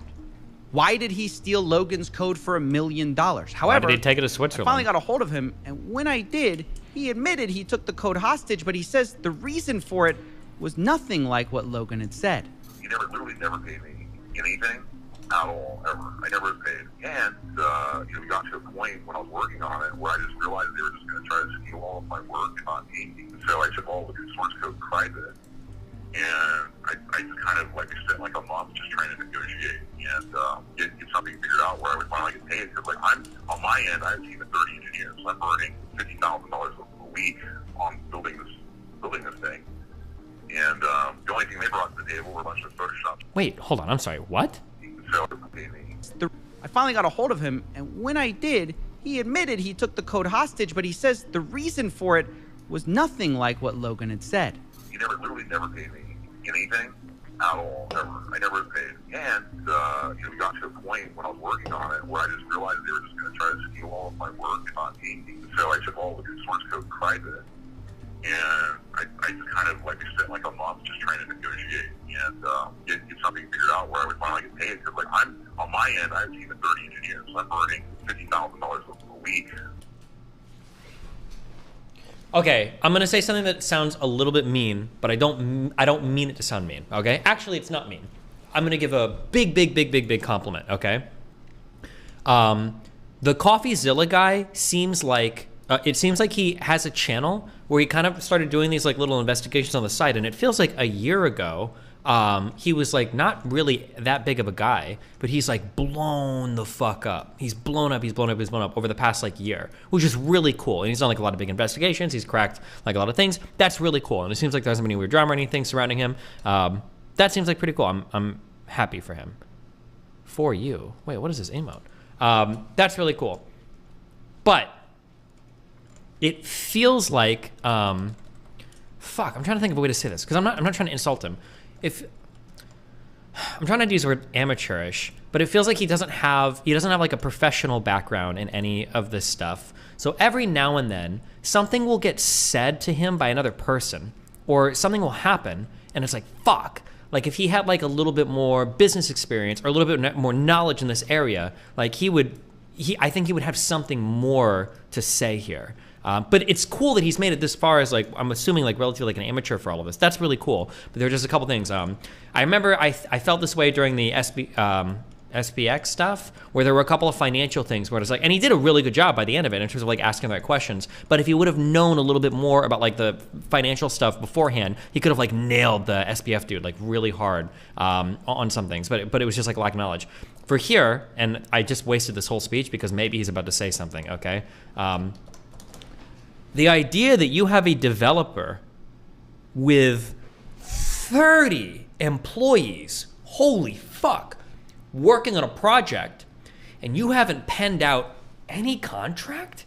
You're not getting any money? You've got 30 engineers working on a project? That's a huge team of people. You've got 30 engineers working on a project, and you don't know what the fuck? That is a wild claim to me. That sounds like a wild claim. But he might say that actually in 2 minutes, and I shouldn't have paused this, so my bad. So I took all the source code private, and I just kind of spent a month just trying to negotiate and get something figured out where I would finally get paid. Because I'm on my end, I have a team of 30 engineers. So I'm earning $50,000 a week on No, hold on. Someone said 30 GitHub randos who commit 5 spelling. No, because he's saying he's spending 50 grand a week on devs here. That's not GitHub shitters. Building this thing. And the only thing they brought to the table were a bunch of Photoshop JPEGs. So Z claims he wasn't blackmailing anyone. He had to hire a team to develop this whole thing, and he just wanted to be paid for the work they did. According to him, they negotiated a $1 million payday for this whole project. And from the second I heard that, I thought, oh, that's interesting, because Logan claims he spent $1 million on this whole thing. And this developer saying he's owed $1 million on this project. Now, I didn't want to just take one person's word for it, so I later confirmed with another developer who worked for something called the Blockchain Center that he also hadn't been paid. We've been paid nothing. I would have loved to have Zoo, but I don't have any. So that's multiple sources working on the CryptoZoo team project who were not paid. Now, obviously, these are big accusations, which is why I wanted to confront Logan Paul on them. But unfortunately, we're not exactly on speaking terms. So I wondered, how could I speak to Logan without speaking to Logan? And that's when I found out GPT-3 AI bot who might know just as much about this whole story. And I will explain everything one day with my manager, who's like... That would have been cool, though. In charge now. Logan Paul's manager, a guy named Jeff Levin. He might be just what we need to settle this whole thing. So I gave him a call. Hello? Jeff. Hey, Jeff. Hey, sorry to bother you. This is Steven with CoffeeZilla. I'm calling because I've heard reports that CryptoZoo hasn't paid their development team, and I'm just reaching out for comment before I do this story. I got your number from one of the development team, and they just wanted to... I just want to follow up on that. I have no comment for it. Ooh. Okay, are you guys denying it, or are you saying it's not true? No comment. No comment. I don't think that the information is true. Okay, because they're saying $1 million hasn't been paid in development for crypto. Wait, does he live in a one-party state, or how is he able to get these recordings and like people don't like fucking sue him or whatever? Or does he ask them for permission afterwards and they let him? Zoo, and Logan Paul said publicly that it has been paid. So, I mean, it's pretty serious accusation, and obviously, I don't want to just run a story. If you guys have a whole side to your story here, your job as someone that is reporting news is to actually verify correct news. That's why he's calling you. That's why I'm calling you. Yeah, dumb fuck. I know, and that's legal grounds for that stuff. So I'm just telling you, legally, you have to report correct news with verifiable information. Right, that's why I'm calling you. They've given me a lot of things, a lot of evidence. Okay, well, okay, you can have the evidence you want, but I'm just letting you know, if you report anything on us, I appreciate your business, I appreciate you as a person, and I'm just telling you, you know, from a legal standpoint, as we've been advised always, is if anybody reports fake news, we're suing them. That's where we won't tolerate it. Yeah, this call was a mess. Jeff, Logan's manager, seems to be implying that I'm not allowed to repeat allegations his own development team made, even though Logan can go on podcasts and publicly accuse those developers of stealing his code. Not only that, he's the one who refuses to provide any evidence, but seems to sort of be implying that maybe we'll sue you if you tell this to anyone, which he then denies doing when I ask him if that's what he's doing. Told you I have no comment to it. Telling you once again, from a legal standpoint, you have to report truth. If you do not verify truths, then you're just allegations, and those then will be handled the way that we want to handle it. Wait, so you're saying you refuse to give me proof that the allegations aren't true, but if I report on the allegations, you guys might sue? No, I did not say that. I did not say that. I'm trying to read between the lines. Don't read between the lines. Okay. Listen to the exact words that I'm saying. Okay. Listen to the exact words I'm saying. I'm listening. I have no comment on the situation. Okay. Your job legally is to report facts. If you don't report facts on the information you're given, it is illegal.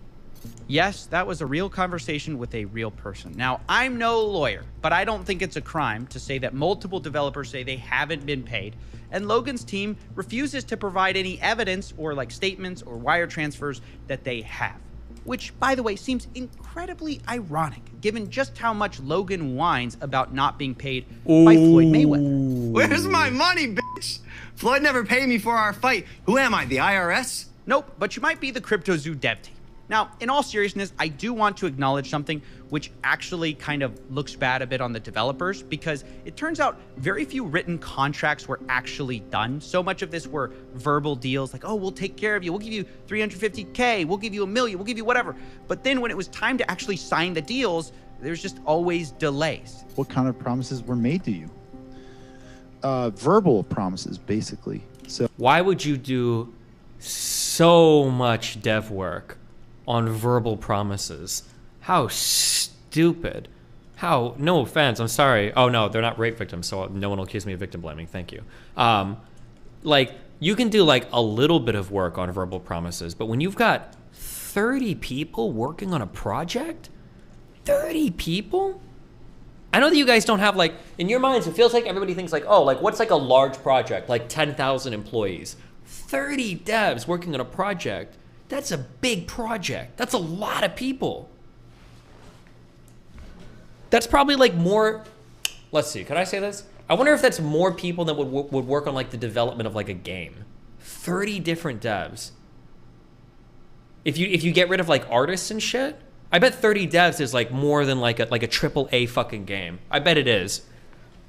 I bet it is. If you get rid of like artists and shit like that, and like network engineers and fucking dumb shit like that, I bet it could be. I bet it could be. So verbal promises, and then we follow up with like a physical paper agreement. But that's when communication broke down.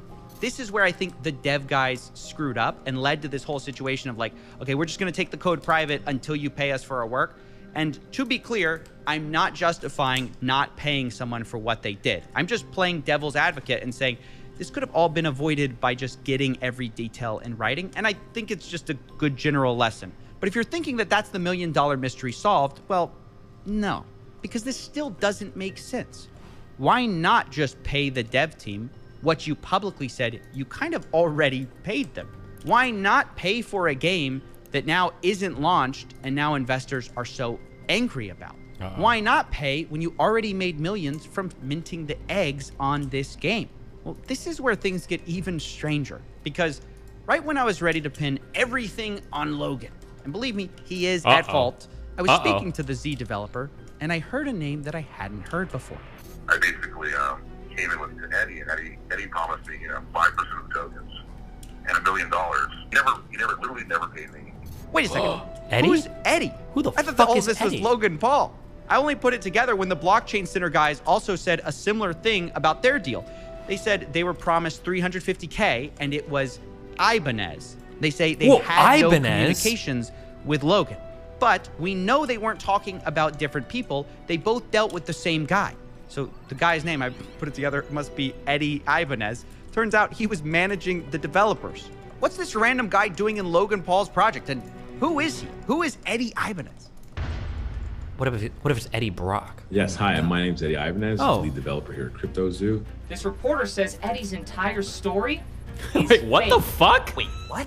To continuously Oh, we're getting some lie, production value. lead people on, hype people up to put more money in, all the while in the background, things are going down, things are hitting the fan, and you've left us holding the bag. Logan, you stole 40 million in tokens from me. You are a scam artist. You are a liar, and you betrayed your own community. You aren't that guy. Logan replied. Can somebody give me the Zoomer thing? I need to be able to hit that. It's like very important now. It's a little unacceptable that I don't have this yet. I need that thing. Like every time. Can somebody give me like a link to like the sound effect?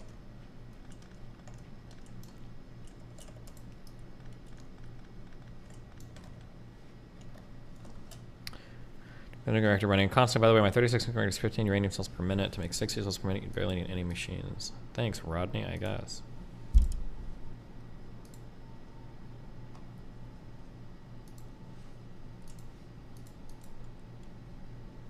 Oh, the Vine Boom, yeah. How do I download that, like, YouTube thing? I need, like, a downloadable file.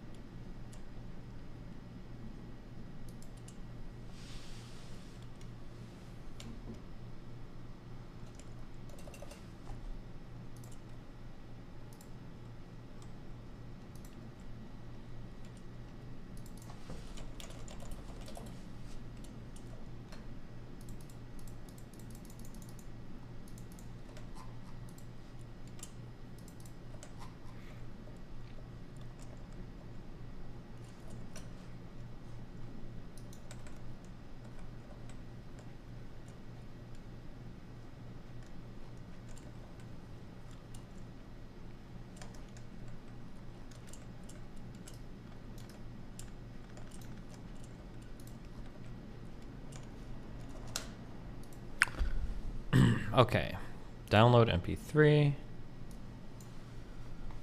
Let's see, if I want to program this thing.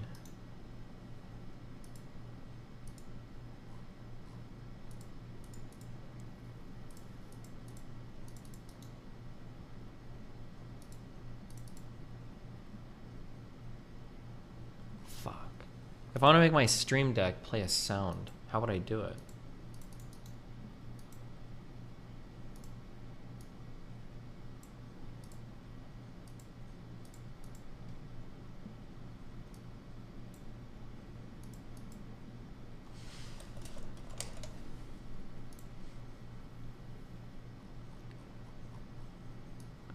Open. Is this gonna try to open a file?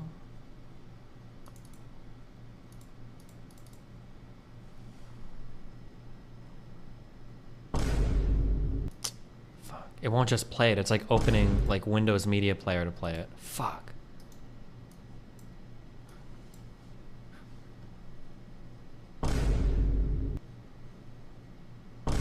I could just like leave it up. Hold on, let me try this.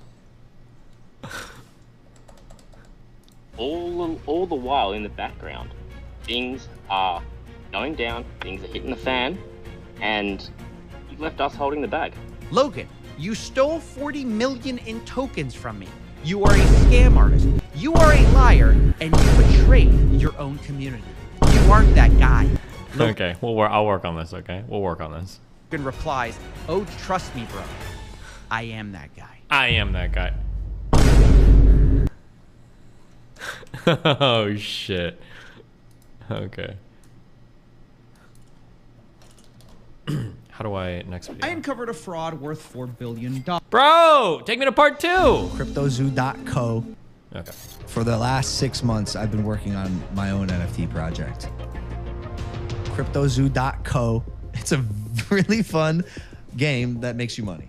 I lost around $50,000 in CryptoZoo.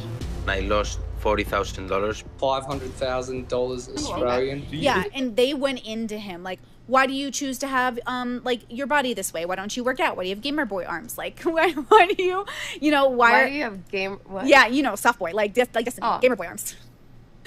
I said what I said, girl. I said what I said. No, he doesn't have gamer boy arms. He lips, no. I just saw him in Miami. I could beat him up with my pinky. There was no way Steven works out his arms. I refuse. Okay, she literally weighs 70 pounds. I could tear her in half with my bare hands. Guaranteed, okay? You to believe on principle. I refuse. Yeah, I've seen it. I'm pretty sure I benched a plate for reps on stream before. I would kill her, okay? Literally. I will. I'm telling you, it's just a picture. There's nothing I could do with it. Wait, you can't even hatch? No. You can't even hatch? We had a issue with CryptoZoo where our lead developer took the code that he made, fled to Switzerland, and like held it hostage for $1 million. He literally never gave me anything at all, ever. Eddie promised me, 5% of tokens and $1 million. He literally never paid me. Wait a second. Who's Eddie? I thought that all of this was Logan Paul. What's this random guy doing in Logan Paul's project? And who is he? Who is Eddie Ibanez?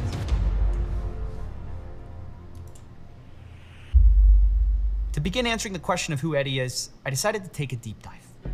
I started by looking through all the news articles I could on Eddie, where I found out he graduated from MIT and from there became a data scientist and cybersecurity expert and used that technical background to win a Super Bowl for the Eagles. And there were videos on him too, which all painted him as brilliant, extremely accomplished. Yes, hi, my name's Eddie Ibanez. I'm a father of 3, lead developer here at CryptoZoo. As a teenager, he successfully hacked AOL from his bedroom. He continued to pursue computer science until attending MIT. He was then recruited out to work for a government agency in cybersecurity, developing software that reverse engineers the location of known government and terrorist threats. You started with the federal government and you started off really tracking criminals with burner phones and all. Oh, jeez. Honestly, after this whole search, I felt more confused than ever.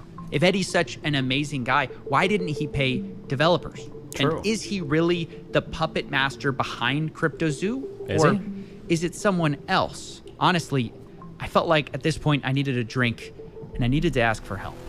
Coffee, how's it going? Not good. Damn, this is where the $1 million went. Well, I'm confused about this Eddie Ibanez guy. He comes out of nowhere with this CryptoZoo story and everything about him I find seems great. So, what's the problem? Well, everything's not great. Everything about this guy just seems too perfect. He's an MIT grad, he worked for the military. He even claims he won a Super Bowl. Why would that guy work for Logan Paul? I don't know, but I can find out. You said his name is Eddie Ibanez? I think he goes by Eduardo technically, but wait, what are you doing? I'm just He's looking hacking the around. mainframe. And done. Well, what'd you find? A few red flags, a couple of misdemeanors. Ooh, a few court cases. I'll send him over. He got sued by his landlord for not paying rent, sued by his credit card company for not paying his bill. You can skip that stuff. I just need whatever's relevant to CryptoZoo. Well, that's basically it. Other than... Hold on. Wait, hold on. No, wait, I did find something. Look at this. What's this? It's from a paper in Philly. I barely picked it up. This reporter says Eddie's entire story is fake. Wait, what? Yeah, the whole Eddie Ibanez character. I'm gonna run this meme into the guy ground Adam in Robb like 2 days. investigated it. He says it's a lie. I gotta find this guy. Send me his info. I got some calls to make. Coffee. That's right, ladies and gentlemen. We met up with Adam Robb, the reporter who's been investigating Eddie Ibanez for a while now. And I wanted to know, what did Adam think of him when they first met? I wasn't quite sure what to make of him. Based on what I knew about him, he was a MIT grad who went on to work for the CIA and the Defense Department, and I didn't want to waste his time. And it wasn't long after I sat down that I realized he was wasting my time. Can you tell me about some of the lies Eddie told? It didn't even fit well. Okay. Eddie has told me so many lies over the course of my 2 interviews with him, and the first lie he told me is probably the oldest lie that he's told so many people, which is that he's an orphan. I first realized Eddie might be lying to me when I went home the next day. How do you lie about being an and orphan? Googled Eddie Ibanez's family. I found a video of Eddie. How do you lie being an orphan when somebody can find your family by Googling first name, last name, family? What? Wife making rice pudding on a Fox and Friends segment on Fox News. And Eddie's wife, Jackie, explained that she learned the recipe from Eddie's mother. So in that picture, you've got Jackie Ibanez. You know her, along with her husband, Eddie, and her 2 little girls. You love rice pudding. Why is this a family recipe? Okay, so Eddie's mom made this rice pudding once. Wait, Eddie's mom? I thought Eddie was an orphan. Oh, it turns out the only problem with that is that not only does his mom exist, she's alive and in his life. And it turns out it wasn't just Adam that heard this story either. He told it a lot. Did you ever meet his mother? Wait, I'm so lost. Who is Eddie? Wait, why are we talking about this Eddie guy? Was he the lead dev on this crypto scam project? Is that why we're talking about him? Were his parents? I did meet his mother. Did he ever tell you he was an orphan? Yes. How did he square that with you? So that's why I'm so confused. He told me he was an orphan and all this stuff, but then I meet his mom.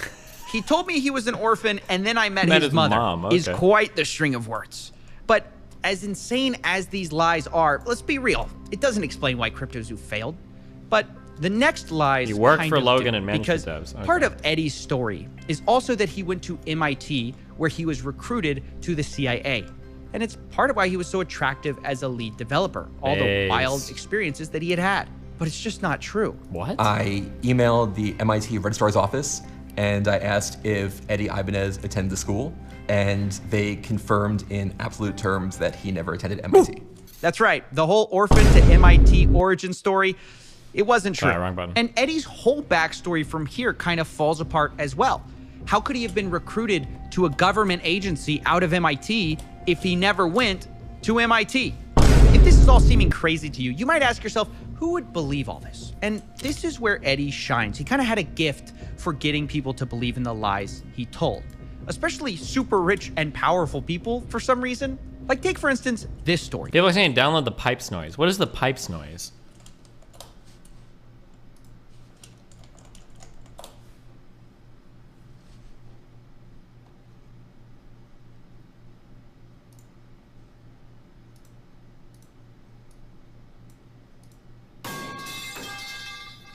Stupid. Him winning the Super Bowl for the Philadelphia Eagles. He managed to convince the owner of the New York Yankees that it was true, Barry Klarberg, who completely bought into it without question and told the same story later in a college seminar. Let's jump right into the work that you did for the Philadelphia Eagles, which led to a Super Bowl championship, led to you getting a Super Bowl ring. Yep. Tell us exactly what your job was to do for them and how it worked out. No, sure thing. So first off, they said, like, we don't know where to put you. But and then the sports science guy was the one guy. He's like, hey, I got some data. I'm interested. So so we took in his data, and then we found out that these players, what happens is it's like a player, as they run around, they get at certain fatigue levels. So if you ever played Street Fighter, the video game, there's like a red bar at the top, and every time you get hit, that red bar goes down until you die, KO, right? So then we're trying to figure out kind of what that is for a player, and on an injury level, right? There's an injury bar that gets knocked down, and that gets KO'd. This is insane. He convinced an owner of the Yankees that he won a Super Bowl by turning sports athletes into Street Fighter characters. And of course, none of it's true. The Philadelphia Eagles responded to a fact check saying he never worked for their player analysis team. Not only that, the Eagles also said that Eddie did try to do an in-person presentation in March of 2018, but that was already a month after the Eagles had already won the Super Bowl. And also, they didn't hire him because of course not. Meaning there's no way this story is true. And yet he's convinced people at the highest levels of sports that it is. And this is where we get back to CryptoZoo, of course, because it's how he got involved with that project. Remember Jeff Levin, Logan's manager, who we spoke to last time? Yep. Well, he like also Jeff Loser. spoke to Adam Robb. And when he told him the reasons he liked Eddie, they sounded very familiar. And did he tell you, I guess, kind of like about like working with the NFL and that kind of stuff and the whole, like his time in the CIA and all that? He did. And it was interesting. It was like, this is wild, like, that's pretty cool. But he's humble and he's not like ever bragging or anything like that. Wait, but he is bragging. He literally made it all up. The CIA, NFL stories aren't true. How could that not be bragging? But that's the impression Eddie gave off. But that's not all. Because Eddie didn't just use made-up stories to get in with the CryptoZoo team. He also used his other connections, his real millionaire and billionaire friends that he's managed to gain with all these fake stories. And some of them vouched for him. People like Chris Birch and Todd Morley. And what was the thing that kind of like sold you on Eddie? Was it the fact that like Chris and Todd and people like that kind of like have backed him in the past and like? I just think he's a down-to-earth, cool, humble guy. Okay. Who's been super successful. They're trying to do an agenda, and he's just kind of like, hey, look, I'm super smart in what I know, and I have amazing relationships through business that I've done. It's incredible. I mean, how does this guy keep getting away with it? Honestly, it's baffling. But I've got to say, up till now, everyone's been fooled sort of fair and square on the same grounds. But I found out CryptoZoo did have an advantage that could have saved them all this trouble the whole time. So a month before the launch of CryptoZoo, I got on the phone with Jeff Levin, Logan Paul's manager. And after he spoke fondly of Eddie and his work, I confronted him about some of Eddie's lies, including how he didn't work for the NFL. Real quick, is there anything I can do with all this extra wood? I have 340,000 wood. Can you turn this into some shitty fuel or something? Or, because it's way too much. I thought I'd end up burning through most of it, like running all these trains, but I'm definitely not. Jeff told me he doesn't know much about the NFL, but he knows about the business Green world. circuits. And Chris Birch and Todd Morley vouched for Eddie, and so Jeff and Logan were going to continue working with him. Have you ever verified that anything Eddie said about himself is true? We verified that it's true. Yeah. Yeah. We definitely talk to people. We talk to people. And his friends and people that he Vouch said he for has him. relationships with, which we've confirmed them for sure. Okay, because I had trouble with some of that, like with the NFL, like saying that, like, interesting. no, we've never worked with him, and that kind of thing. But you've had The NFL saying that? yeah, Like who at the NFL? the comms teams for the Eagles and the Dolphins, and then the people specifically that he named that he said he worked with. Got it. I don't know necessarily the football stuff. Okay. I don't have relationships in the football world. Sure. But in the business world, we've definitely talked to multiple people. Like Todd and Chris, and they backed him. Correct. Wait a second. This means at minimum, Jeff knew about Eddie's background beforehand, or part of it, and still decided to go with him. This is just unbelievable, willful stupidity. Damn. And since Jeff is Logan's manager, I assume him and the team should have known about this as well. But still, they went forward with it even though they knew this stuff before launch. Now, I started to reach out for comments about this because obviously this is a huge deal. But when I did, I got a call from somebody new. Someone with a different perspective that I hadn't heard from before. Use Jake, the field the crypto reprocessor. king. He's been involved with some of Logan's projects what is in that? the past, like Pokemon, for example. Field He was called the processor. collectibles guru a few years ago. Nowadays, he goes by Crypto King, and he's What's an the point of advisor that? for the Crypto Zoo project. So let's add him to the conspiracy board. But the question is, what did he have to say? What do I do I with the took a field call with then? him, and he mostly wanted to talk off the record. But when I pressed him, he was willing to at least put one thing on the record for me. Right. One more thing makes about feel Eddie you can before use we in get anything? off of him. We actually Oh, got process. His reason it failed, in my opinion. Okay. Because I don't want it to ever be thought that Logan's the reason it failed. He's not. Logan wasn't smart enough for what he tried to build, and then when it was built and was failing, didn't have the ability to correct. Wait, does it move and to faster save than face wood? and reputation. It was more convenient to pull out than to be associated with a failing project that the dev rocked. So I could put that one sentence on the record. Well, that is certainly emphatic. Crypto King says it's all Eddie's fault. And this is a nice, neat theory for us. Eddie ruined everything because, yeah, Eddie is a liar. So it does seem to explain how these developers got screwed. But this theory doesn't fit all the facts because Eddie was kicked off the team months ago. And still, the game is not working, despite Logan claiming they were going to go back and fix all the problems. Again, retroactively working to make these projects right, and this takes time, bro. It just 175%? takes time. Yeah, but what is the Development field takes value of, like, time. wood? Working Or the backwards to acceleration? fix things, which isn't ideal, but also this project will speak for itself. And now, we're working backwards to try to fix it. This just hasn't happened. Even a year from launch, the game just doesn't exist. What's worse is the newest dev team who came on after Eddie just quit. And one of the reasons was they hadn't been paid for over a month. I know this because Logan's team is leakier than the Titanic and someone told me that, but we also have blockchain evidence. This is Jeff paying Block Ops, the company they hired out on July 19th. They were supposed to redo all this work. It's confirmed by their leader, Skip, talking about a first monthly payment on that day. But after that, there's nothing until they quit on September 26th in a post called Our Departure from CryptoZoo. Now, I do have to say, it does look like they were eventually paid, but only a day after they quit. And this is just the same problem as before, slightly different. Nobody can pay these devs on time, and investors end up getting nothing.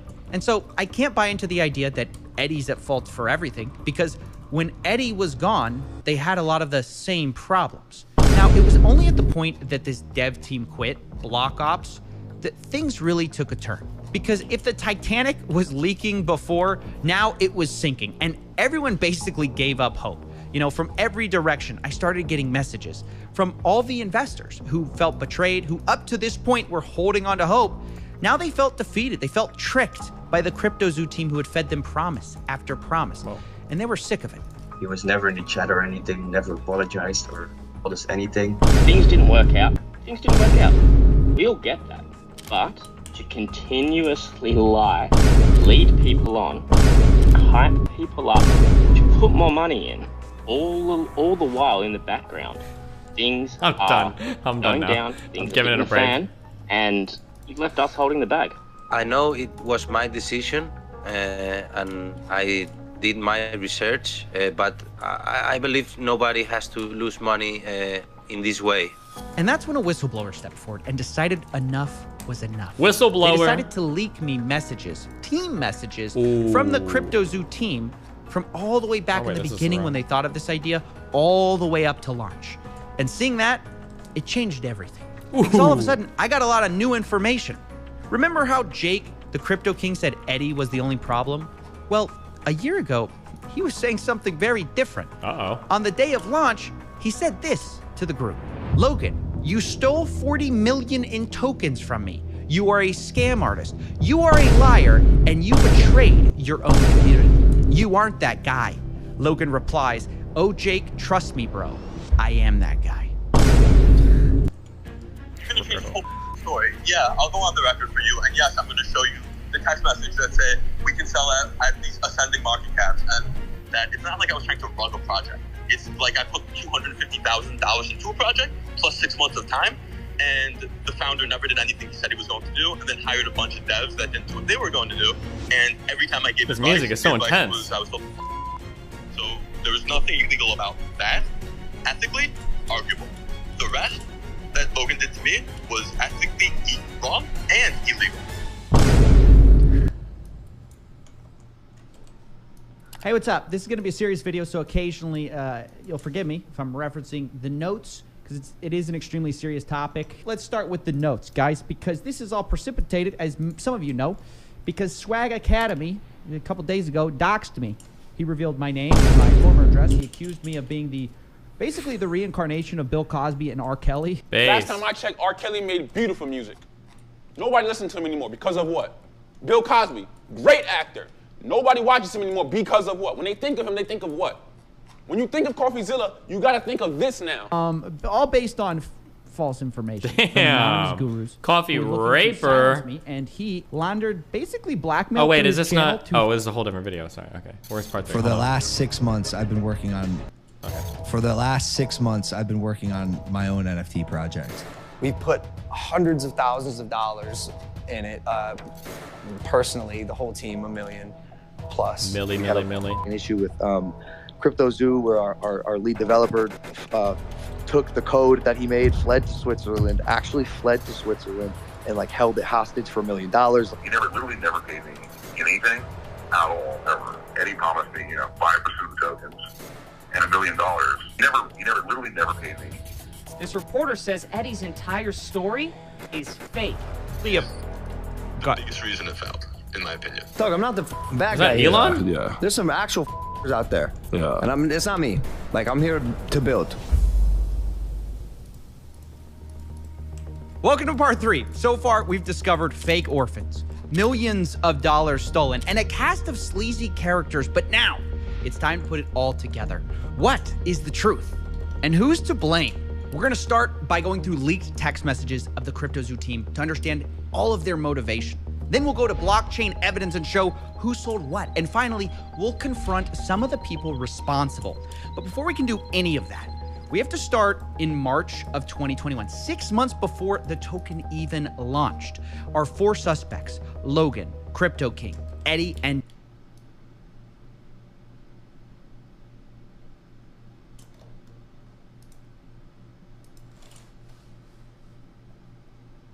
sold what? And finally, we'll confront some of the people responsible. But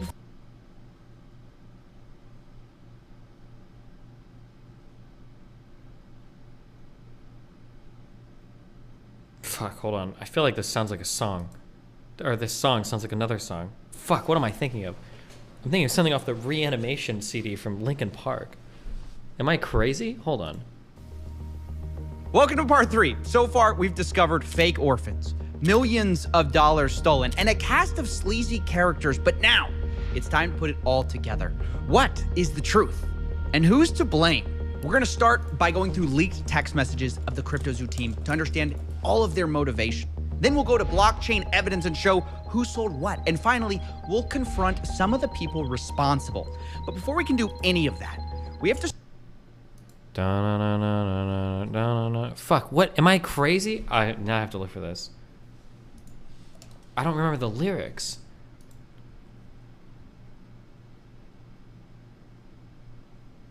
What's the I'm About to Break remix song? Oh.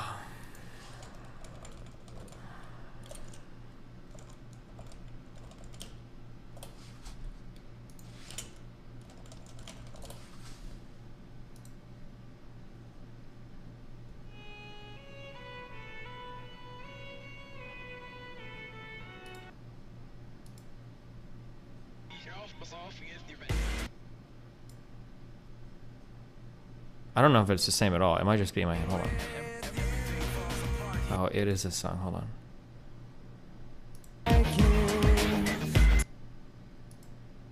No, does it? It might not be.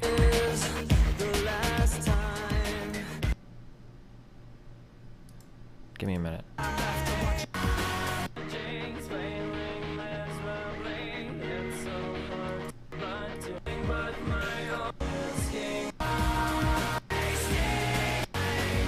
This is the remix? Yeah, but I think it was the remix.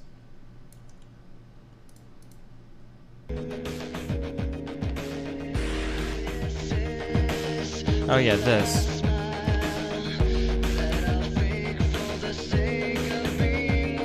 Is it the same chord progression? I don't know why this reminded me of this. Hold on. We'll confront some of the people responsible. But before we can do any of that, we have to start in March of 2021, 6 months before the token even launched. Our 4 suspects.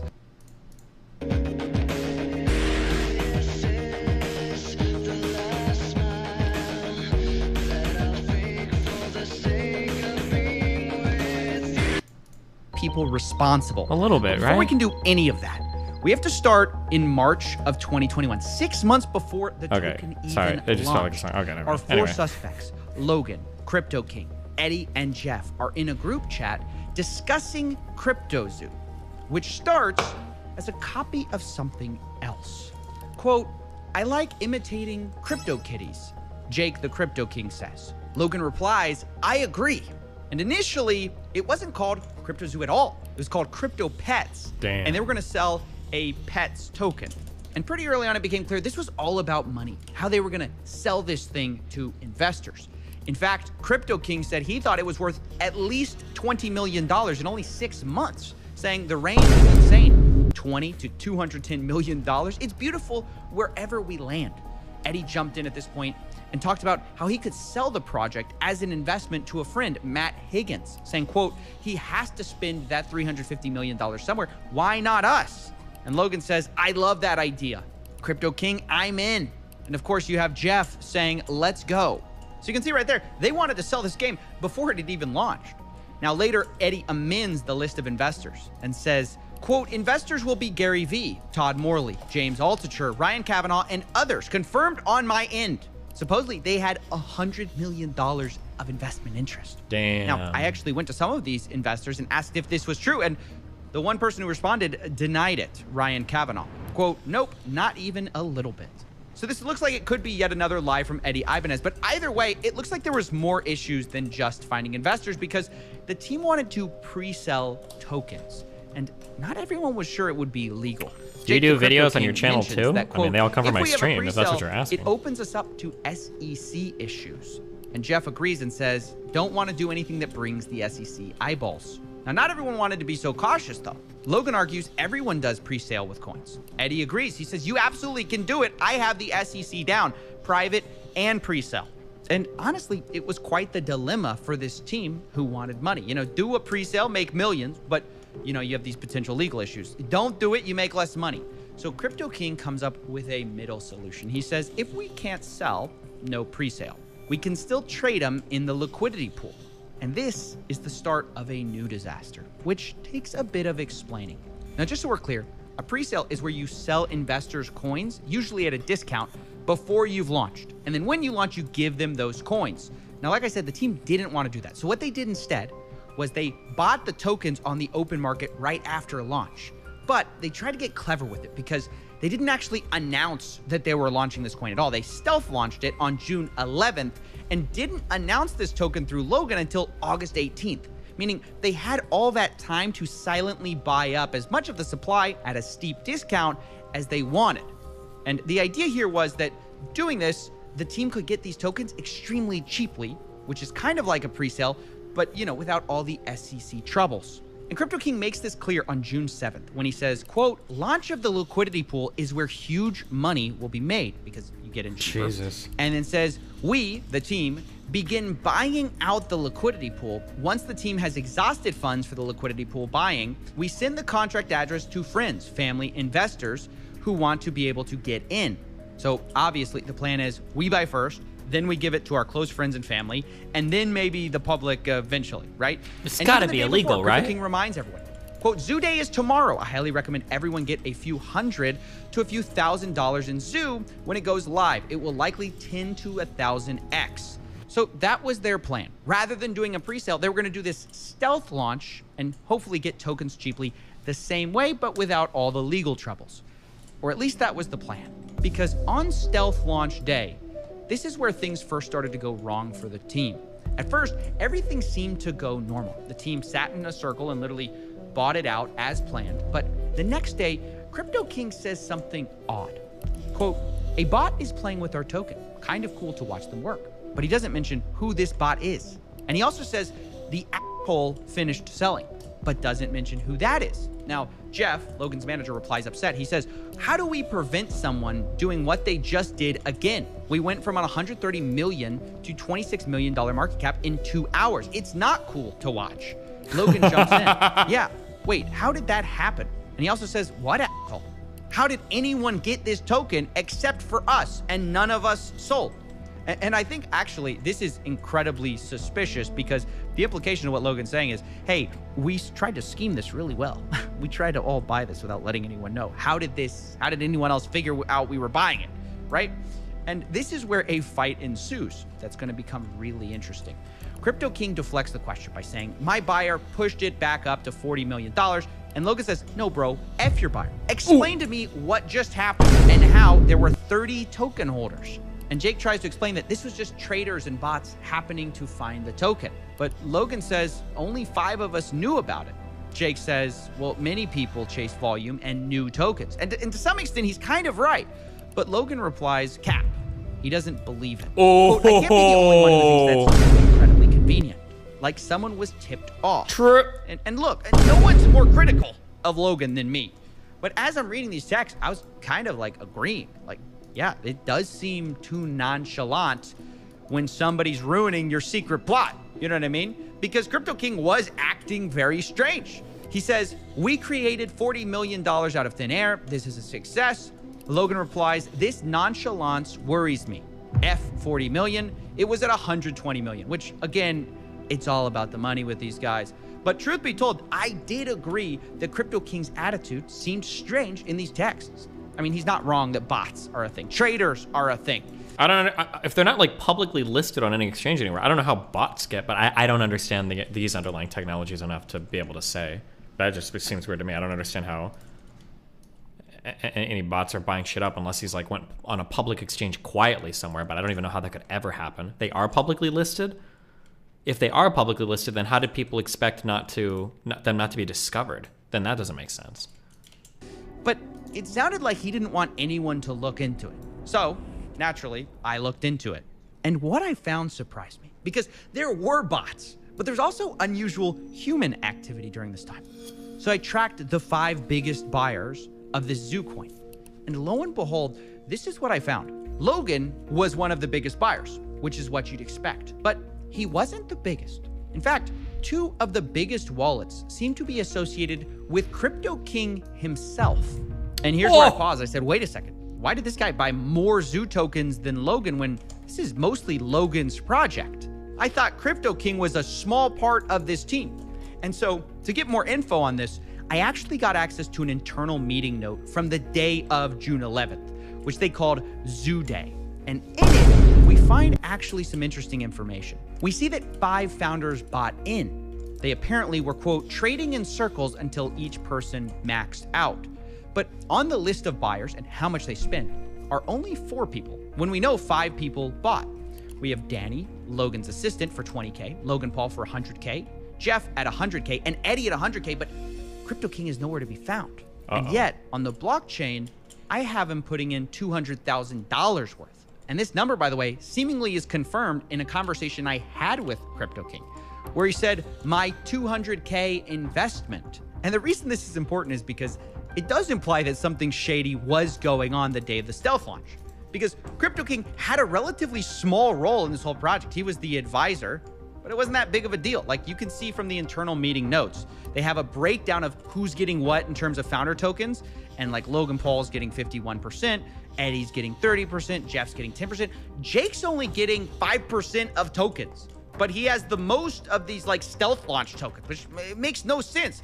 And it got me thinking that maybe what explains this suspicious behavior around like, oh, don't worry about who was buying at the time of the launch.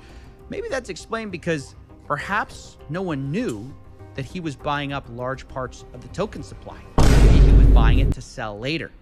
Now, of course, that's speculation. So that's why Aphotic says, can you pause for 2 minutes? I want to go get a water. Okay, we'll wait for you, buddy.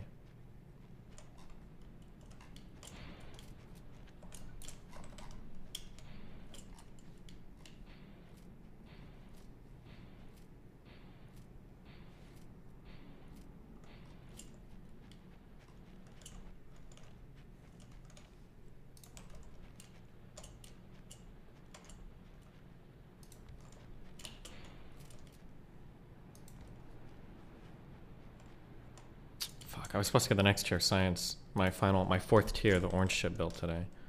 So that I got all 4 of my tier 2s running, and then I got to start hammering out the tier 3s.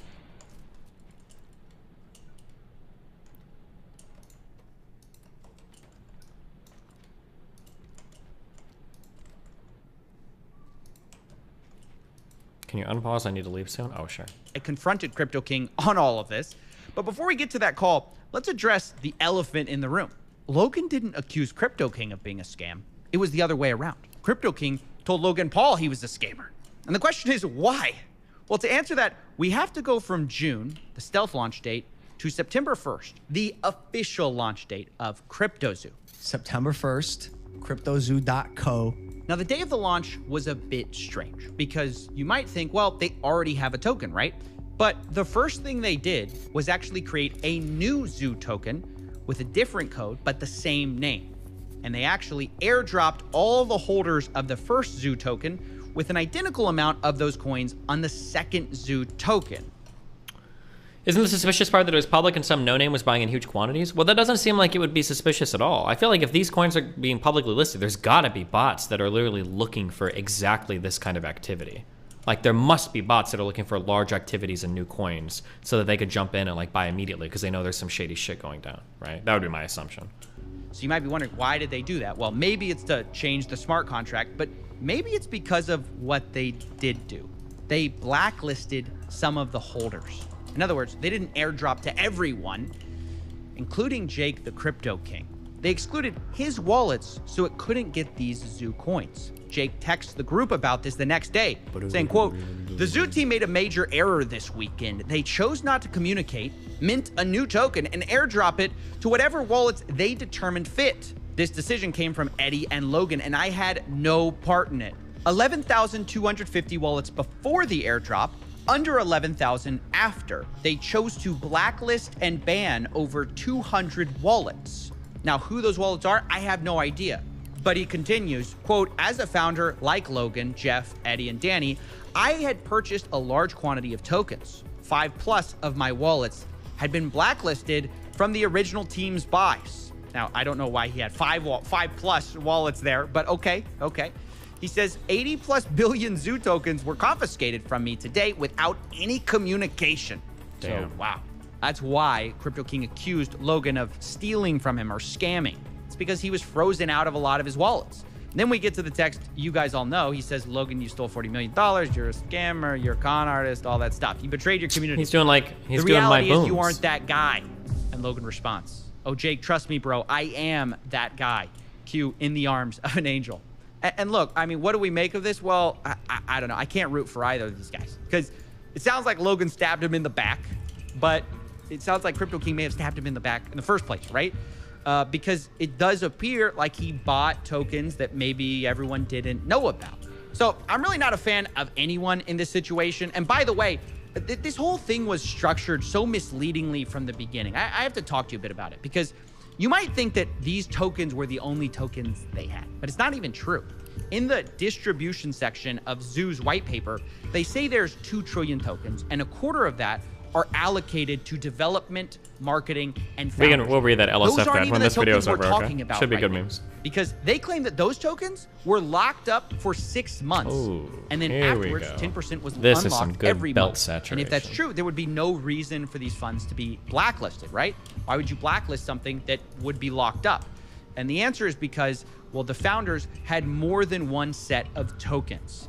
Not only did they supposedly have these founder tokens that were locked up and couldn't be sold, these stealth launch tokens were different from that. It's like a whole different thing. And the tokens that they bought, that all of these guys bought, they could sell at basically any time because they weren't locked up, which is a massive problem. And this fact was explicitly laid out in their meeting notes with only one rule. They say, quote, no selling until $200 million market cap, and don't impact the market more than 3%, and not impact the market more than 10% in a day. And by the way, is this not like an explicit instruction for a rug pull? Isn't that like exactly explicitly what they're doing? Like, here's your initial investment. You guys are going to buy ahead of everybody else in a way that's not disclosed to the public, and then you're going to slowly dump your entire investment, but you don't want to impact the market too much so it doesn't look like a pump and dump. So, or not, I'm sorry, it's not even a pump and dump, it's a rug pull. Like this is basically conspiracy to manipulate a market. Yeah. You know, they're literally having insider rules for how to sell. Yes. But we're going to look past that, right? Because these rules eventually kind of changed. A text from Logan's manager, Jeff Levin, came to the group chat, Zoo Founders, saying, guys, new and absolute rules. No one is to sell or transfer any zoo. Logan's going to make the call when we can make moves. And Logan replies, your tokens do not leave your wallet. This is a game. Now, that all sounds well and good. Don't sell your tokens, don't sell your tokens. But the reality was, I mean, they're just kind of trusting each other because these tokens that they're talking about, they're unlocked. They're not locked up. And they could sell it at any time. And I guess the question on my mind is that why Crypto King's tokens were blacklisted? Because they thought he would sell? Or maybe it's just the fact they found out he bought and they didn't know about all those tokens. It's honestly hard to say without knowing more evidence. And this is where we're going to jump into the blockchain. Now, I've tracked the wallets of the entire team and identified the largest seller of Zoo in the team. And it wasn't Jeff. It wasn't Danny. It wasn't even Logan. Was it Eddie? It was Crypto King. Crypto King sold, by my calculations, millions of dollars. And I know what you're thinking, how's that possible, right? I thought his tokens were blacklisted the day of the official launch. How could he sell that much? Well, the answer is that not all of his tokens were blacklisted. He had even more tokens behind the scenes. And what's worse, the CryptoZoo team actually gave him back a lot of his blacklisted tokens, which I guess you can see as a good thing or a bad thing because he then turned around and sold those tokens, right? And from my blockchain analysis across his blacklisted tokens he got back and the what does the tokens scanner that say he about had the blockchain squirreled away the whole time, he ended up making $6 million.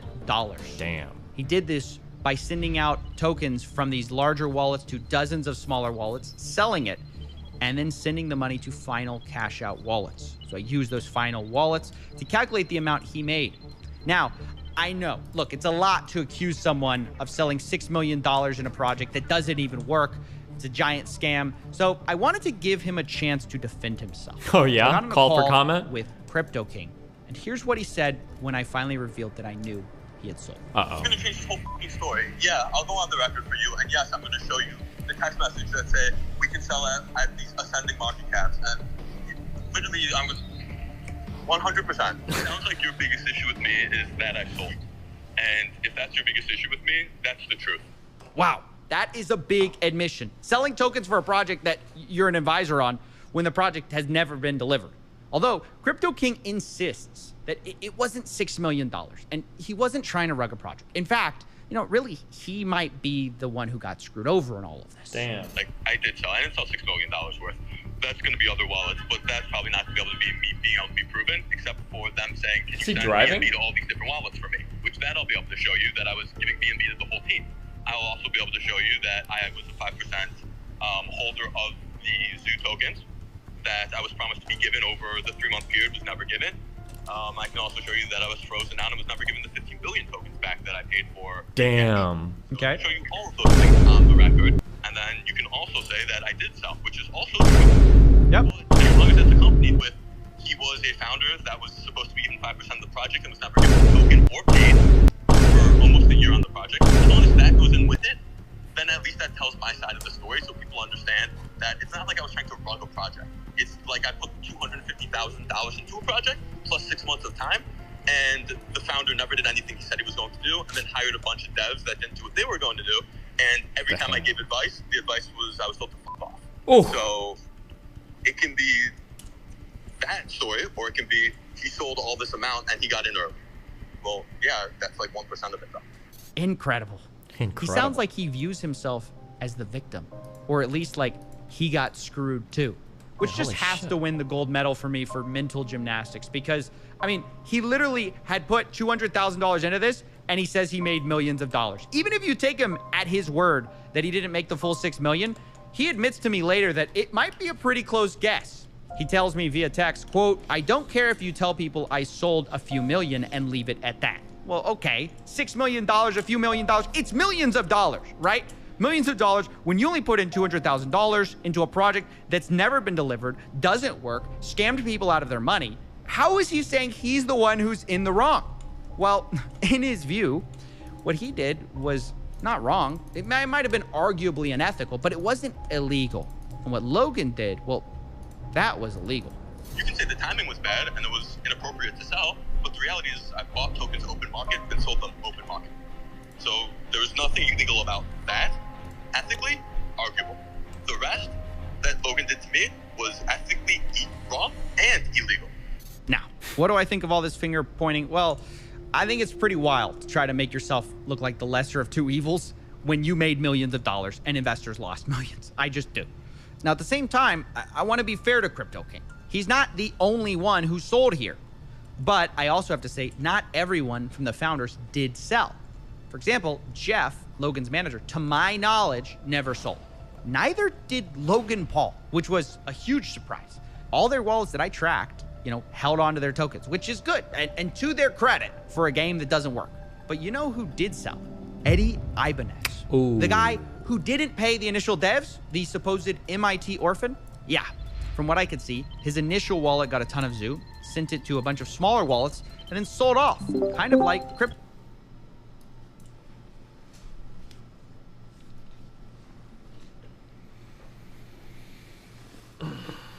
Oh, nice. Seiko's calling it. I don't think my Discord's gonna work. Oh, wait.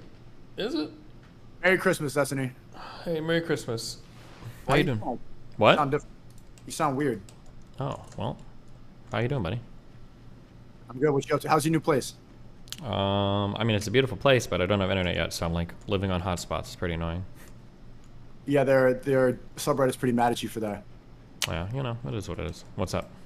Where's Melina? Nothing's up, man. I'm just saying hi to my friend, man. I wish something got to be up. I got to debate. I got to yell at you all the time about the vaccine. Yep, basically. She was in New York, and now she's on her way back. I think in a couple hours. What was you up to? You're playing the factory game? Yeah. We were gonna do Christmas in New York, but then I don't have internet here, and I've just moved, and I spent a fuck ton of money earlier this month, so I just wanted to stay home and work. So we're just gonna celebrate Christmas in Miami instead. You're rich though. You're a millionaire and shit. Yeah, but because I'm frugal with my money, though. I don't like to. I spent a ton of money. I spent a ton of money recently. Okay. What'd you get me for Christmas? I got you a giant Yay sweatshirt. Balenciaga? Yeah, it's got a mask over it and everything. Bunch of how are you doing? I'm good, man. I'm streaming on Rumble, where a lot of people in my chat are saying W Hitler. We're just W911. A lot of people they're saying you have you know, we have very polar opposite chats now. I recommend at any point just look at my Rumble chat. It would make you laugh. Damn. Do you have to sign in to see the chat? Yeah, and you don't have a Rumble, right? I have a locals account. I don't think I have a Rumble account.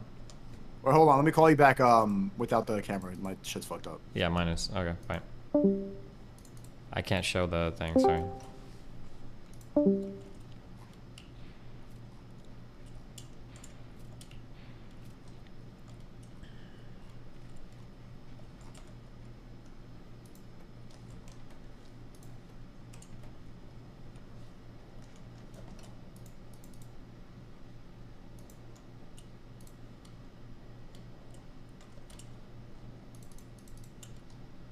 My internet's still working right. God damn, dude, my internet's so fucked. You hear me? Yeah. How you feeling though? What's your New Year's resolutions? Beating Factorio. It's the most important thing in my life right now. Then what are you gonna do after? Like you got no other games to play. I'm probably gonna focus more on like politics stuff, because I kind of neglected a little bit of that the past couple months. So. Yeah, you were very drama heavy for a while. It was going back and forth about this, and it was like a Netflix murder documentary. Hearing all your, what do they call it? Your orbiters get in fights. Yeah, going to war with each other. It's pretty interesting. What happened to the philosophy too? When I first talked to you, you were talking about, oh, I'm big into philosophy, and then everything was all about drama for the most part, or political stuff. I didn't hear any of your philosophy takes. Chat, I fixed the echo. Relax. I mean, the philosophy usually will end up going hand in hand with like the political issues, right? Things like ethics and everything will kind of go, yeah, we'll usually come with political stuff. But if I haven't been doing much politics, we're probably not doing much philosophy. You don't get bored of gaming all the time? You're like, really, Factorio is the #1 thing? I can't believe that was the #1 thing you just said. What was the #1 thing I just said? You said your New Year's resolution was beating the factory game. Oh, well, I want to beat it because I want to be done with it so that I can like focus on other shit. But I've sunk so much time into this now, I can't just like quit. What's next? Well, like I said, it's going to be a heavier focus on politics and shit in the next year for sure. Because I neglected it a bit this year. Shit got like really crazy in the last half of this year with Keffels and you and Fuentes and Mr. Girl and fucking Lav and like everything just kind of got...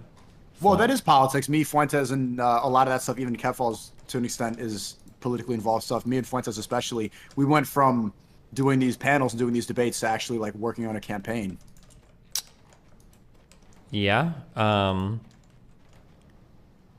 When I say politics, I mean like doing like big, like digging into like policy, like doing more like historical research, like that kind of stuff. So like this, for instance, what I did with Ukraine this year was probably my favorite stuff that I did, because that involved like a whole bunch of like historical analysis. It got me some very good conversations that we're interested to have. It's like a modern day like relevant issue.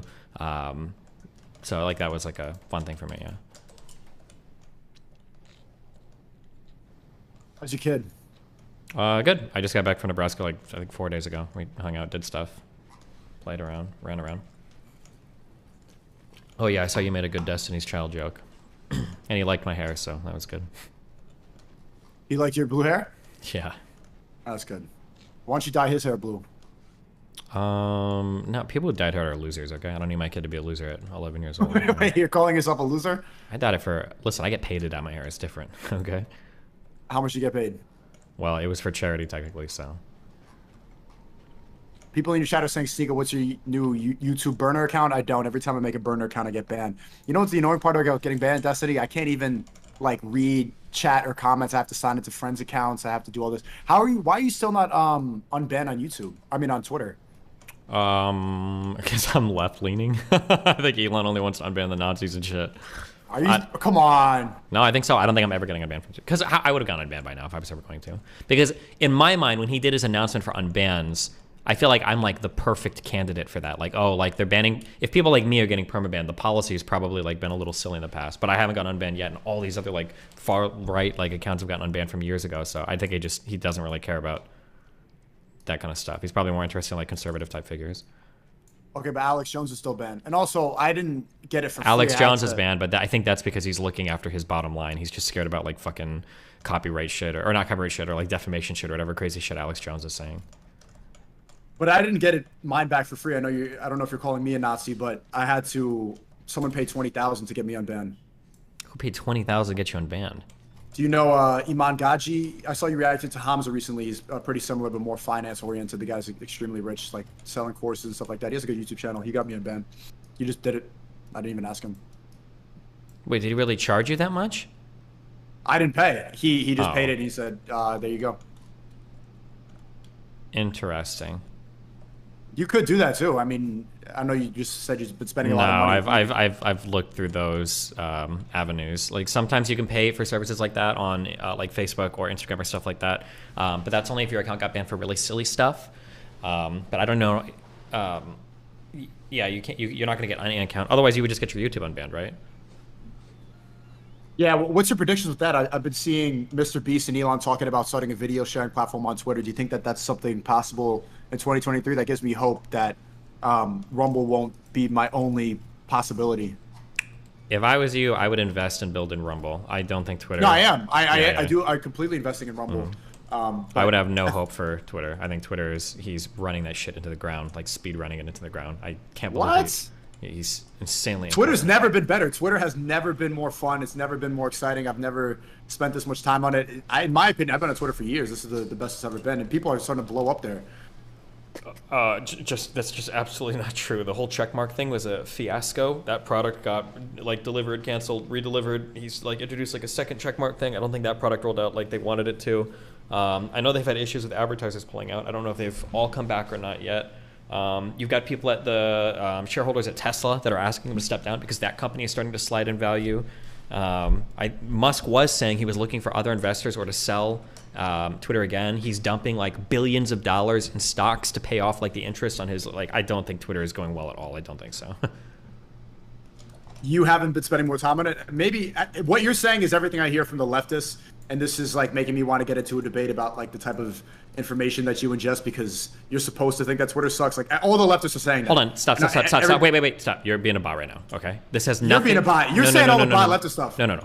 You're being a bot because you think this is like a leftist or conservative thing. I'm just interested in Twitter from a business point of view. That's the only analysis I'm doing. I'm not talking about like he's not being liberal enough or progressive enough or any of that shit. I'm not because if that was the case, then I would here are the bot talking points. Okay, I'd be saying like Twitter's gotten a whole lot worse because there's way more like racism and sexism on Twitter these days. There's a lot of people that are being like really hateful. Like that's what I'd be saying. But that's not what I'm saying. I'm saying that one of the big product rollouts that he did, his expectations were way too high. He wanted to be getting 50% of the revenue of the company coming from subscriptions. That was insane. The idea behind that was a big mistake. That rollout didn't go as well as planned, right? He's laid off a fuck ton of workers, but he's still having to do, like all of these things I'm pointing. These are objective business facts, right? If it hurts your feelings to hear that, I'm sorry, but this is not like leftist talking points. Now you're making a complete argument that I'm not saying it doesn't hurt my feelings, but it no. For the fact that you digest. No. I'm just but if you want to disagree with something I'm saying, then feel free to submit like a disagreement. But when you just go, oh, you're just giving leftist talking points, that's a bot talking point. Right? Well, everybody on the left that I see on Twitter, all the leftists hate Twitter and they have different justifications for why. You're saying the business thing, they're saying that the advertisers are leaving, but everybody on the right is saying that the advertisers aren't actually leaving. The reason he added views is to show the fact that Twitter has never had more engagement than ever. It seems like it has a good opportunity for 2023 to be the new like mainstream platform for free speech. If you actually look at it, the Instagram stock is going down. People don't really go in Meta. Instagram doesn't have the same feel it does anymore. In my world, hold on. Wait. What are you talking about? First of all, wait, hold on. Nothing you're saying is true. Okay, Meta stock is up 6 points over the past month. So I don't know what you mean when you're saying like Meta stock is going down. Like I don't know what the fuck Twitter's current valuation is at. Like what do you mean? Where are you getting your news from? Twitter lost 50 of its top 100 advertisers since Elon Musk took over. That's from November 25th of 2022. So that's in the last month. I don't know where your info is coming from. I'm giving you facts. So why you think Elon Musk wants to step down as a CEO? Probably because he's a disaster running the company. He's insanely incompetent. Yeah. What makes you think he's incompetent?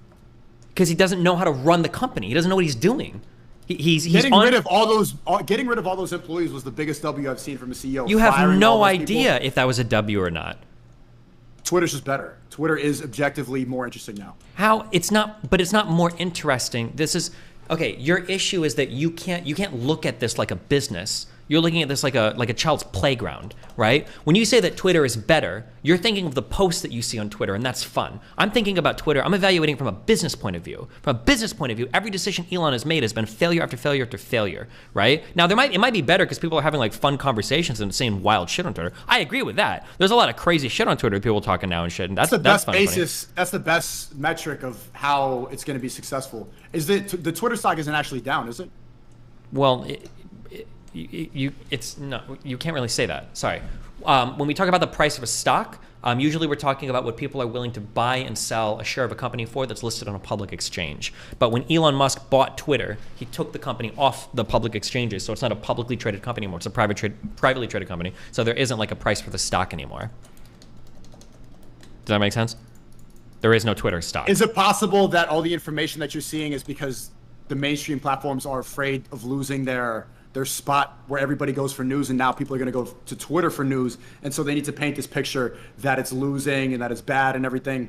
Basically, if everybody that I'm seeing, everybody I talk to, everybody that I'm interested in is saying that Twitter is interesting, that should be the best metric to determine whether or not it's going to be successful. If it's objectively more fun to go on. Say, if CNN, MSNBC, all these things are saying Elon's failing, that's because they feel threatened because people are not getting their news from CNN anymore. They're going to Twitter. Okay, I can't. Yeah, I don't know how to argue with you. Like, if you're telling me, like, well, my friends are saying it's better, that's fine. I'm just arguing from a business point of view. That's not what I'm saying. That's what you're saying. You're saying it's more interesting, it's more entertaining. That might be true, but I'm just saying from a business point of view, Elon personally is making a lot of spooky decisions that might even be rattling like Tesla stock. It seems like he's not competently running Twitter as a platform very well. It might be more interesting right now just because like people are having fun conversations on it, but from a business point of view, it doesn't seem like he's doing too hot. That's the you said that point a couple times, but when you like, look up like Elon wasn't Elon. Wait. When you look up Twitter stock right now, you see ABC News, Electric, CNN, all they're saying Twitter's failing. They are probably just trying to paint a narrative that Twitter's down so that people think that Twitter's bad, when in reality, that can't be the case. Here's the thing. In their best interest to make Twitter seem bad, especially if somebody who's for free speech is taking over. They need to make Twitter seem bad.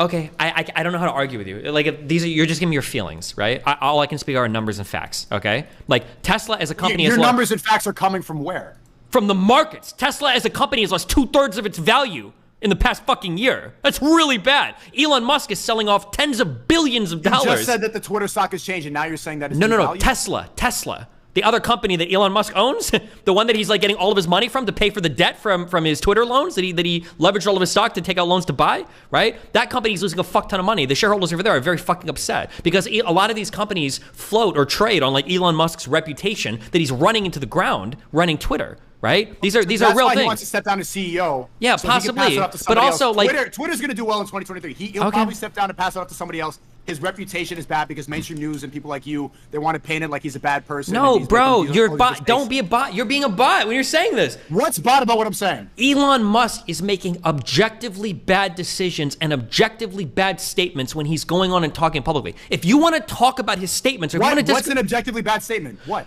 Multiple ones. When he goes on and name one. Sure. Name one. When he goes on to a Twitter space and he's saying things like Twitter needs a full rewrite. And somebody's like, what do you mean? What's wrong with the stack, bro? And he's like, who are you? And he starts crying. When Elon comes out and he says things like, can advertisers really pull out of my platform? That seems illegal. Maybe I should sue them. These are insane statements. When people come out and Elon is being asked about like, hey, do you offer targeted advertising on Twitter? And he's saying, well, I don't think that's possible. These are stupid statements made by a guy that has no fucking idea what platform he's running. Those are three objectively, like, factual statements that he has made that are objectively, factually fucking stupid, right? And that's on top of all the other business stuff I listed earlier. These are not, like, left-wing, right-wing, blah, blah, apologies problems. These are just bad things that Elon's doing. He's incompetent when it comes to running this company. Twitter's fun, though. Maybe you're just mad because you're not on ban yet. I'm not mad. It is fun you're pretty heated. Okay, never mind. You're emotional, and you don't like to when I attack Daddy Elon. I'm emotional? Yes. I'm emotional right now? I just gave you fact after fact after fact, and you go, well, I think that you're just upset. You paused the factory game to go yell about facts.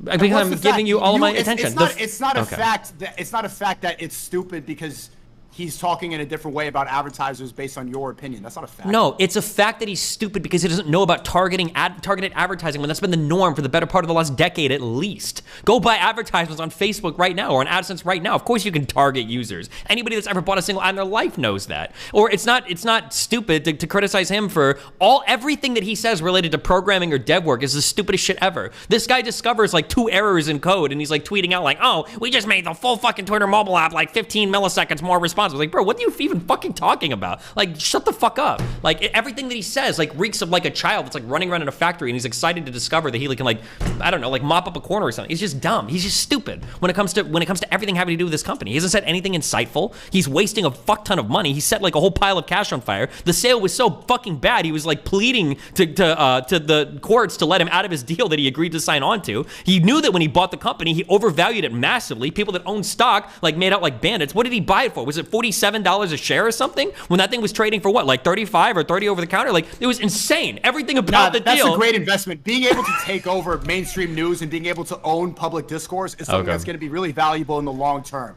Okay. People don't trust the news at all anymore. More people are going to Twitter to digest the news than they have ever been compared to mainstream news. And of course, right now, the bot talking point, the leftists are going to be saying like, oh, it's bad. Elon's a child. They're going to want to insult him. Ethan Decline will get on the stage and complain about Elon, say fuck you. But in the long term, decentralizing information and bringing it back to Twitter and the public square is a better investment for the future. I think a lot of what you're saying is stuff that the leftist news wants you to think because they don't like you. No, hold on. Hold on. Okay, hold on. I watched so many of your old videos. This is the only reason why I've entertained this conversation so much. Because I know that there's like an intelligent young man inside that brain of yours, okay? This is like the 3rd time you've said leftist bot talking points. All I've given you are straight, raw facts. I have not given you a single, I haven't mentioned hate speech or racism or any political statement whatsoever.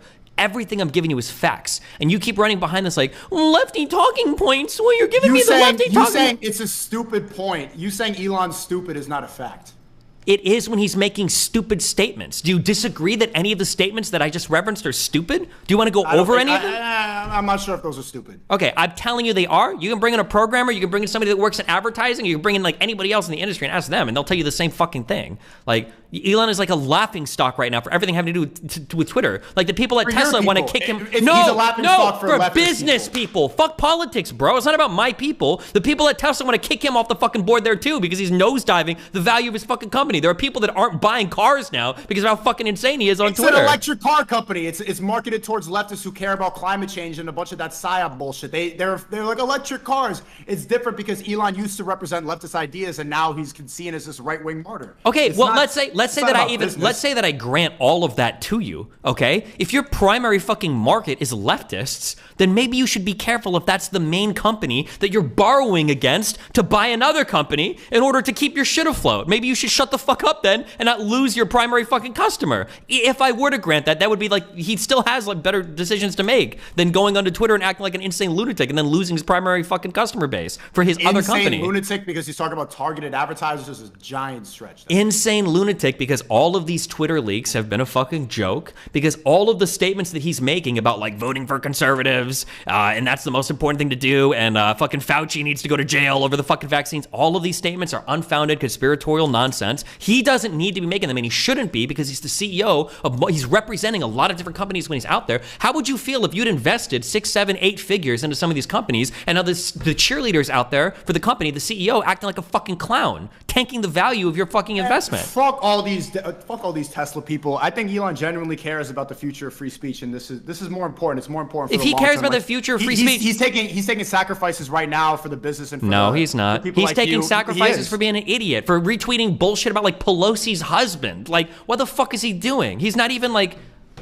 he's not taking hits for free speech. He's taking hits to act like a crybaby, like a little emotional snowflake. He even sounds like an autistic snowflake. Bro, if there was a leftist with Elon's voice and mannerisms, yeah.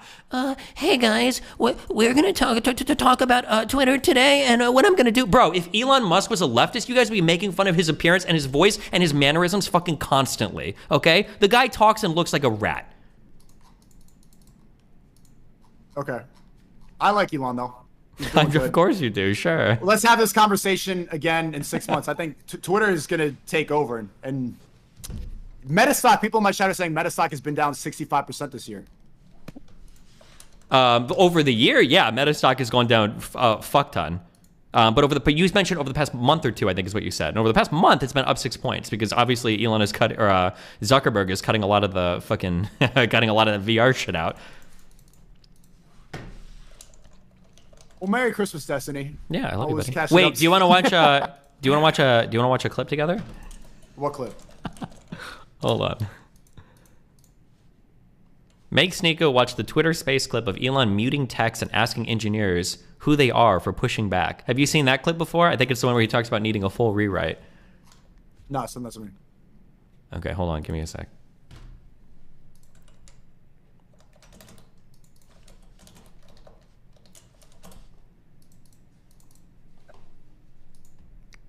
All right, let me know when you're ready to go. We'll start at the same time. Where's the clip?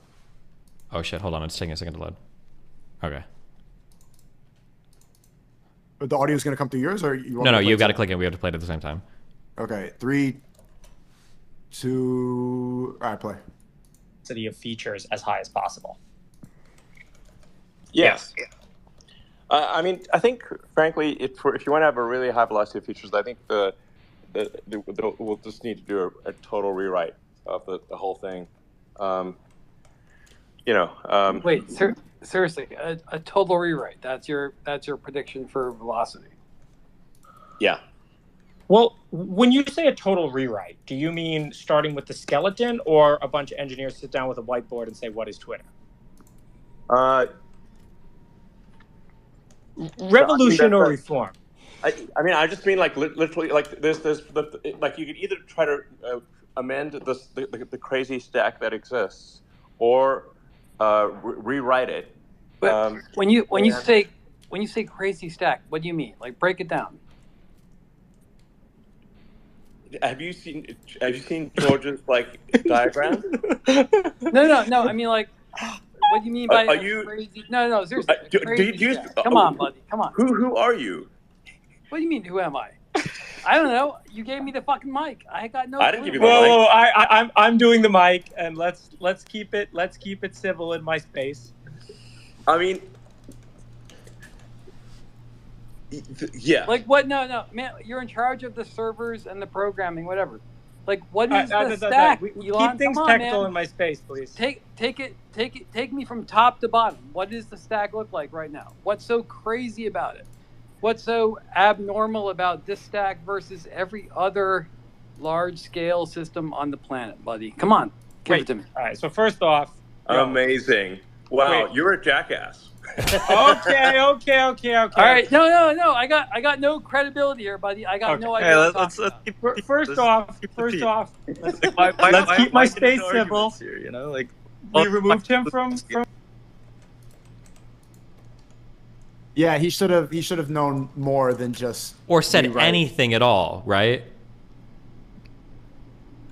Yeah, I think I mean, that was a PR stunt, like him saying rewrite. Because at first, when he first joined, he opened up the closet and there was a bunch of the shirts that said "Stay woke." I think he basically meant like the whole idea of Twitter needs to be changed, but he didn't know anything about the code specifically that need to. Okay, to but be like rewritten. this is a lot of people are gonna miss this, okay? But this is one of the reasons why this particular clip is so painful, in my opinion, and 92% of people are gonna miss this in the public, is that Elon's excuse constantly for being such an autistic fuck about everything that he does is, well, I'm an engineer. Well, I'm an engineer. Well, I'm an engineer. Okay? That's why he's bad at PR. That's why he's bad at speaking. That's why it's like, okay, fine. So when you get into things like maybe development or engineering, that would at least be the one area where I would expect him to say something like intelligent. But here, he sounds like every clueless middle manager ever. Guys, we need to rewrite the stack. What the fuck do you mean, rewrite the stack? What the fuck is wrong with it? Well, we just need a full rewrite. What do you? Yeah, what the going in. Yeah, but I don't know if that could determine that he's an incompetent CEO of Twitter. Of course, he Sure, just, maybe he didn't not. know. Just little pieces. He didn't know past rewrite, and he was saying that because it sounds good. He's like, oh, Elon's going to change everything. He should not have called that guy a jackass for asking a legitimate Sure. question. Here's the advertising one. Okay, load up this one. Let me know when you're ready to go. Hold Tweets to. Okay, 3, 2, 1, go. If Twitter can accurately recommend tweets to you that you don't explicitly follow, it can by the same token also show ads that are relevant to you. So the way that a lot of platforms do ad sales and a lot of like purchasers expect ads isn't necessarily I'm going to give you these ads and I trust you to serve them to the right people. It's usually almost the opposite, where it's I want to target this group of people in this region who went to a Jiffy Lube in the last 72 days. That level of micro-targeting is something a lot of ad buyers now expect, and like it's a huge part of how CPMs can get so high on platforms like YouTube. But sometimes these advertisers will serve entirely different versions of the same ad to different Can you turn this demographics. guy off, please? He's just talking nonsense. Thanks. I've actually talked to the advertisers. Yeah, okay.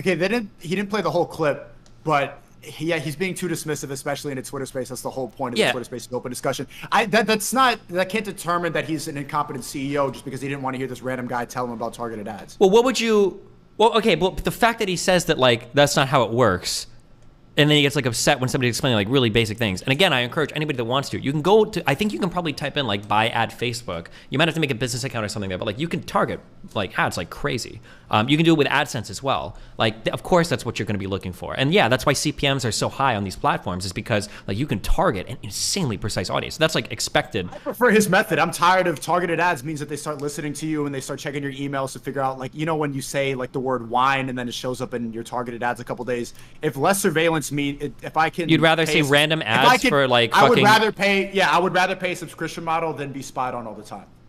Okay, if you'd rather pay a subscription model, that'd be fine. But there are products for that, right? That's what. Do you own like YouTube? Well, I guess not for YouTube. But okay. What would be? Yeah, what would you? If it's free, then you're the product, and then they're mining your own brain, and they brain. Yeah, of course, sure. Which is fine. Yeah, that's just another way to pay for. Okay, that's fine. I honestly prefer the subscription model. I think that's better for the future. And not everybody wants a blue check. I get it, but I think that's better. I don't think most people prefer subscription models. If you just start paying for everything on the internet, I think people are gonna get pretty. Not everything, but it's a sacrifice. I would rather pay than be spied on all the time and be sold constantly. Okay. Here's a question. What would you have to see? What would you have to see to be like, okay, fuck, Elon is fucking up? So advertisers pulling away, that doesn't do it for you.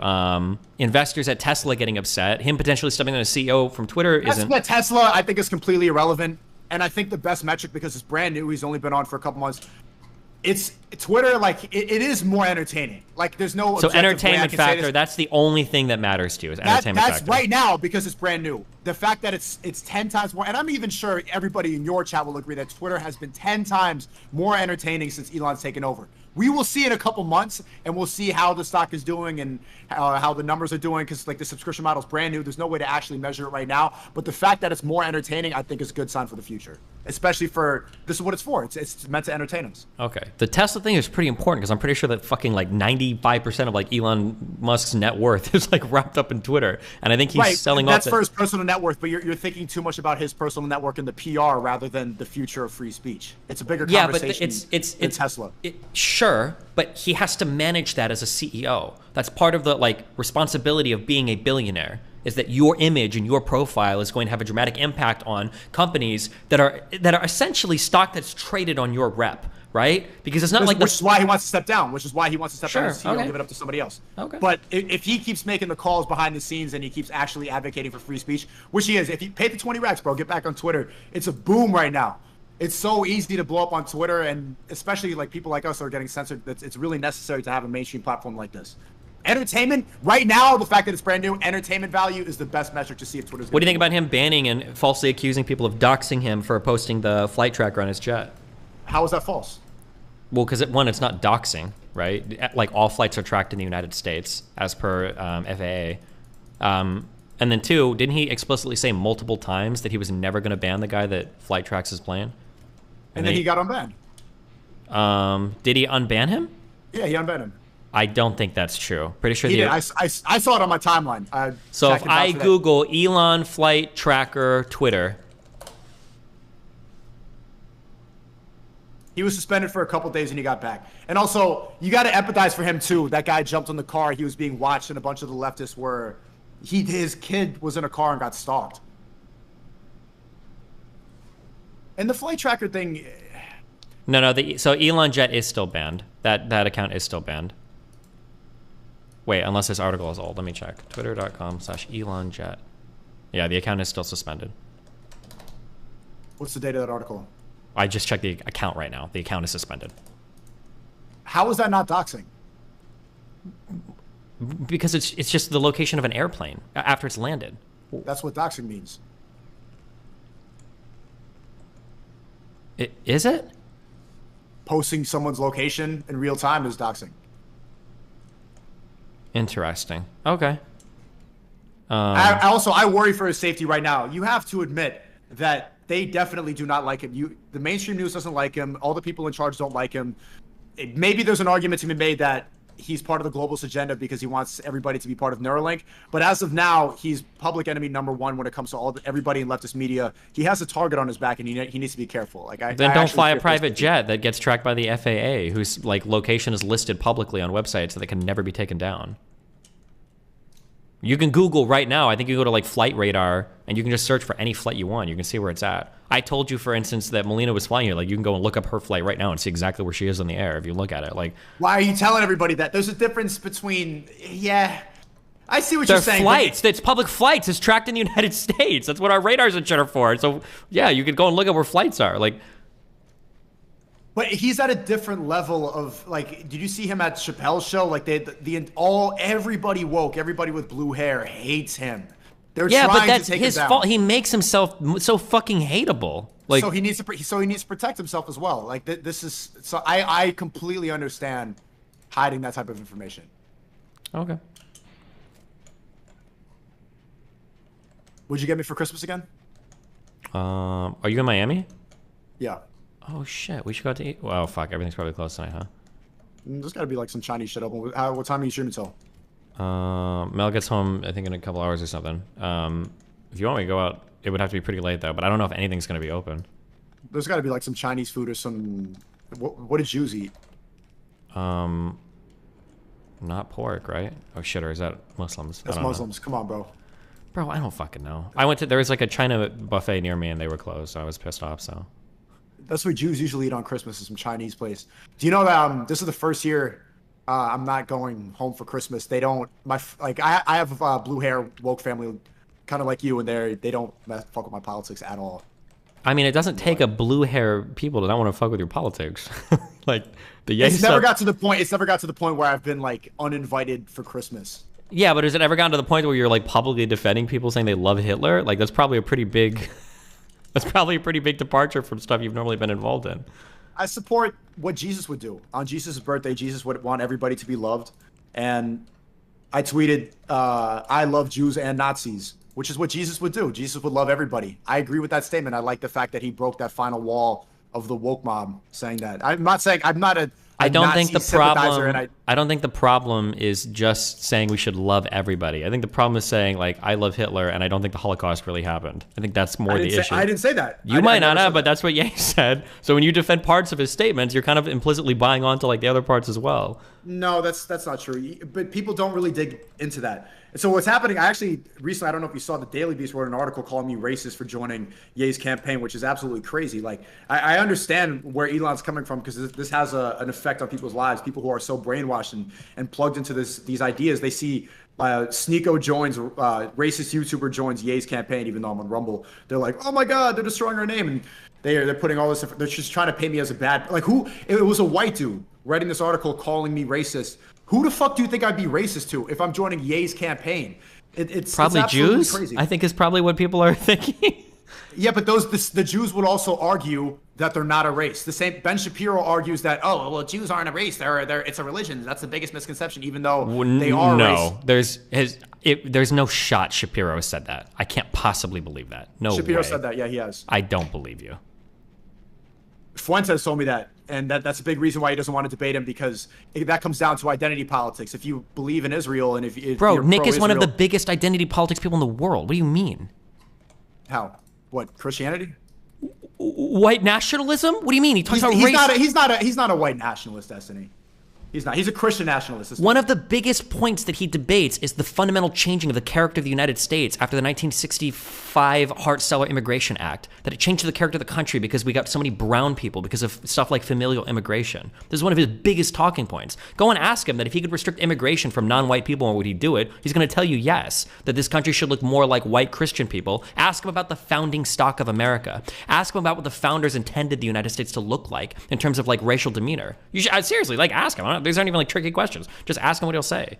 What do you think? If he thinks that like black and brown people intrinsically have like lower IQ than white people, why would he even want him here? Well, that doesn't make a lot of sense if the fact that he's the communications director for the first dark-skinned, first like actual black president ever, that doesn't make sense. A black guy that's talking about how much he loves Hitler? That doesn't make sense. Yeah, well, that wouldn't. Wouldn't that make? Doesn't that actually make perfect sense? Doesn't that make more sense than literally anything else in the world? Isn't that the perfect thing that makes sense? Okay, if he wants the country to be perfectly white, then he wouldn't be the communications director for the first black president. Do you think there's anybody that is as popular as Kanye that Nick Fuentes could work with right now? Trump. I don't think Trump wants to work with Fuentes. Didn't Trump publicly disavow Fuentes? He disavowed him, but at the dinner he said he was really impressed with Nick, and he said that Nick's really smart. He was complimenting him a lot.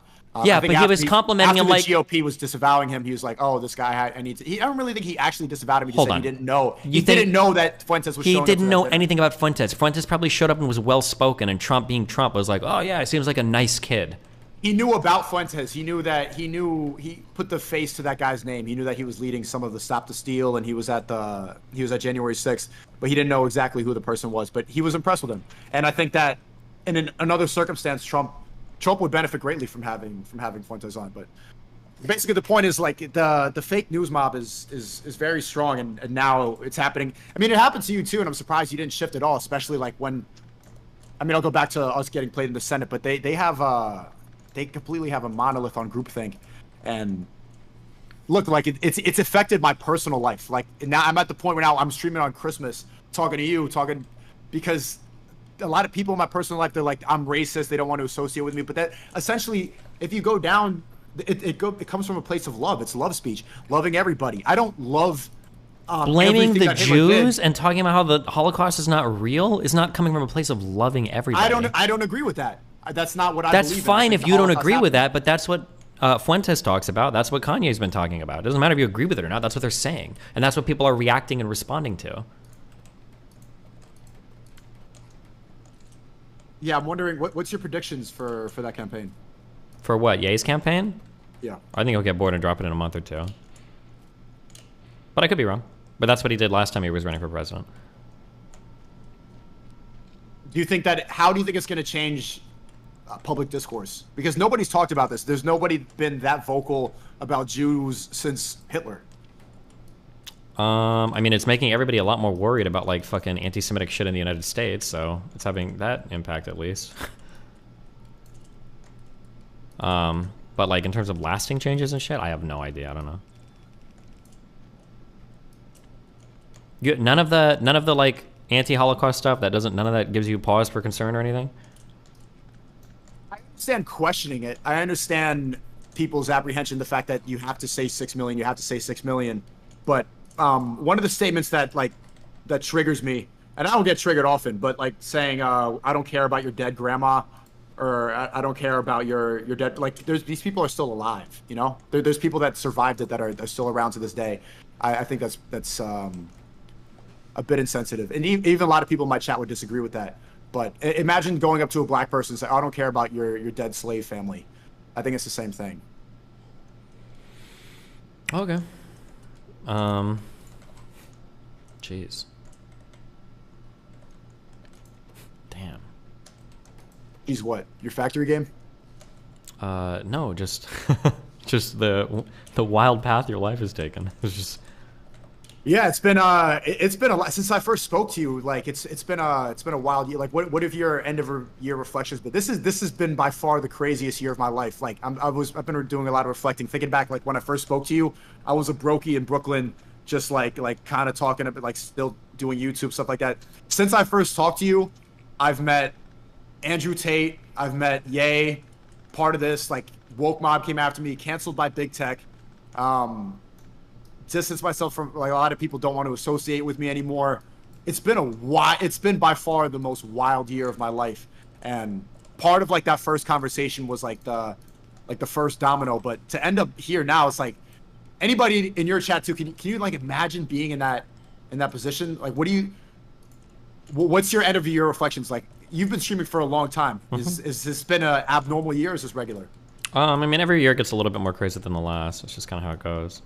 I'm just curious, and I'm not like saying, because I mean, I guess at the end of the day, you think I'm wrong and I think you're wrong, which is fine. I understand the difference in opinion. But like, do you ever worry, or what do you do personally to like keep yourself from falling down just like a really bad hole of like, fuck, I might be completely wrong on everything, and like realizing that like too late? Do you ever worry about that, or do you ever think about that?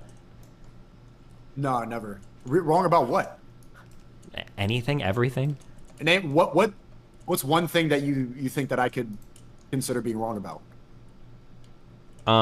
It's not so much like disagreeing about a particular thing. So like for me personally, one of the biggest fears that I have in life, because I'm a streamer, so I have a fan base that has a vested interest in, and I could have a vested interest in having a certain political opinion, right? Have you ever heard of the term audience capture? No. Audience capture is like, let's say that I give a whole bunch of like ultra blue pill takes like all day, every day. Well, what's going to happen is my audience is going to come to expect me to say that. And so what if I run into a problem in the future to where like I want to give a political take about something and I don't agree with the blue pill shit, but now I feel like I'm forced to because like my audience wants me to. Yeah, that's called audience capture. Oh no, I have that all the time. I go back and forth in my chat. My chat's saying like Walaban, W-Taliban, Whitler every single day. I had a Jewish woman on yesterday. Like the chat was just a lot of it's trolling because Rumble's a free speech platform, so people are able to say whatever the fuck they want. But like people are, you know, being like she's a Satanist, she's the devil, she's a succubus, and I openly disagree with them on that. But I think it's good to have back and forth.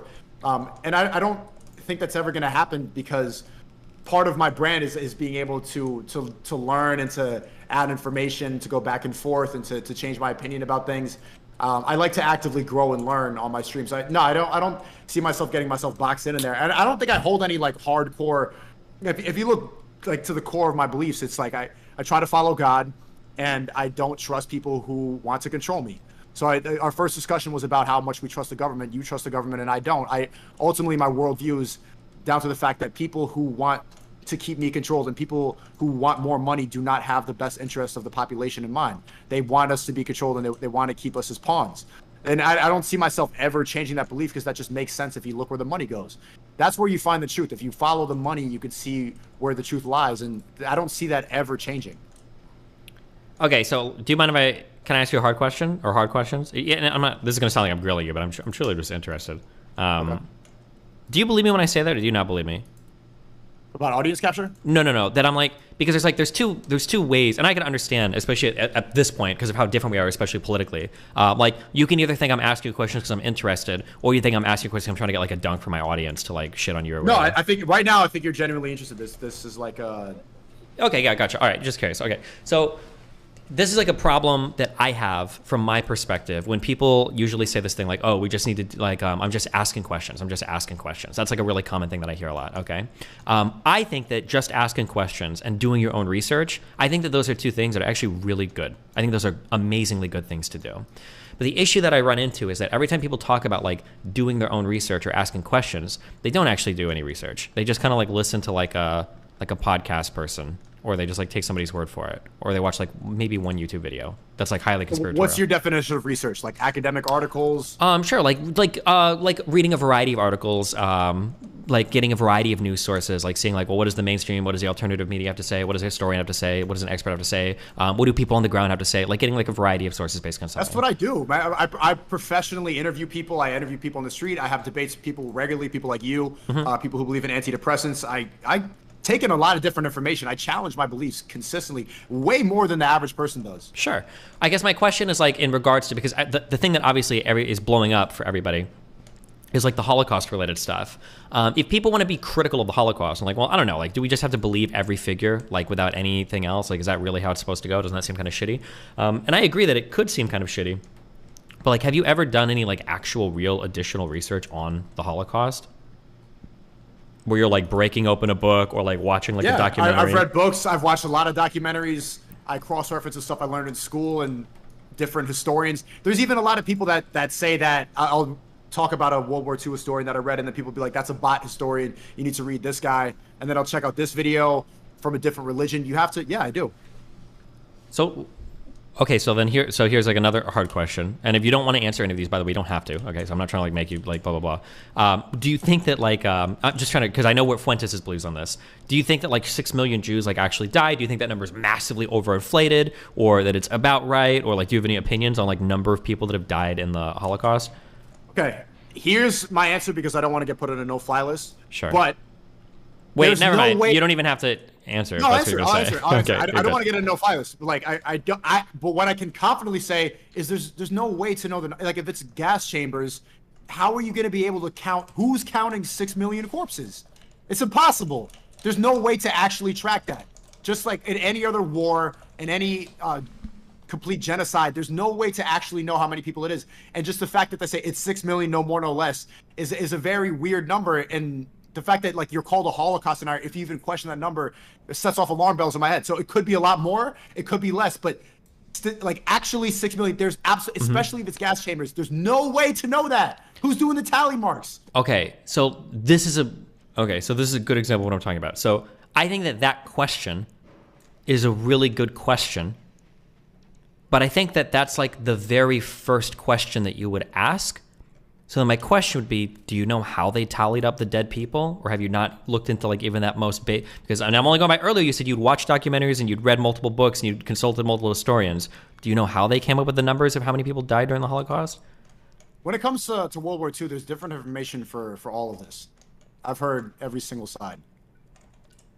Okay, but like, doesn't it seem like that should probably be like a pretty basic like answer in terms of like, well, how do we know how many people died during the Holocaust, right? Like, it feels like that would be like the first thing that a historian would probably go over, right? World War II, to my understanding, is the most studied historical event in all of human history, bar none. World War II is the most studied event. A lot of historians, it's still relatively modern, you know, getting into like lots of sophisticated record keeping, a lot of different actors involved. Like, World War II is insanely well studied.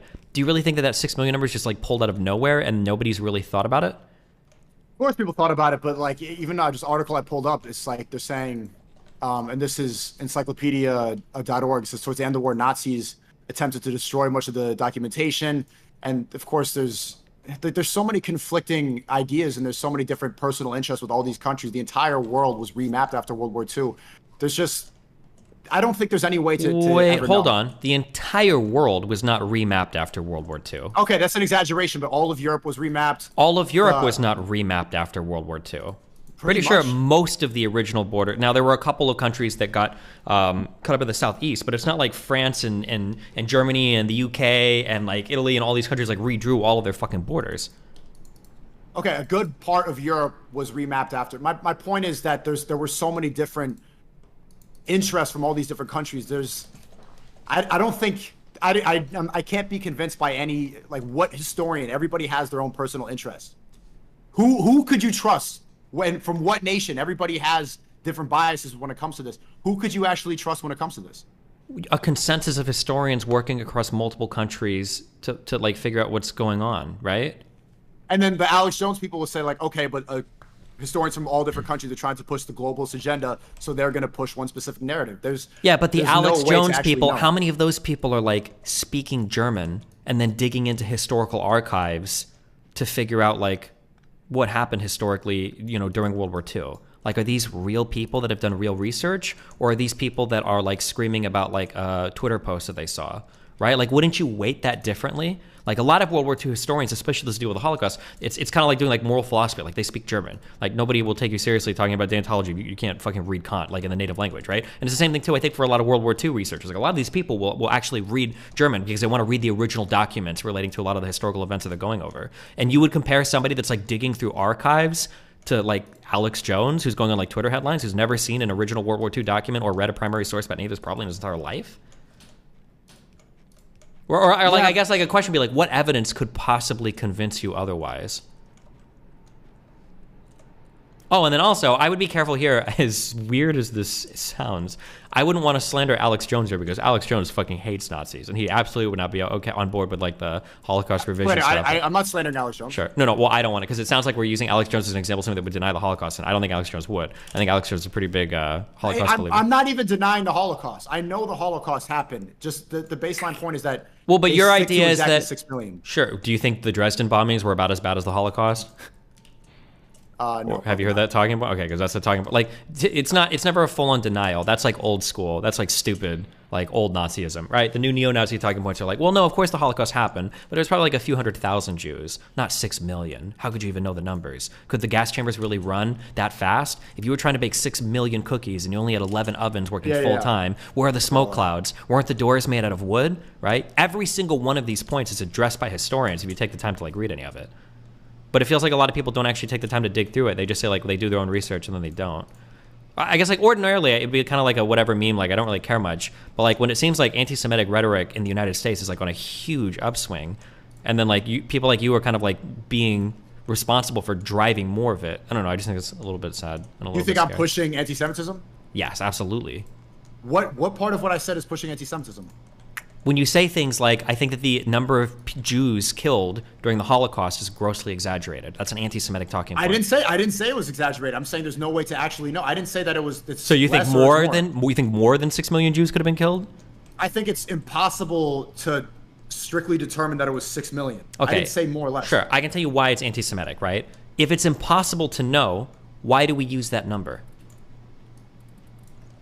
I mean, it's very effective at silencing any anti-Semitism. The ADL and all these. Yeah, okay, that's I really don't want to get debanked, but like. Sure, I know, but that's it. So that talking point is anti-Semitic, right? The idea that Jews are leveraging the Holocaust in order to shield themselves from criticism, that's an anti-Semitic talking point, That's right? not an that's just true. They use that. They use the Holocaust to silence anybody who has any criticism towards Jews, and you don't see any other race. And I constantly say that black people should be able to do the same thing with slavery, and they don't. Jews have used that to become stronger. They use the Holocaust to completely prevent that from happening again. It's not anti-Semitic. Okay, hold on. Firstly, black people. First of all, black people do use that. Okay, we just had the whole fucking BLM riots. Okay, I don't know if you remember those or not. So black people in the United States absolutely do talk about their history as well. But I don't know if that was black people that were benefiting off of. The okay, BLM it was riots. BLM. But regardless, There was more black violence during BLM than there has been in the past. Okay, that's fine. And there are more people that defend Jews than just Jewish people, right? There's white people too, right? So,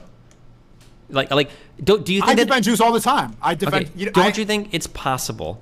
Don't you think it's possible that one of the reasons why they want to like keep reminding people of this is so that you don't like slip back into that anti-Semitic world that Jews have a? Yeah, but now you're doing it. We're not agreeing.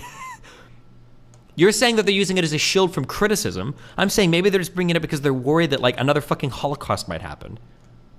I mean, it comes from the same place. They don't want another Holocaust to happen. They've used that to band together and become stronger. No, those are two wildly different claims. Saying like, hey, don't forget this because I don't want to get fucking genocided again is a lot different than saying like, they're using this to increase their power so that they can have Israel be the rightful ruling country of the world. Those are two. It started with that, and now it's very useful in having ultimate power. Ultimate? What is the ultimate power? Silencing any criticism and shutting people up as soon as they criticize. As soon as they say anything. Ye said DEFCON 3, I'm going to go DEFCON 3 and Jewish people, and then they completely look at how much power they have now because for so many decades they've said 6 million, 6 million, 6 million. They got to the point where they could just shut you out like that. If I were to tweet out like I'm going DEFCON 3 on black people or trans people, you'd probably get... Fine.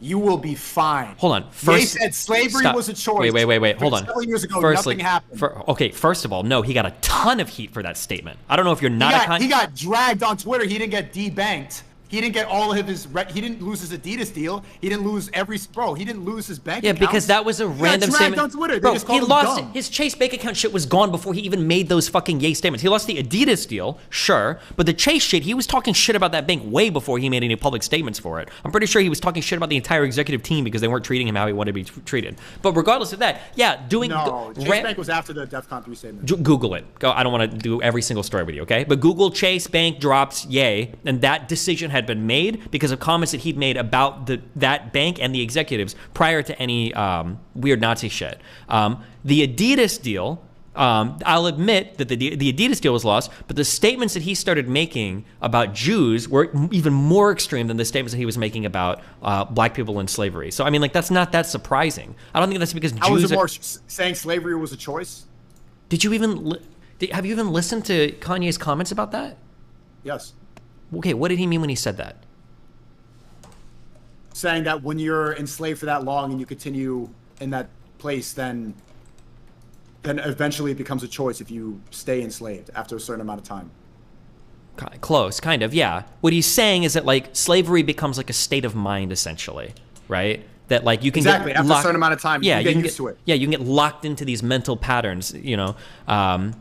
So those statements. Right. You don't lose your Adidas deal for talking about any other ethnicity, any other. No. But if he was out here saying, like, black people deserved slavery, or like slavery was fake, or I don't think it happened, or whatever, or like black people should be happy they were enslaved in America because now they got to come and live here when it's way better than living in Africa. If he would have said shit like that, he probably would have gotten fucked. You can't equate that to his comment. He said, "I'm going to go DEFCON 3 on Jewish people." That's not all he said. He said, "I loved Hitler." He said he didn't believe in the Holocaust. He said the Jewish people control the media. That was after all the cancellation.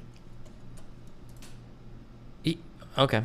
I Love Hitler and everything was after the cancellation. Saying, "I'm going to go DEFCON 3 on Jewish people," that was okay, let me I just want this to be entered in the record so when people go and fact check, because you're wrong on this. I know you're wrong on this. But you can say it clearly. That statement, but do you think that I'm going to go DEFCON 3 on the Jews? You think that's the only anti-Semitic statement that he made for Adidas to drop him? That was the only one that he made? Because it wasn't. But I just want to hear you think. If you think that, you think that's the only statement that he made? What else do you think it was?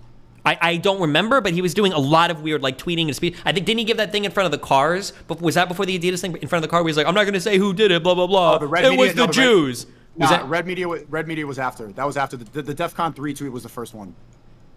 Okay. Did he say like, "I can say anti-Semitic shit and Adidas won't drop me"? Was that before Adidas dropped him? That was before Adidas dropped him, yeah. Okay. Yeah, I would have to go back and look at it, but I know he made more statements than just that one tweet. I don't know what you're talking about. Okay. Well, anyway, what else is that? Where have you been? Have you been, like, traveling back and forth between here and LA a ton lately?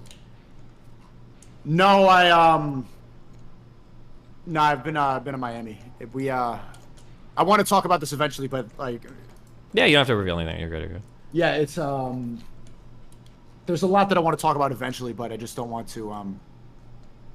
It's really weird, like meeting him after all these years. Listening to his music for so long.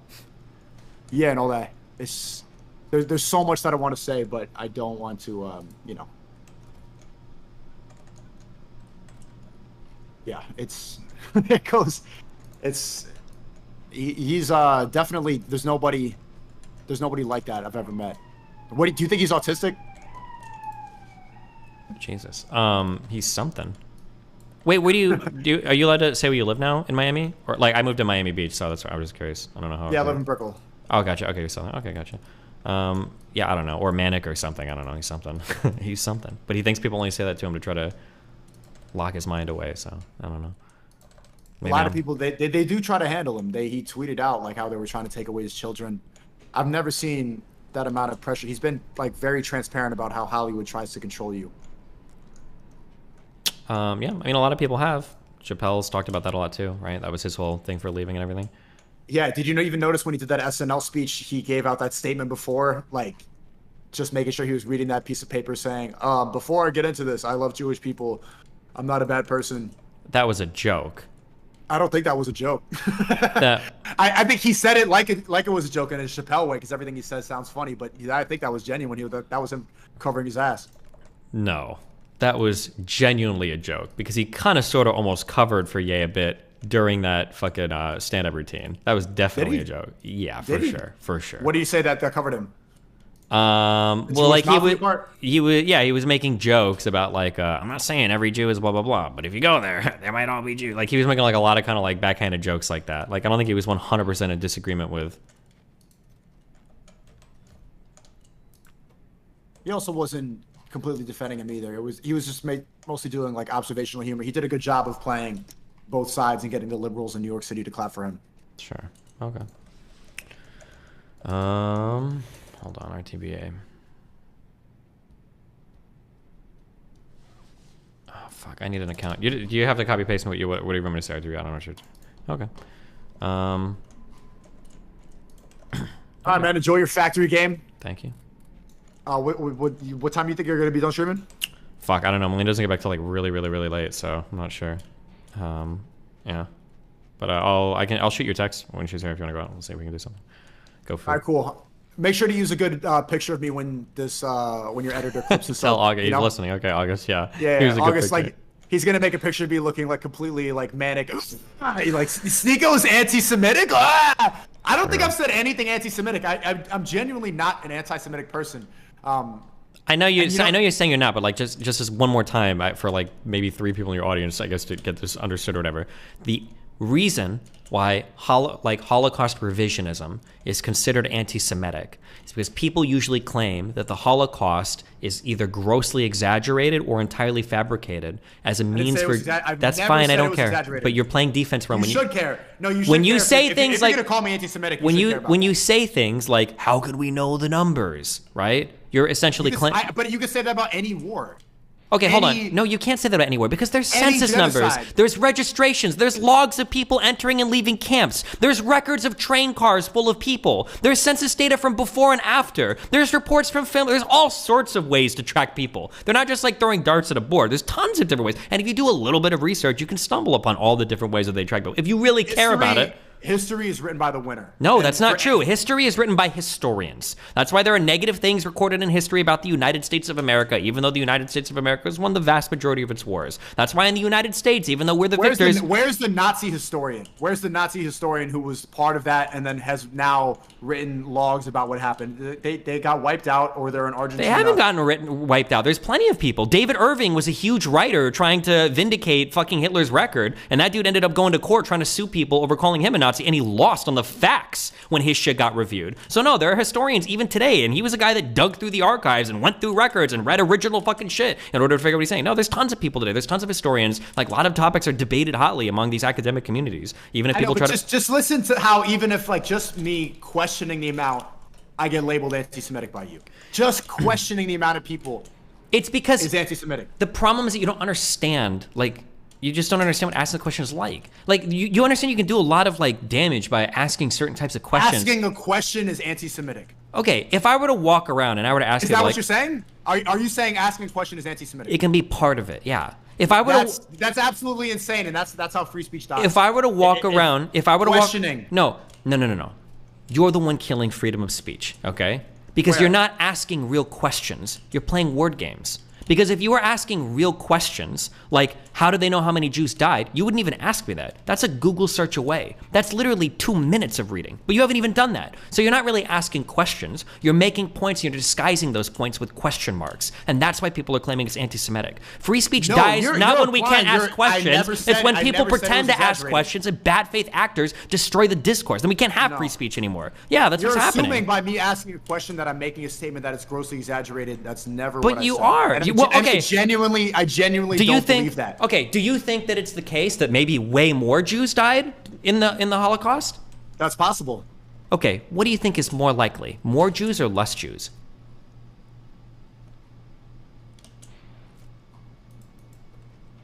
If Jewish people are using this story to drum up support for Israel and Jewish people across the world, would they exaggerate it or would they underplay it? I don't think there's a way to know. And then I am not leaning on either side. Okay. All right, well, anything else you want to go over? Merry Christmas. Okay. W Jesus. Merry W Christmas. Jesus and Destiny And you know Chat. what? Hey, happy Hanukkah if you celebrate it, okay? Have fun, buddy. Yeah, happy Hanukkah, Lahan. Okay, see you later, bye. All right, bro. Jesus.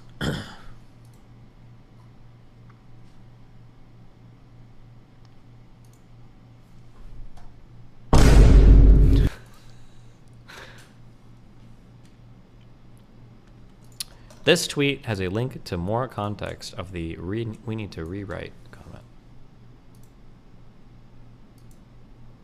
11 minutes. Ah, fuck it. Let's listen to it. I'm really tired. Hey, welcome to my face. Hey, George. Hey, you should send. To, Oh, nice, dude. No fucking volume. Amazing. Instagram, Twitter, Snapchat, Snapchat. Hey, you should send. To, Snapchat. Amazing. Snapchat. and sound fixer doesn't work. Hold on.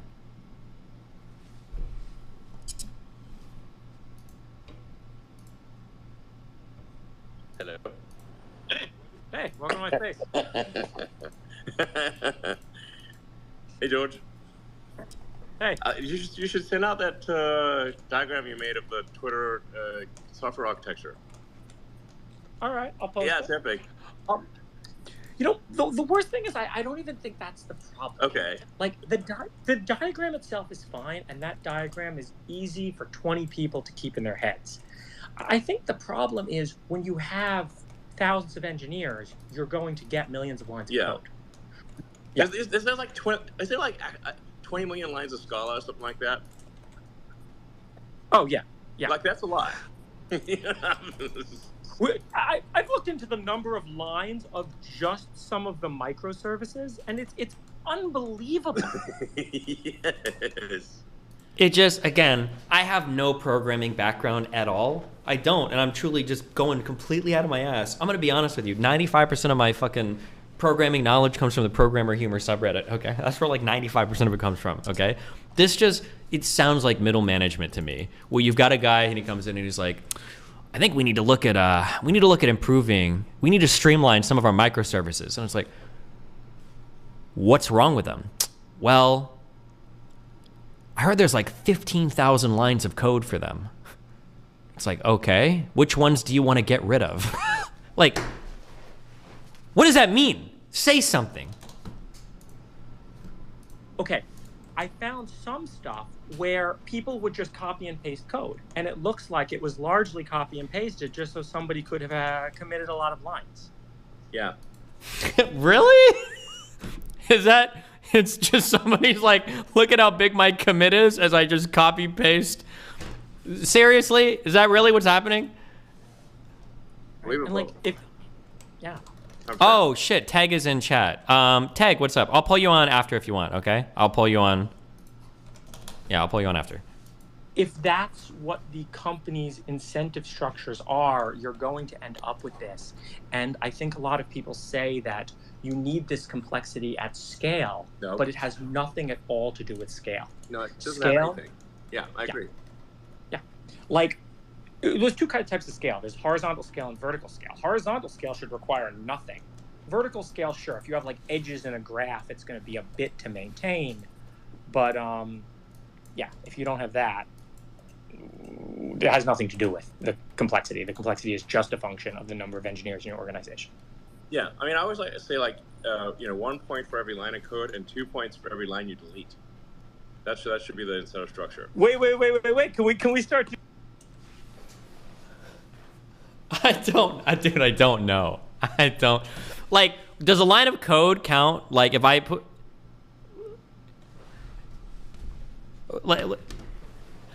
I don't know. Never mind. I don't know. I truly don't know. Maybe that is how you should pay people. It's like per line of code contributed. Like, you need to like obfuscate with like the most ridiculously fucking complex fucking script, whatever dumb shit you could do. Like, it just sounds so stupid, right? That's the issue. But I don't know. I don't know. Just saying. I don't know, right? Like, am I getting paid like per curly brace here, or like? Start doing that at Twitter. A lot of people are writing 100%. A lot of lines of code. It should be like, 2 points for like deleting a line, 1 point for adding a line. I was sitting there this morning. One of the things that was so demoralizing was I was sitting there this morning reading Git log and watching all the new lines go into the code base, and I'm like, literally nothing I do here can do anything. What does that even mean? Can you imagine this is the guy overlooking your fucking code?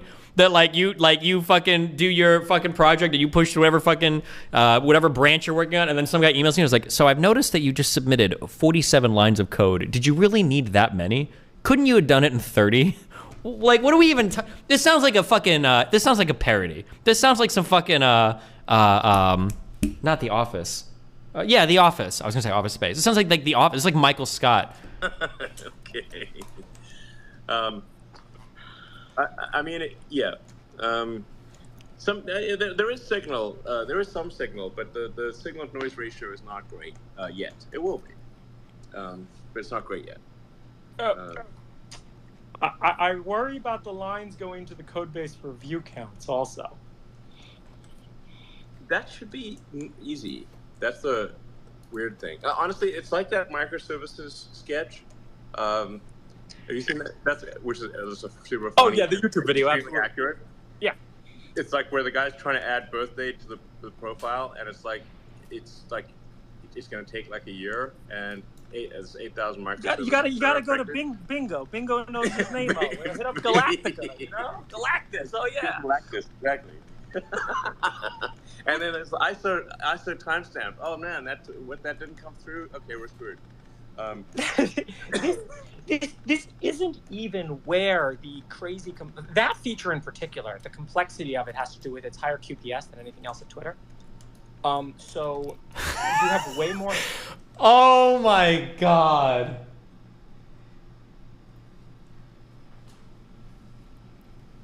I was trying to think if I was a musician, what could somebody say to like trigger me like this? I want to see if somebody's connected to my brain with me saying that. Who is Elon Musk? Does anybody know? Does anybody know what just popped in my brain? Fuck, one person.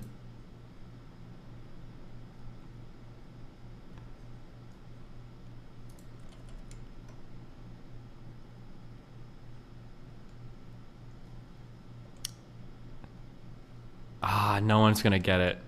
I don't know, it might be more, I don't think it's an obscure movie at all. Oh, NNN, my brother. A good effort. Oh, well, decidedly that. An excellent effort. You have shown us something quite new tonight. It is new. It is, isn't it, sire? Yes, indeed. So, then you liked it. You really liked it, sire. Well, of course I did. It's very good. Of course, now and then, just now and then, it seemed a touch, What do you mean, sire? Well, I mean, occasionally it seems to have, how should one say? How shall one say, Director? Too many notes, Your Majesty. Exactly. Very well put. Too many notes. I don't understand. There are just as many notes, Majesty, as are required, neither more This is like a one-to-one analogy. There are too many lines of code. nor less. Well, my dear fellow, Which ones there would you are, in fact, remove? only so many notes the ear can hear in the course of an evening. I think I'm right in saying that, aren't I, court composer? Yes. Yes. On the whole, yes, Majesty. This is absurd. My dear young man, don't take it too hard. Your work is ingenious. Fuck, I'm gonna get copyright hit. Hold on, let me see if I can times-2 this before it shuts my stream off. It's quality work. And there are simply too many notes. That's all. Just cut a few and it'll be perfect. Which view did you have in mind, Majesty? And then Elon shuts down the call. Who is this asshole? I'm sorry, but this is exactly what it sounds like to me. Holy shit. Impressions, way more views than you do likes. And Yeah, if but- you want to, Yeah, but I mean, look, the thing is, the view count is already. If views are already being counted, they're just batched. And Yes. So if you do a batched write, you can do a batched read. It should be like roughly equivalent. It's provided you don't care about real time. It's like in real time, I think doesn't matter for view count. And for the larger audience out there, we're just literally trying to show people how many times a tweet was viewed, because that's really going to make Twitter pop a lot more than just looking at the number of likes, because people are reluctant to do public likes or replies. And you'll often see, if people look at their own view count, that the number of tweet views can sometimes be 100 times more than the number of likes. It's just, there's so many people that use Twitter in read-only mode.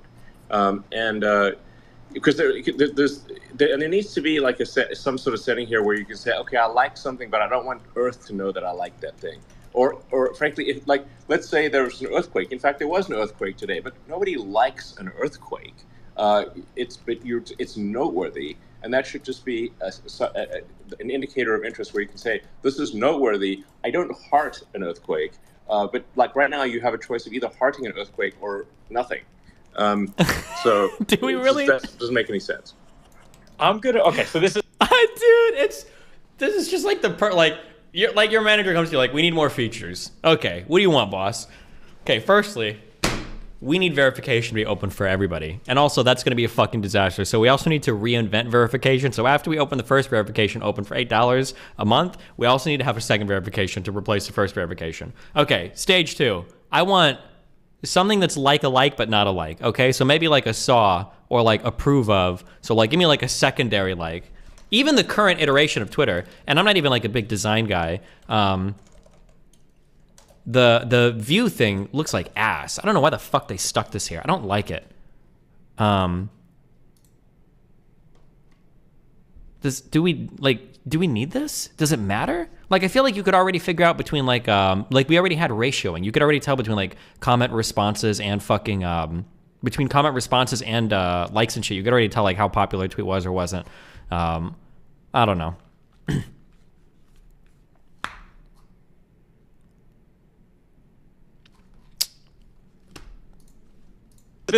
we can go off into product and say what product should be view counts. I shouldn't have even brought that up as whether it's a good feature or a bad feature or a hard feature. My point is, it is so impossible to move. Views are good. The only reason why I don't like the views things is because I don't know what views mean, I guess. That's my issue with that's my issues with the views button. So like, for instance, if somebody's like liking something, I know that somebody's engaged. If somebody's commenting something, I know somebody's engaged with something. But I don't know if a view is like, let's say somebody's got their phone up and they just like scroll through like 100 tweets. Am I getting a view on that? Does that count as an impression? Or if somebody clicks like a tweet thread and the whole thing pops up, does that count as an impression? Or if it's like, I just have no idea. Or like right here, like even for this particular thing, even what I just looked at.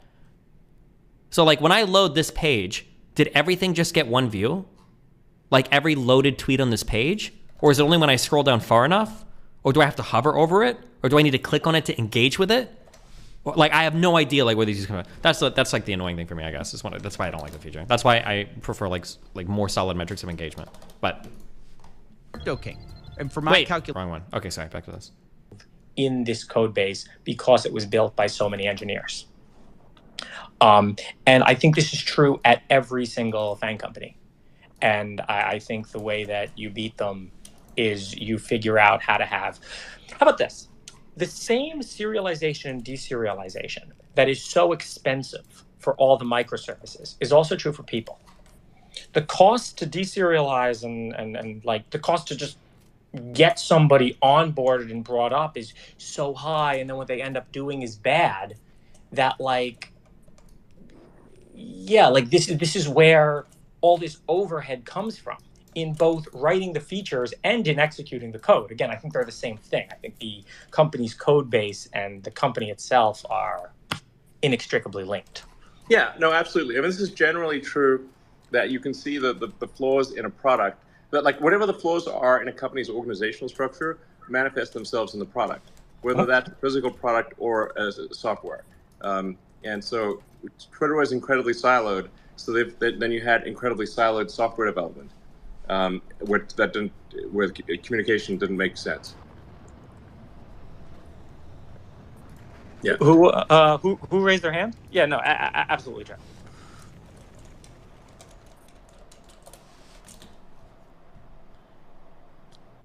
But hey, at least Spaces is working. Yeah. Theo. I think another thing too for Elon answering these questions, like I think part of being a leader, I talk about this a lot, that like part of being an effective leader is learning how to delegate. If somebody wanted to come on and they wanted to ask me questions about like, oh, like can you explain like how your site works? Like my response would be, yeah, of course I can. Let me go ahead and grab Cake to do it, or let me grab Jada or somebody. Like I'm not gonna sit here and pretend to tell you like how our APIs work or how like the fucking chat services work, or like, because I'm not gonna be able to explain it to you. I wouldn't even fucking try. I know that's outside of my wheelhouse. Do you have any perspective on this? What should Twitter do? I think that there's a lot of conflation here of like number of engineers, number of features, and amount of time, where like for a company to iterate on its product and change and add things like Spaces, there has to be a lot of exploration, and those teams will often build their own things in order to not get stuck by a lot of the mud that we're describing here. And I'm sure that a lot of the stuff building the WebRTC and the connection infrastructure for Spaces is relatively separate from the rest of the core Twitter code base. but now we have more things in the mental model to deal with, and that's how we end up with that crazy diagram with all of the parts. There's some level of consistency in the core Twitter features now that I could see viability in rewriting that set with a small core team. But in order to keep exploring in lots of different directions at once, there is some amount of additional headcount necessary. I totally agree that like trimming as much as was done makes a ton of sense. But there is some amount of growth necessary to explore more as your company grows and as your product set or features grow. This guy sounds like he knows what he's talking Much about. harder to build if you don't know exactly what it is you're building. But what you want to do is you want to make the velocity of features as high as possible. Yes. I mean, I think, frankly, if you want to have a really high velocity of features, I think the... Oh, this is Tag. Oh, shit. Oh, fuck. I just dick rode you so hard. Sorry. Fucking... Sorry. My bad. Jesus. Do a total rewrite of the whole thing. I'm assuming when you say velocity of features, are you referring to like how long does it take to implement something from like idea and wireframe to like deliverable feature that you can at least look in a testing environment? Is that like the velocity of the features? Like what is like the time to implement an idea, or at least to like have it in testing? Is that what that means? So I'm guessing like more fucked code base, longer time, slower velocity, more bullshit work you have to do. Definition to deliver. Yeah. Okay. One feature. Seriously, a total rewrite. That's your prediction for velocity. Yeah. Well, when you say a total rewrite, do you mean starting with the skeleton, or a bunch of engineers sit down with a whiteboard and say, "What is Twitter?" Revolution or reform? I just mean like literally like there's like you could either try to amend the crazy stack that exists, or rewrite it. But when you say crazy stack, what do you mean? Like break it down. Have you seen George's like diagram? No. I mean like, what do you mean by crazy? No, seriously. Come on, buddy. Come on. Who are you? What do you mean? Who am I?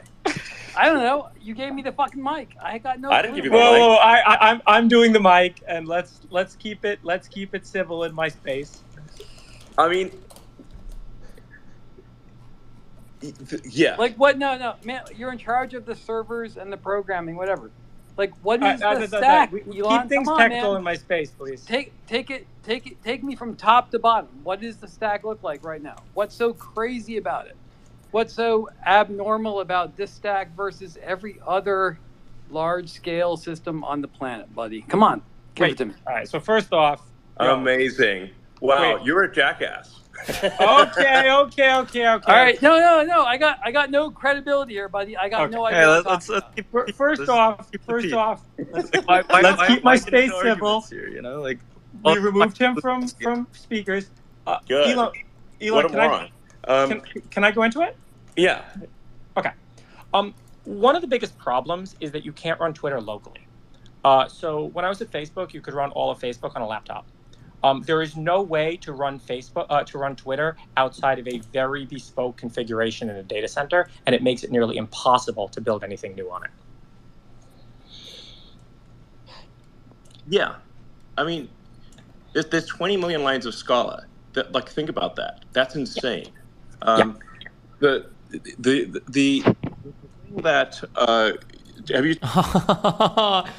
So the other guy talking, that sounded like he knew something, right? So I imagine, and again, I'm not a programmer, I don't know, but I imagine, I guess for a lot of larger like things, there's probably like scaled down versions where you can run something locally so that if you want to build new products or features, it's easy to have a local copy of something. You like emulate services, you program and you design something, and you can see how it works. And not being able to do that with Twitter might inhibit like new feature discovery or whatever, right? Or creation. That sounds like that's a decent answer. I can understand that. Okay, cool. Yeah, that makes sense. And then Elon immediately was like, yeah, 15,000 Antonin Scalia code lines, not good, you know? And it's like, okay. Did you post that diagram? No. I didn't post the diagram, but post the meme. The joke of the diagram isn't that there's that many pieces. It's that when people think of a microservice, they think of 200 lines of code, not 200,000. Yes. And it's 200,000 for most of them.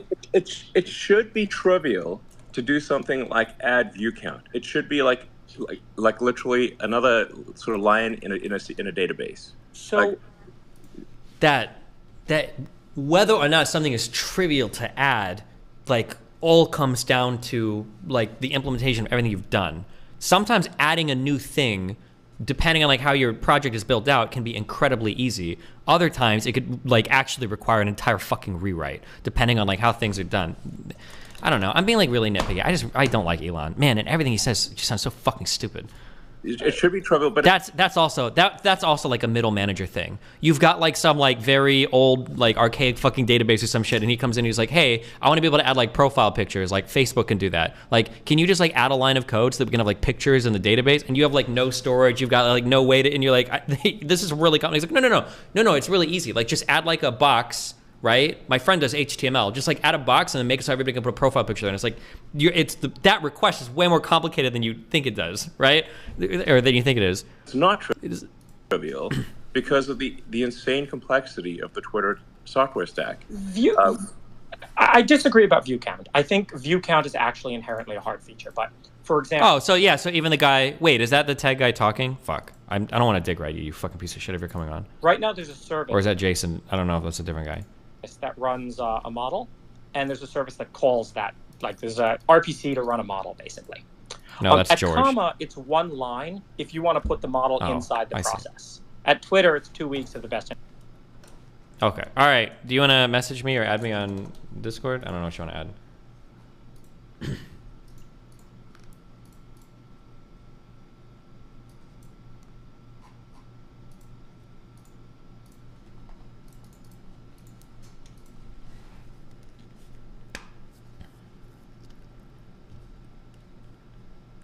Tag does not have perms to get on the call. No, he just has to add me on Discord. I can hop in a random Vox channel in your server. Okay. Wait, what the fuck? Oh, I'm not gonna be able to fucking join any channel still, huh? Because my shit is fucked.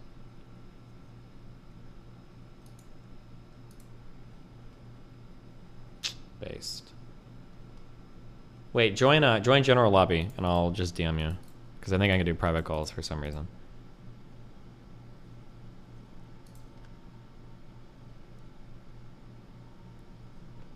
Were you just memeing me before when you said you liked the changes to verification on Twitter? Oh no, my shit is working. No, it sounded like their original plan for verification. What I thought I heard initially sounded like a good idea. It sounded like they were gonna keep the original verification process in place, but they were gonna open it up to people to pay to get access to the verification process. Not just like, you spend like $8 and you're automatically verified. That sounds fucking stupid, right? I feel like I heard him say initially that was what the plan was, and then it just became like, oh, $8 for a check mark. What are you guys doing in here? What the fuck? We're hanging out. We were hanging out. Why are you hanging out in Destiny's room? This is my room. Yeah, we were gonna also help you out with your little discussion.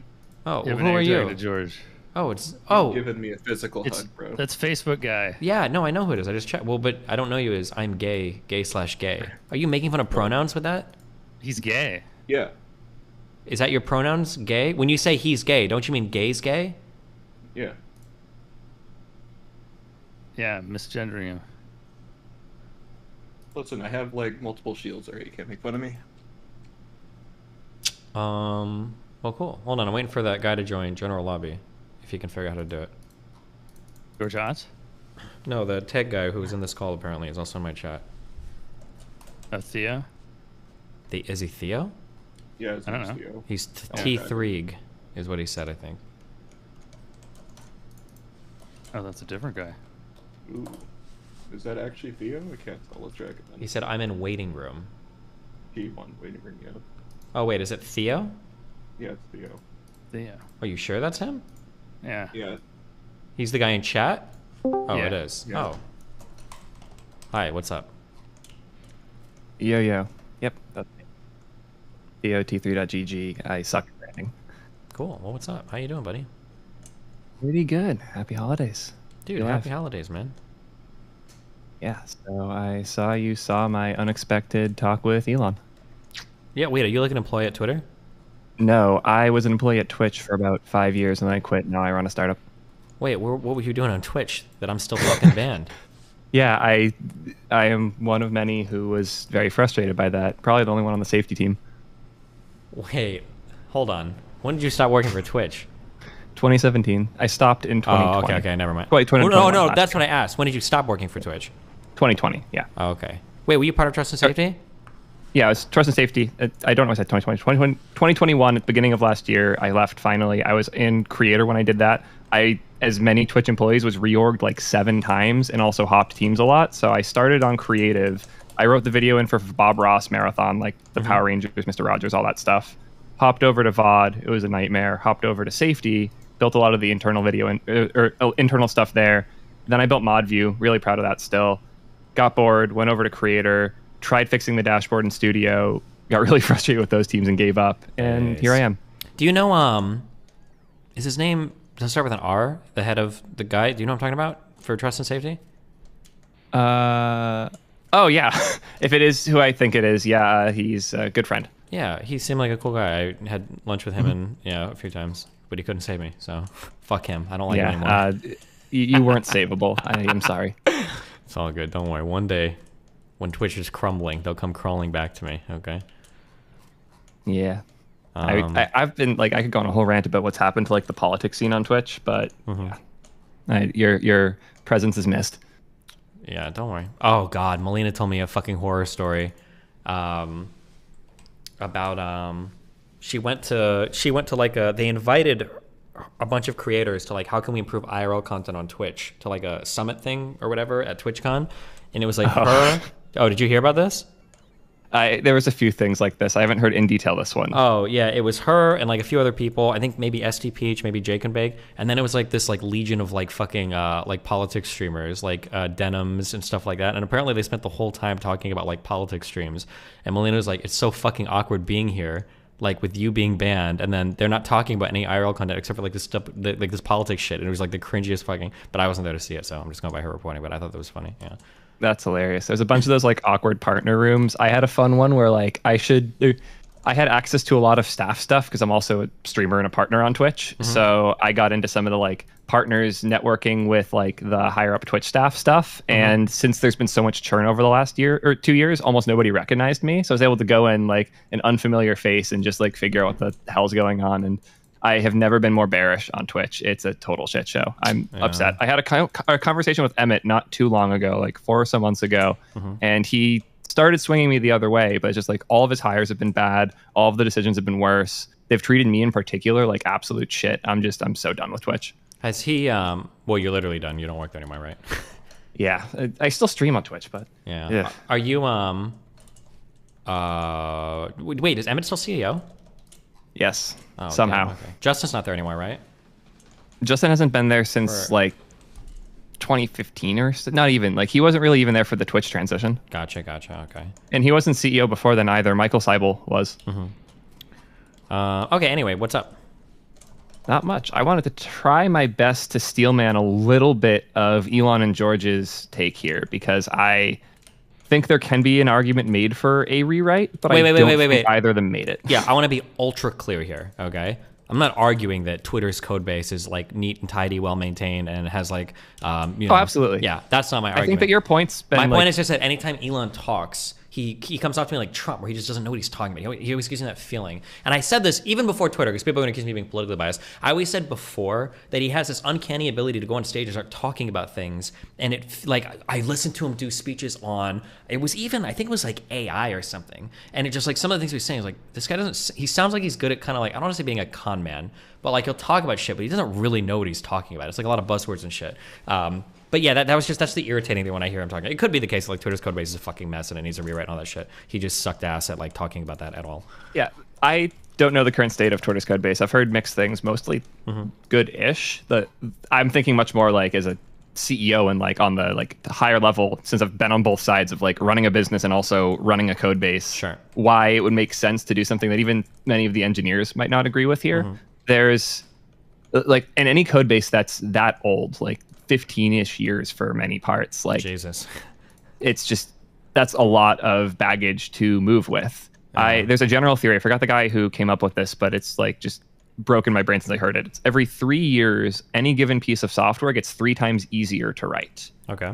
And when you have code that's been around for 15 years, a lot of it is written in a way that's exponentially more complex than it has to be now. Sure. And these are like, I hear horror stories of like, there's like one fucking guy in the office that can like maintain like some particular thing. And if like that guy leaves, you're like fucked or shit like that. I don't know how true that is for like modern software development, but yeah.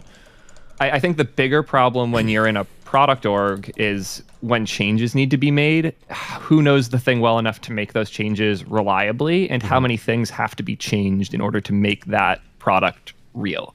Yeah, that was the thing that I was... Oh, go ahead. I was going to say, Twitter's an interesting spot because they're not profitable, and they're in a really rough spot, especially since Elon doesn't know how ads work. So I think that like they should be focused on adding things and finding opportunities to make more money.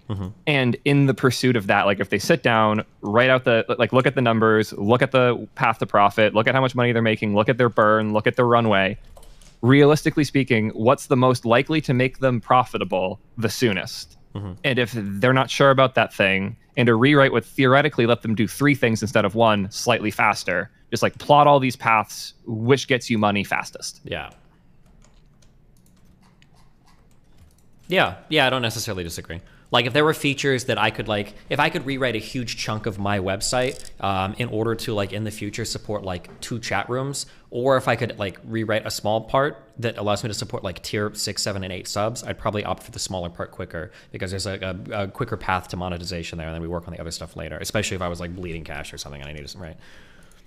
Exactly. And this is why the view count thing is the stupidest fucking circle around like bullshit. Like, why did they put any time into that? Like, they're burning money and they're like rebuilding half their infra so they can put an arbitrary number so Elon feels better when he goes to bed at night. Like, that's all view count is. It's like an ego stroke because he was jealous when he looked at other platforms and how well things are doing on those. He just wanted a number to point at so he could feel better. This is spiteful, so I'm trying not to buy into this, but I saw a really funny tweet. I don't know how true this is, but it's the idea that basically like every new feature from Twitter is coming from some like ass pain that like Elon had in the past. So like I saw somebody link something where it was like when Apple was shitting on him, it was like the next day he was like, we're going to remove like the, you know, written on iPhone shit, like stuff like that basically, that a lot of the features are being added or removed based on stuff that's like personally frustrating him. If that's true, that's pretty funny, but yeah.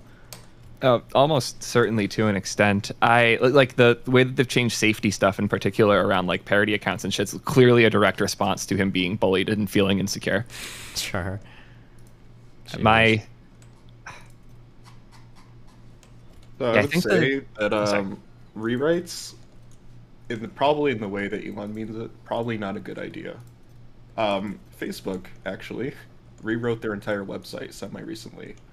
And when I say rewrite, I had a great chat with the guy who did that like 2 weeks ago at a React event in the city that I was speaking at. Yeah, so when I say that doesn't mean literally like start from scratch. Yeah. That is hoist the old website on stilts and then start removing the stilts and replacing them with, you know, better things over time. Because it never makes sense to actually rewrite everything from scratch. There's a lot of built-up knowledge and history, and there's reasons why things are written a certain way.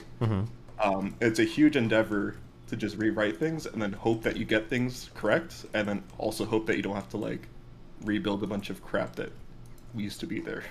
Generally agree. Facebook in particular is a weird case because they did actually fully rewrite the like user interface front end. Like the whole front end from the ground up was rewritten from scratch, and you had the old site or the new site, and everything in it was the new site.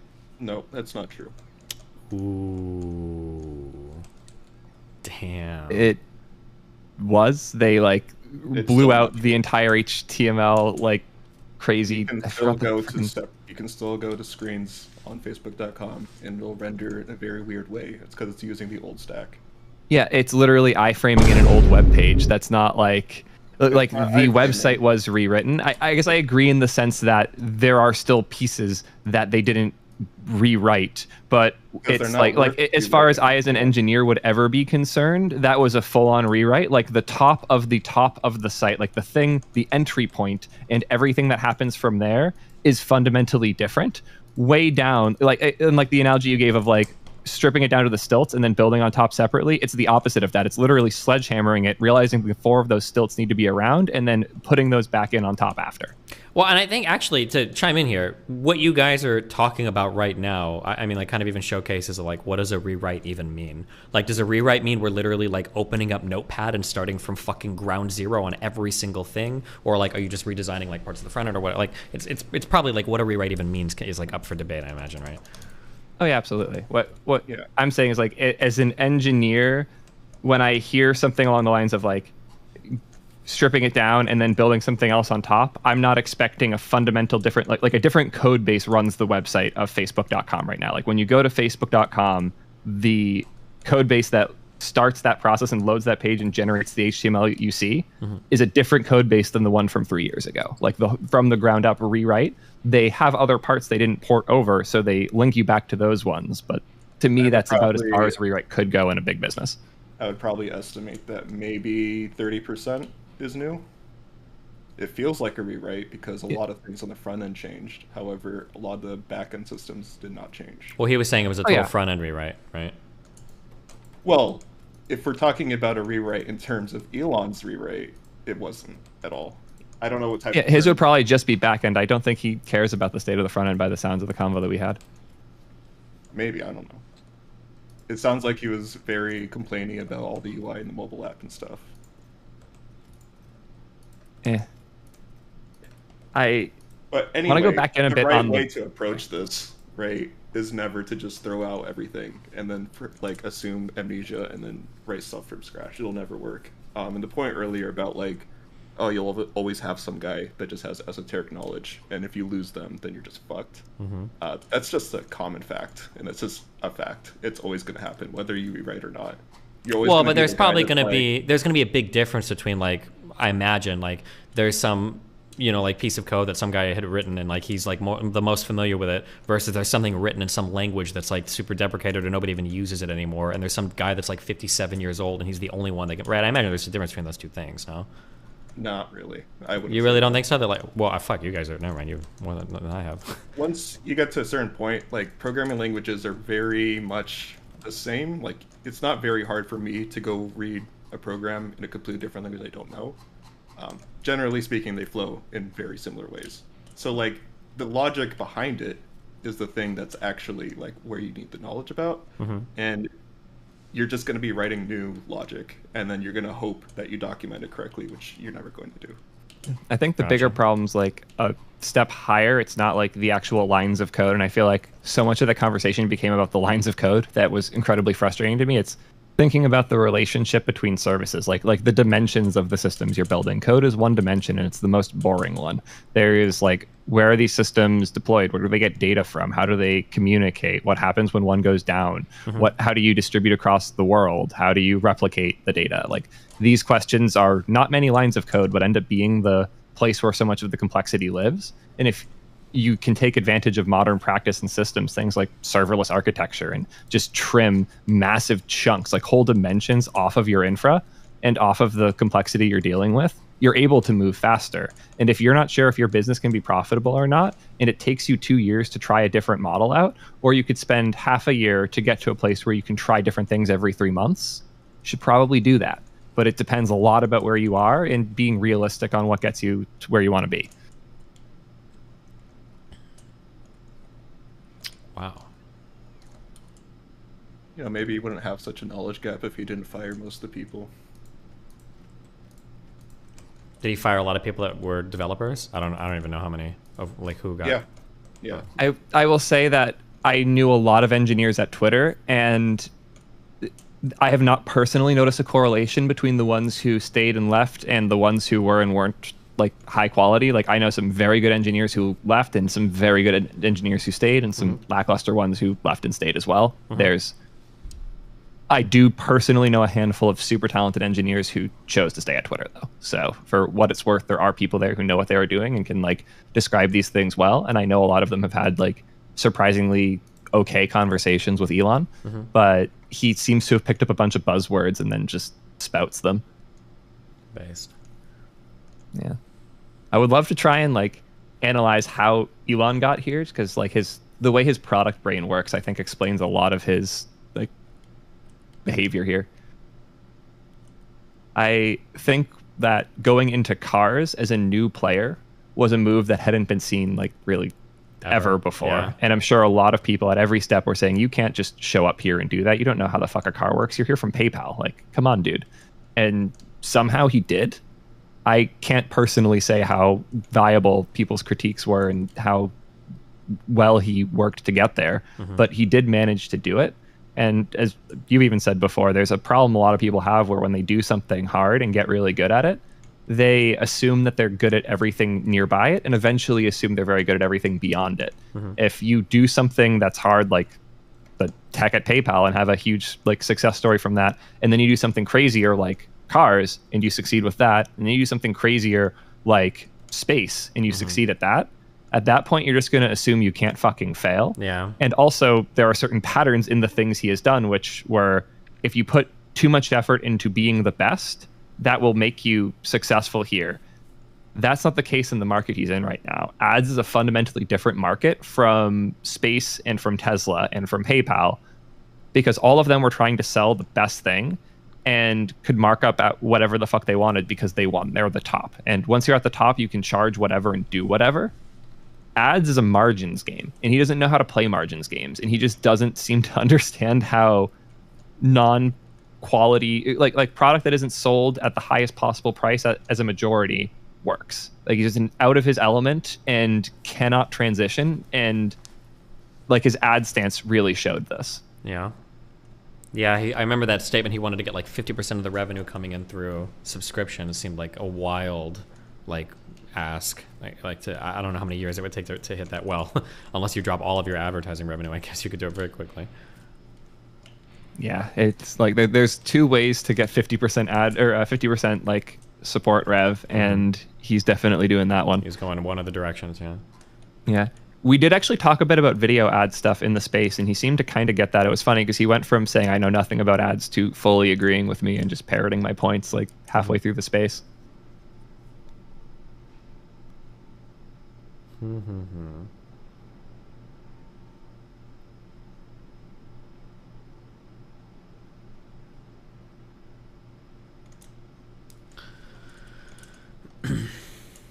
How the fuck? I need to take this out of here, but only when the belt is like full. How do I do this? What do you you said you work for a startup now. What is your what Yep. do you like say the industry or? Yeah, so I did stay in the industry. We're also exploring DevTool stuff now, but I started ping.gg. TLDR, we built Zoom for streamers. Goal is to make it so we can have like calls like this as simple as possible. Bring a guest into your show with high quality video. We're used by people like Majority Report, Linus Tech Tips, VShojo, Elgato, Microsoft, Xbox, just to do high quality guest live shows. Gotcha. Cool.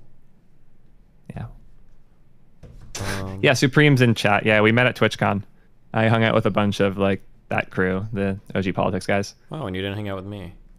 Yeah, the OG Politics guy. Thanks. Yeah, I was networking the whole time, and you weren't inside the venue, if I recall. No, but I was right outside, screaming at people to come and hang out with me. So fuck you. Yeah, that's fair. Probably should have come out. My bad on that. Yeah, I am generally bearish on the creator space at this point. Yeah, it's just a shit show. Like, this is a terrible place to come to make money. The creator space? Yeah. Huh. Okay, maybe, yeah. Yeah, like the sponsor side of things, absolutely. Like, there's insane money there, but when it comes to like building things for creators, like I couldn't see a new Elgato. You mean from right your now. perspective as a Yes. person? Yes, Oh. as a CEO, yes. I'm also, I mean, I make more money as a YouTuber by like 4x than we're making at our business right now. Yeah. Yeah, I don't know where figuring out like a product to offer it's just so hard when so many other things are like so integrated. Like you talked about like that Zoom thing, and my first like my go-to thought personally is like, why would I ever use it over Discord when I'm already using Discord, you know? Because browser sources, we let you do high quality like individual layers. So if you're doing like a fancy podcast where you know the 4 people, you're going to go live at a specific time. You need these 3 people all at 1080p. We're the best way to do that. But for your type of drop-in stuff, we can't compete with Discord. That's why I'm calling on Discord now. We use Discord for all our internal calls, and this is why we're exploring other things.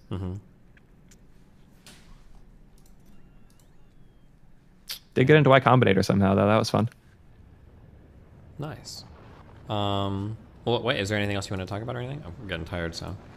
Nah, that was the big thing. If you ever want someone to come shitpost about the like developers cost and like the business side of development, I think I can counter some of Dan's takes decently well. Ooh, we're always up for shitting on Dan, so absolutely. Yeah, I'll be around for that. Thanks for having me. Okay. Well, happy holidays. Yeah, have Peace. fun. Peace out.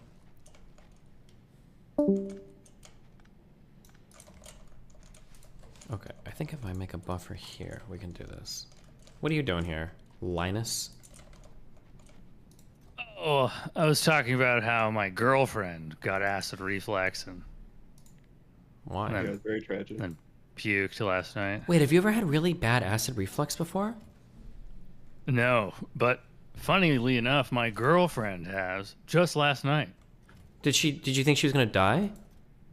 Yeah, I was on my phone, and I was trying to determine if she had a heart attack. Yeah. Or acid reflux. One time in my life I've had really like it. The feeling I get, or I don't know if this is acid reflux, or maybe I just ate too fast and I'm fucking retarded. I don't know how to eat my food. But like it's like something is like stuck. It feels like something is stuck right down here, and you're trying to like burp it up, but it's not coming up. And I had that feeling one time before. It was kind of funny because it's like LOL. Like I've had like that happens sometimes. It just happens, whatever. But I had it and it wouldn't go away, and I thought I was gonna fucking die. Like I was getting like feelings like this is the end for me. Like I actually can't. This isn't moving. I can still breathe, but it's like the worst feeling ever. And oh my fucking god, it was so scary. Holy shit. So yeah, that's exactly what she went through. I thought she was gonna die. Yeah, Jesus. Yeah, I get heartburn sometimes, and that's exactly what it feels like. Yeah, but it wasn't like I didn't have any problems breathing, but it was like, yeah, Jesus, what a horrible feeling. Fuck that. Not cool. Get some Tums. Yeah, I guess, or something. Or just eat. I just need to chew my food more. Sometimes I'm really bad about eating way too fast. I mean, sucking down Soylent too fast. Yeah, good one. Good one. I got 6 empty Huel canisters here on my desk. Oh, yeah? Which, yeah, it's the oat version of Soylent. I just chug this stuff, and I should stop, probably. Why, is it, like, bad for you? I think it's bad to chug 400 calories in, like, 5 seconds. Yeah, I think that's bad. Is it? I sounds think like it a is. YouTube channel, honestly. I think it's bad to do that. Well, stop doing it then. I can't. They're not very good. Oh. Are they better for you than the Soylent stuff? They're not. They're the same nutritionally, but soy doesn't agree very well with me. Gives me huge farts, and Huel gives me very normal farts, so preferable. Damn. Okay. Well. Yeah.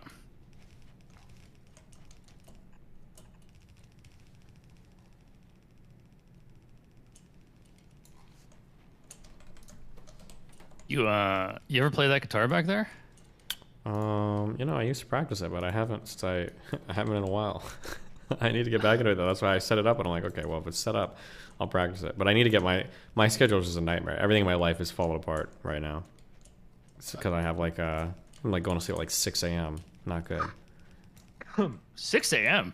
Yeah, that's bad for me. I was sleeping at like 2 a.m. That's good for me. What are you doing? I just Factorio, walking around, feeling like shit. I don't like it when things in my life aren't like put together, and like not having internet is like fucking with my head a lot. Like having to fuck with these. Like I'm tethered to my Google Fi hotspot on my gaming computer. I'm tethered to my Verizon hotspot on my streaming computer, and then I'm like my connections kind of suck. I've got to constantly monitor my internet because I already exhausted like 2 of my hotspots. It's just like all that shit is just fucking annoying. It's not, and I'm streaming at like a shit quality. I can't upload any of my VODs for fucking August. Like my websites are all lagging and shit. Like I couldn't use Discord earlier. It's a rough life out here. Okay. Yeah, I've been there. When I moved into my new house, I had to order a special SIM card with unlimited data to have 4G internet while they set up my fiber. Mm-hmm. You could do that. It's just expensive. What? How expensive? Like $90 a month. Wow. Fuck you. I would gladly pay that. Yeah. Then pay it. I bought a Verizon card that's supposed to be super unlimited. I just don't have a way to put it on my phone yet. I'm hoping that I got a SIM card for a hotspot, but I can't use it with the other hotspot I bought because that's a Verizon one, I guess. It's proprietary. Do you think I can stick a data SIM card in my phone and use my phone to hotspot? A data SIM card in yeah. Okay, I just can't make calls with it, right? If your carrier supports it, I think most phones have like a carrier lock on their hotspotting these days. Sure, okay. Should be okay then. Unless it's unlocked, yeah. Hopefully, okay. How is Melina going to stream when she gets back? I do not fucking care. She can figure that out on her own. T-Mobile and Verizon have unlimited 5G home internet. Yeah, no, I got the one from Verizon. I have to have a business account for it, but I got a business account, so it's $75 a month. I don't believe it, but we'll find out when I start using it. I asked you, I was like, if I do 100 gigs a day, you guys aren't going to throttle me? And he's like, you can do 100 gigs a day, and we won't throttle you. And I'm like, all right, dude. Okay, chief, if you say so. Are you doing 100 gigs a day? No, but I probably do a lot. They haven't throttled you, have they? Well, no, I haven't hooked that one in yet, and I'm not doing a lot right now. I'm only doing 4 megs a second instead of 16. 16 a second is 2 megabytes per second? So 120 a minute.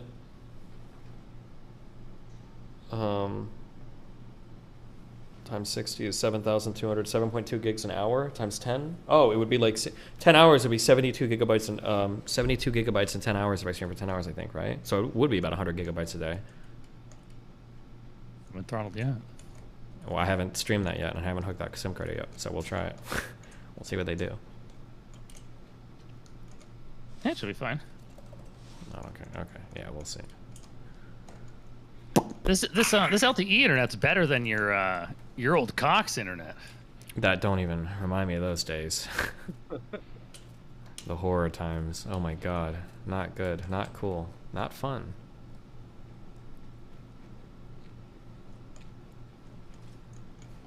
You don't miss those days? Not even a little bit? Not even a little bit, I would say, yeah. I kind of miss those days. Yeah, do you? Yeah, a little bit. For entirely different reasons. Yeah, not the internet laggy ones, I would imagine. Yeah.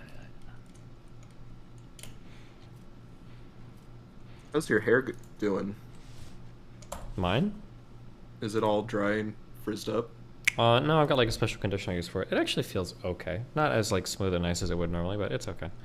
How many times have you washed it since it got dyed? Probably 20 times, I think. Are you serious? Yeah, why? Oh, it's just a very strong dye if it's still that blue. Well, I use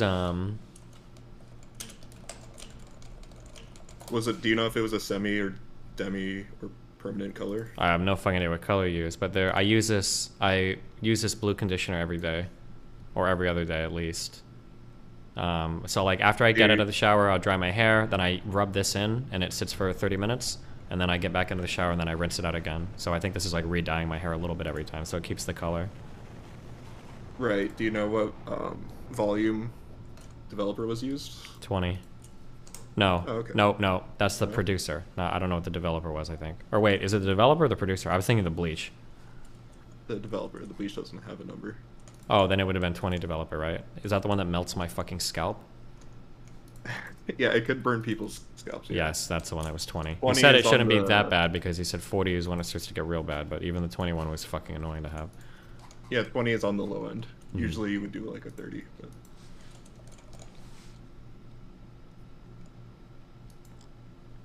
I heard you say that like you get a lot of compliments from people, but have you like been looking at yourself differently in the mirror now? I think it actually looks kind of cool, as funny as that is. Like, I thought, because every time I've seen people with dyed hair, I haven't liked it, I think, because, oh, I can just see this in a fucking fuel refinery. I don't like it because, one, usually people with dyed hair use a lot of product, and I don't like sticky, staticky, like, crusty hair. That feels gross to me. And then usually because the colors get, like, really faded and gross looking. Like, that, yeah. I don't like that. But, like, this is, like, a very strong, this is, like, a super strong color of blue. And then it like feels nice. So like after I like use a blow dryer on it and I like comb it through and it's like nice and fluffy and cute. I think it actually it's grown on me a lot. Yeah, blue and red specifically are like really hard to get out of your hair if you ever want to get it out of your hair. This is super easy to get out of my hair because as soon as I'm ready to get it out, I'm fucking shaving my head. So. Well, yeah. That's the easiest. Have you way noticed ever. Any breakage, or do you think your hair is like fairly healthy? It seems pretty healthy. I mean, like I lose some hair, like when I comb it and stuff. Like I think I How do normally. you, how do you wash and then dry your hair? Can you describe the process in intimate detail? Well, I go into the shower and then I shampoo my hair. I get gloves on, and then with a pair of plastic gloves, I shampoo the fuck out of my hair. They said I'm not supposed to do that, but I have to. I just can't. It like. How do you shampoo your hair? What's your technique? So usually shampoo goes in a dollop on the hand, then it goes in a dollop on the head, and then with my fingertips, I'm kind of like scrubbing it into my scalp, and then I come down to the sides, do the back, That's pro all of technique. that. Yeah, absolutely. In a straight line, right? In a straight line. You're supposed to use your fingers in a straight line to scrub your scalp. I just go back and forth. I don't know Are you? I've never heard that. I don't know what the straight line technique is. Fuck, dude. Have I been fucking up the Just whole don't time? make circles, basically. Oh, okay. Who the fuck makes circles? Yeah, back and forth. Jesus. Circles are for brushing teeth, okay? Okay, so you shampoo appropriately, all right, wash it out, and then? Then I'll get out of the shower. I'll use usually 2 towels to like dry it off as much as possible. I might sit in a towel on my computer for like 5 minutes, let it dry a little bit more, and then once it's like fairly dryish, like just a little bit damp, I'll take all that, I'll do another set of gloves, and then I smush all that conditioner shit into the hair, and then I go through it all. Probably spend like a good like 3 or 4 minutes like doing all that shit, and then I go sit back down again in a towel, and then I wait another 30 minutes for it to be like blue is, I guess, and then I go into the shower, and then I rinse it off with cold water, and then I dry again, and then I'm done. Ugh. That conditioner says 30 minutes? Yeah. Okay. That's probably why it's still very blue. Yeah, I think it does. Hopefully, the directions are on the back. Fuck, I can't find it. But yeah, I think it says after your hair is dry, you leave it sit for 30 minutes, yeah. Wow, that's good. That's good stuff. Yeah. Do you wash your face? Yeah, with soap. I don't use like a facial cleaner or whatever. You This I'm generally gay have guy. oily Yeah. skin? You really turned me on to face washing. Who did? This I'm gay guy. Oh. Did you really? Yeah, I mean, you really shouldn't be using soap, but if you have oily skin, I can understand why. Yeah, I do have oily skin, okay? I don't need you unoily skin fucking losers who are I like, have oh yeah. extremely oily skin. Oh yeah, I'm sure you do, kid. You don't know oily skin until you've seen my skin, okay? I have the most oily skin. You should use a salicylic acid cleanser instead. Yeah, fuck that shit. You know what salicylic acid is? That's called, Salicylic? that's called not Accutane when you're a teenager and you're trying to get rid of acne, okay? Fuck that shit. I used so many salicylic acid cleaners when I was a kid to try to get rid of acne and shit. And all that shit did was dry my fucking skin out. I didn't do fucking anything. Fuck those cleaners. Fuck that shit. Soap doesn't? No. I just use like body soap. Just like, I'm not using like fucking, it's not like 98 fucking % alcohol, like melt my face off shit. Oh, actually I have to take little blots and I have to do alcohol around my forehead. I'll take isopropyl alcohol and I take little cotton swabs and I have to clean around so that my whole forehead doesn't get dyed blue. That's some annoying shit I have to do. Fuck. God, how annoying. That's the only thing that sucks. I don't know if... I don't know how long I can handle it. We'll see.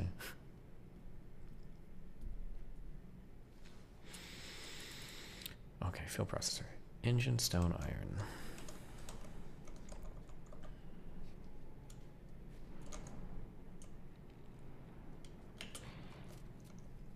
Well, what else? What are you guys talking about? Well, we were talking about his cool new bomber jacket. Yeah. He popped in. Yeah, my cool new bomber jacket. Is it really cool? Yeah, it's a Buzz Rickson X William Gibson USAF 1957 replica MA1 bomber jacket. It's pretty cool. You like airplanes or something, or why? No, there's a video game review man on the internet named Tim Rogers, and he did a review of Cyberpunk 2077. And in the video, he talked about the jacket, and I thought it was really cool, so I bought it. Interesting.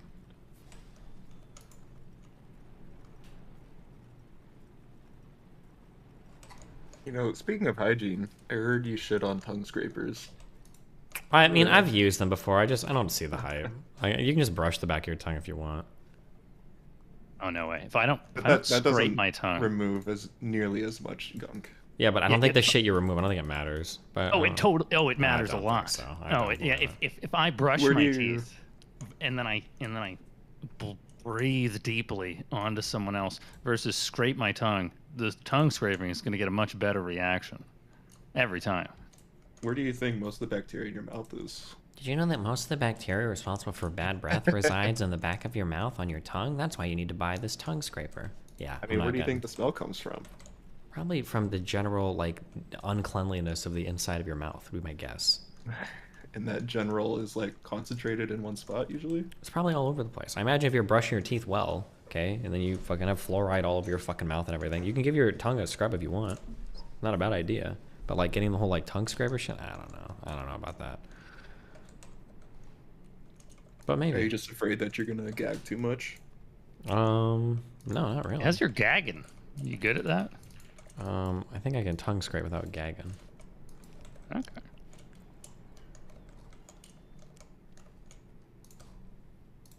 Oh, do you floss? No. I used to, but fuck that shit, okay? Have you tried a water pick?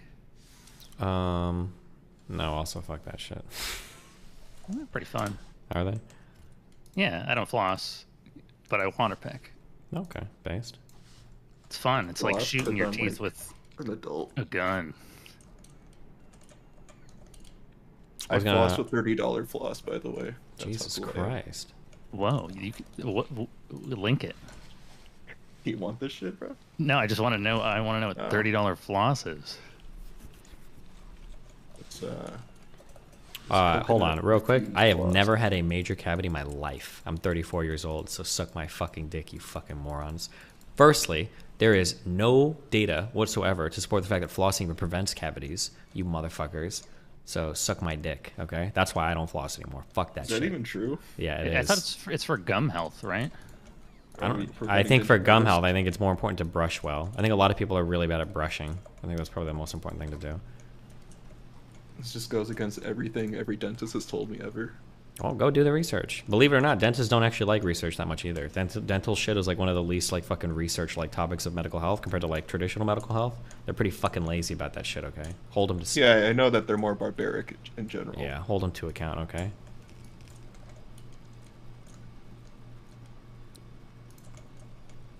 But, Make them answer yep. for their crimes. I have pretty poor dental genetics, I would say. I was like born without a few teeth. But Jesus. Ever since I started flossing and tongue scraping and, you know, brushing with electric toothbrush, I haven't had any issues, so. Oh man, dude, we're just gonna disagree on every single dental take. I hate electric toothbrushes. I think they're such a fucking meme. Why? They're just such a fucking meme. How does it help? You know how to use them? How does it help? They're You just use them like a normal ultrasonic. toothbrush. I don't know why you would care if it's electric or not. Because one, I'm worried I'm gonna break it. Why would you need it to be? Wait, what does the what? electric part do? It It just goes scrubs a little bit more. You've ever used an ultrasonic cleaner on anything? It's the same thing. Like if you scrub something really fast back and forth, that's better than slowly. The reason why I disagree is because when I brush my teeth, I feel like the scrubbing action comes from the leverage I have on the toothbrush.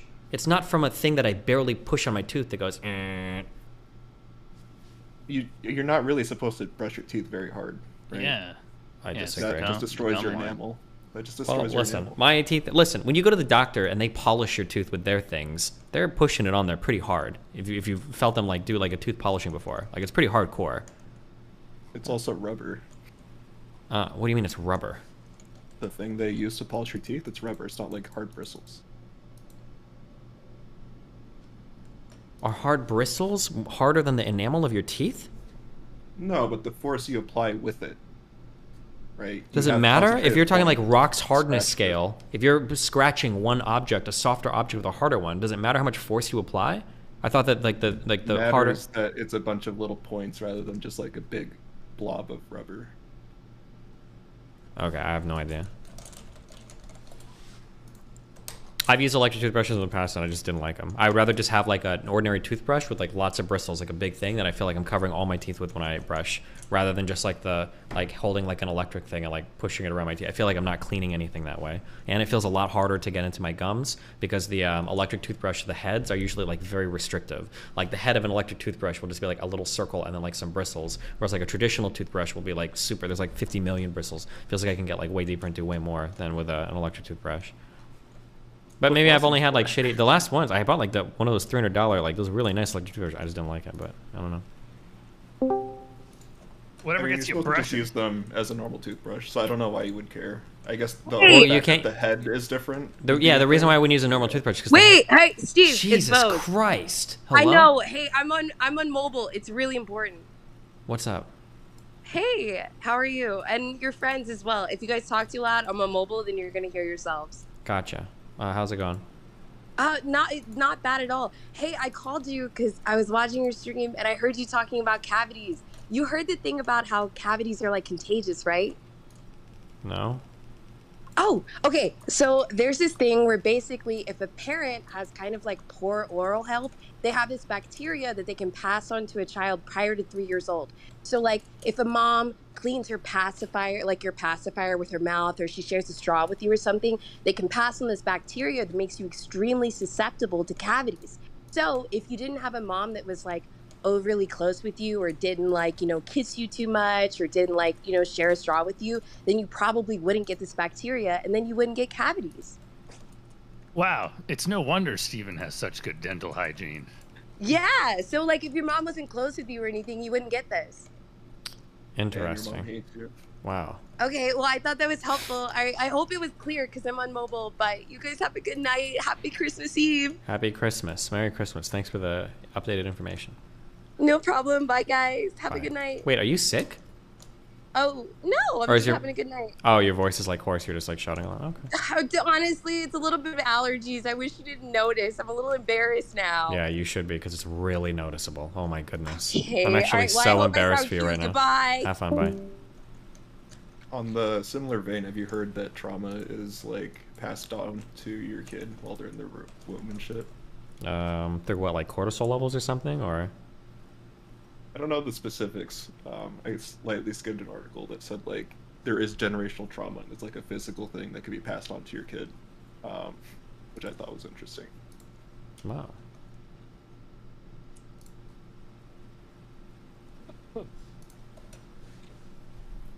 Well, cool. Or not cool, I guess. I don't know. You should start flossing. It's probably good for you. I don't think so. I don't believe it. I tried to find studies. I tried to find research on this, and I was like, "Is it?" And there was because somebody had made a claim in chat. Somebody had said something like, there's no evidence that flossing actually does anything. And I was like, no fucking shot, you fucking moron. Every single dentist I've ever been to recommends it. And I feel like I started Googling around, and I found out that it didn't sound like there was any empirical research that said that flossing actually did anything. I was like, oh, well, fuck me. But then I also found that apparently dentists in general just don't do a lot of research. Like, there's not a lot of, like, dental research. Like, a lot of it is just kind of like, I don't want to say old wives' tales, but, like, dentists kind of, like, learn a thing and they pass it on. And there's, like, not much, like, empirical foundation for a lot of dental recommendation shit.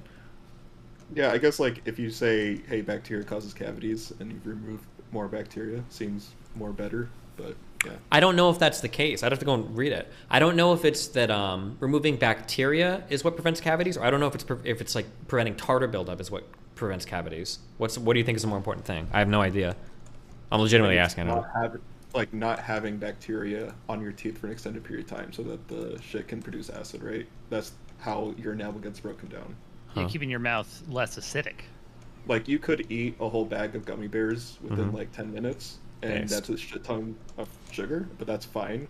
If you ate that same bag over like 10 hours, you're just repeatedly applying more and more sugar over your teeth over an extended period of time. That's way more damaging, even though it's the same amount of sugar. Gotcha. Because you're just re-upping all the bacteria with like food. Whereas your saliva would just take care of like the bacteria immediately in that one sitting, right? Fascinating. So yeah, when I floss, big globs of shit come out, so you know, seems good. Nice.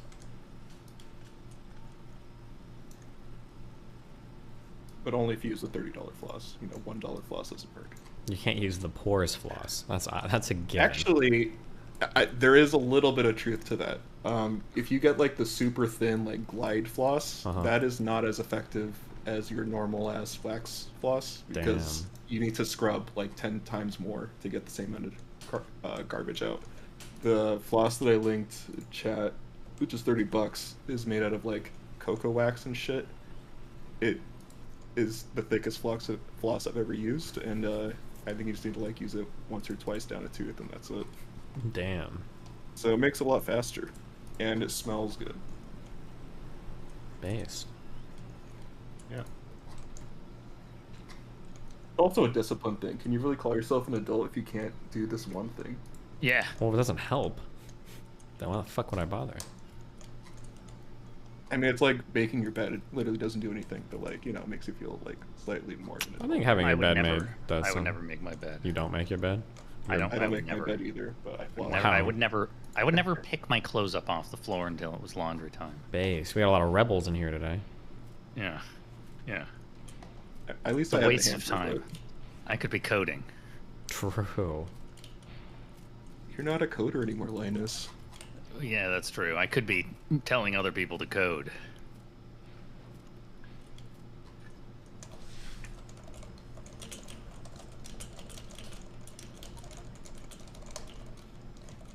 Do you actually think waffle towels are better than normal towels? I don't know what a waffle towel is. It's the type of towel you have. I don't know it. I brush it against my body and it dries me off. Like the weavy one versus the one that's not weavy. The waffle, if you're talking about the waffles ones, then I think I might hate those types. If it's the one with like the patches like up and down or something, I don't know if I'm describing if that's even like the right thing. No, it's like a pretty plush towel, not with like fibers, with like waffle-like texture. I don't know what the fuck a waffle texture means. A bunch of squares. No, fuck, that sounds horrible. I remember you saying it was the best thing you've ever found. Oh, well then it was yourself. Amazing. I don't know what you're talking about. Wasn't that Dan? I mean, it might have been Dan. Was it Dan? It Sounds was like something maybe Dan would say. You know, Dan said he quit today. I don't know what he meant by that. Yeah, he said he's done. Done with what? I don't know. He just came into comp randomly sci. said, "I'm done," and then I'm done. Jesus. And then he left. He didn't respond to anyone. I think he's done being on stream. It's too much for old man Dan.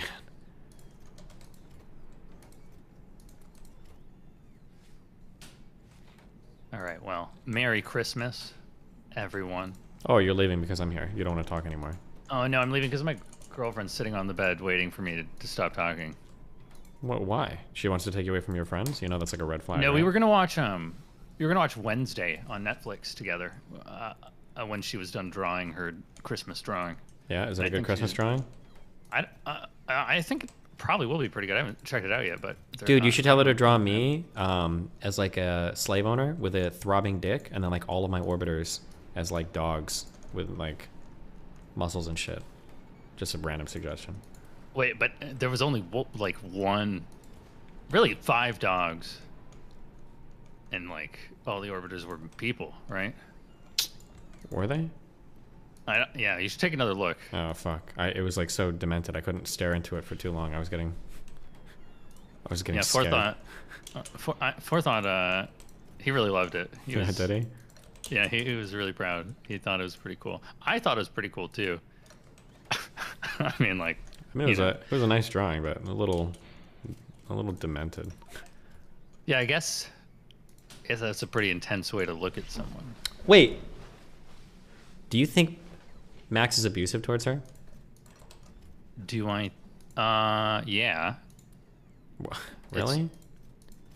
Yeah. Not like, oh, they definitely need to break up abusive. I think certain people handle different types of abuse better than others. Some people like it. I don't know. She likes it. Maybe she likes it. Fuck, okay, whatever. I respect your emotional opinions on people, so I was hoping you would disagree. So we could fight about it. I mean, I think like if you were to... does he do things that like are probably unhealthy for people to be subjected to constantly? I feel like the dynamic is like super, super, super fucked. That's the feeling that I get. Like she comes across as like a fucking like zombie prisoner. Like that's how I don't know. I don't know. I don't know. I mean, we only see the videos that are posted, the way that she acts online, the difference in behavior between now and before. Yeah. Yeah. But, other than that, I mean, if she, some people need some shit like that. Wasn't she raised in a cult or something? I don't know. She seemed really happy 5 years ago, and I'm listening to her doing podcasts about her fucking like indie music and dancing around and all that shit. She seemed like she was doing okay. But maybe, yeah, you're right. Maybe some women just need to be, you know, fucking abused. I mean, yeah, not base, not not like as a general statement, but I'm sure some people do prefer having someone kind of fucked up in their life. Yeah. Yeah. Okay.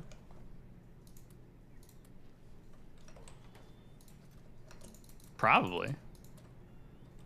Anyway, Merry Yeah. Christmas. Yeah, go have fun. Be careful. Stay safe. I'm gonna go watch Wednesday. Yeah, be careful. I heard it's a good She's show. Yeah, she's 20 years old. I think the actor is. Yeah. I think so. Yeah. I don't know how that's relevant to anything we're talking about, but Oh, the listeners will know what I mean. All right. See you later. have fun, buddy. Bye. Oh, it's just you and me now. Isn't that crazy? How's do you still work at the big M? I do. That's good. You It's, survived the layoffs. Are you an active participant in your company's meta server, or a fucking hater? So I see. That whole thing was pretty wild, because the layoffs weren't announced beforehand. Oh, and Jesus. so people leaked that to Blind, and so there was just rumors for I think a solid 2 to 3 days before it actually happened, where people are going crazy. Mm-hmm. And the night it did happen, I stayed up until 6 a.m. because according to the rumors and the leaks, like emails were going to be sent out at 4 a.m. I think to tell you if you were going to be fucked or not. Jesus. So yeah, everyone was up. My manager was up, and he got an email that was like, "Oh hey, haha, here are all the people that just got deleted from your team." Mm-hmm. I personally lost, I think, three people. Yeah, that I worked with directly. Mhm. Actually, 4 people I worked with directly that just like evaporated, which kind of sucks. Actually, sucks a lot. Mhm. General feeling pretty bad, honestly. Yeah, I think layoffs will probably do that. Especially like- unannounced layoffs with massive amounts of the company disappearing. Yeah, I imagine that'll probably happen. Yeah. It's like it was what 10% or some shit. I don't know. It's not a massive amount, but it's still if it It's affects a big company. you- 10% is, I feel like, quite a few people, but I mean, absolute number wise, yeah, but like it doesn't really hit you unless it actually affects your team. Right? Sure, There's sure, a bunch sure. of people where they're like nothing changed and Mhm. everything's fine, but it seems like there was a very obvious, low performers get cut, but there was also just like a randomized. I know a bunch of people that I would consider very high performing that just got cut. Mhm. And so there was a very like obvious random element to it. do you really think it was random, or were they just like cutting teams that they like, even if it was talent? I They were like, think it's not there profitable. was a random element to it. So I think that they probably got, some insight into the low performers and then cut that and they're like, oh shit, that's not enough. And then they're kind of like, all right, well, just run a random number generator and start, taking some people out. No shot. Really? I can't explain some of the people that got laid off. So that's my explanation. I literally cannot explain otherwise. Like, these are people with very good, deep domain expertise and everything. Mhm. And it's, like, very surprising that they would be let go. Well. Also, very high level. You would imagine that, like, layoffs would mostly be junior engineers and stuff, but... I thought you didn't have those anymore. I thought I read somewhere. I think I asked Chad a question. It was like everybody that gets hired is like instantly called a senior dev or some stupid shit. That's not true at all. Oh, okay. Whoever said that's an idiot. Fucking Chad. No, we love junior engineers. They're the actual, like, they're the people that actually write code. Based. And when you're at that level, that's your only worth is writing code. Mhm. So very, very useful. But yeah, that coupled with the whole internship fiasco, and then like the plummet of the stock, things are a little dicey. I'm sure you guys will be okay. No worries. Yeah, I mean the company's fine, but it just feels like shit. Mm-hmm. But then I can't really complain because my friends at Twitter, I just got eviscerated. Where the I need you to find somebody in trust and safety. Have you made that friend yet? I gave you that. I signed you that job. It was very important. No, I did not. Jesus Christ. Unbelievable. But yeah, I don't know. I've been, you know, doing my thing.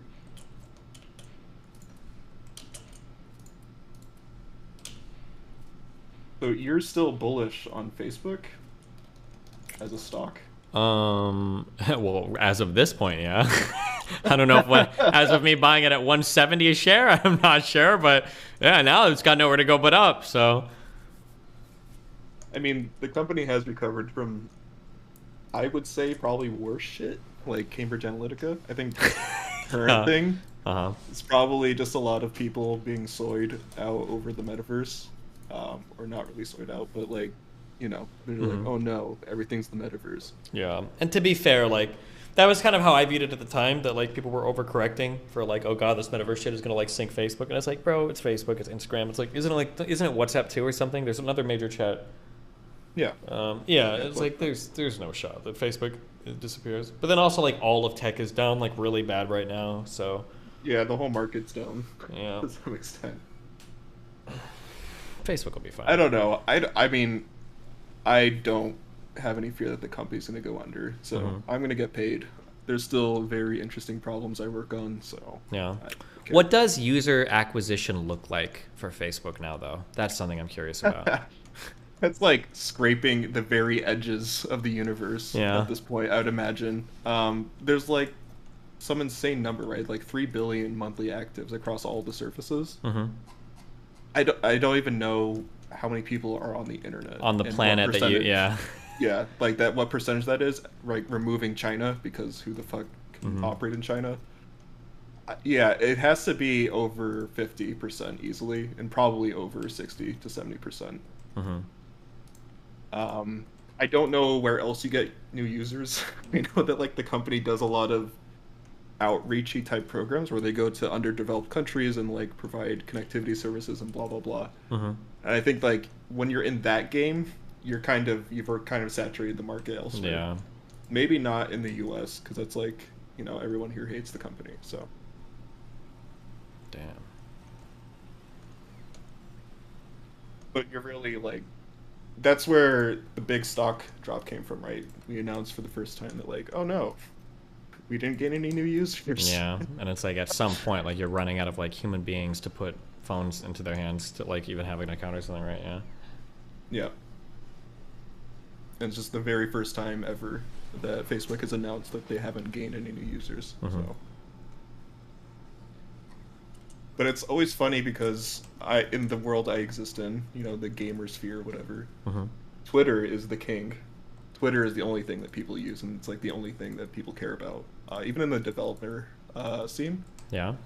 Where Twitter is like a fraction of the size of Facebook in terms of active users and stuff. Like developers are more often on Facebook than Twitter? No. I'm saying both for the gamer sphere and the developer sphere, Twitter is king. Oh, gotcha. And so for everyone I talk to, my world makes it seem like Twitter is vastly like the thing that everyone uses, bigger than Facebook, bigger than everything else. But the real actual numbers paint a very different story. Yeah, I try not to get caught up in like, what does my bubble think too much? Because like, that's why because you hear a lot of people saying shit like nobody's on Facebook anymore, and it's like, bruh, what do you mean you're saying nobody?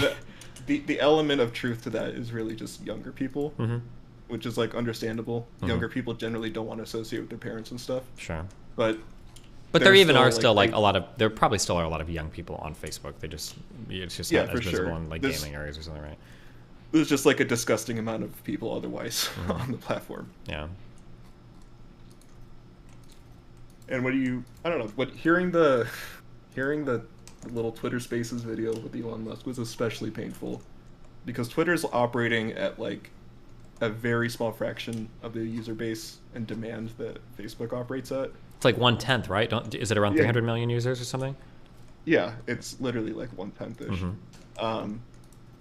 And just like me trying to imagine someone just like, oh yeah, let's just fucking rewrite everything. It's a little insane to me to like comprehend. Sure. Because I don't think the average person really realizes how fucking complex things are behind the scenes. and just how much fucking raw shit like computers have to process, and like how many servers we have and all that shit. Yeah, I can imagine scaling It's services just like, gets insane at that point. Yeah. And I think that if you wanted to have a conversation about this, you would have to go really out of your way to find someone that isn't online. Because anyone that's going to be online, including me, probably not a good source, and probably is going to be not working on something that's like impactful. Sure.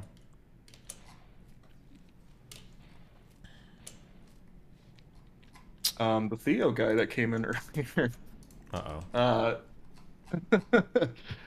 Listen, there's his YouTube channel.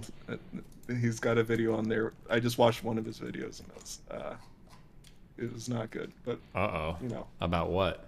I'm sure he's a nice guy. Uh-oh. He basically shilled some sponsor that paid him to make a video.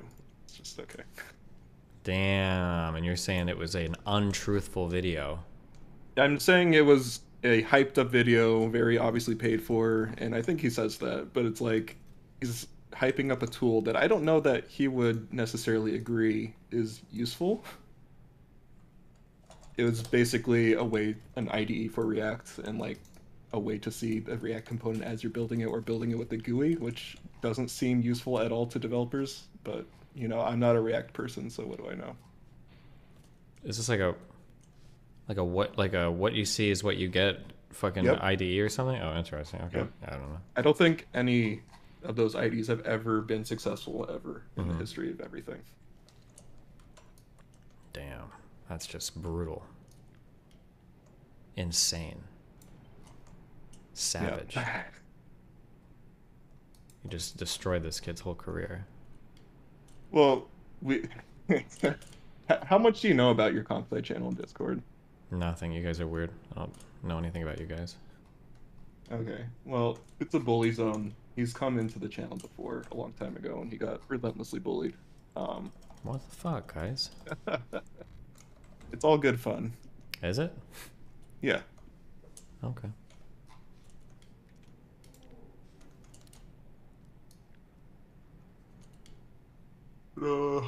Yeah, I don't know. I'm sure he'll come back and defend himself. Darius says, hashtag comp sci kids are my bitches. Do whatever I say. Is that really true? Are you guys his bitch? No, but you make fun of Darius constantly. Are you sure? Because that's not what Darius is saying. Yeah, I'm pretty sure. Okay.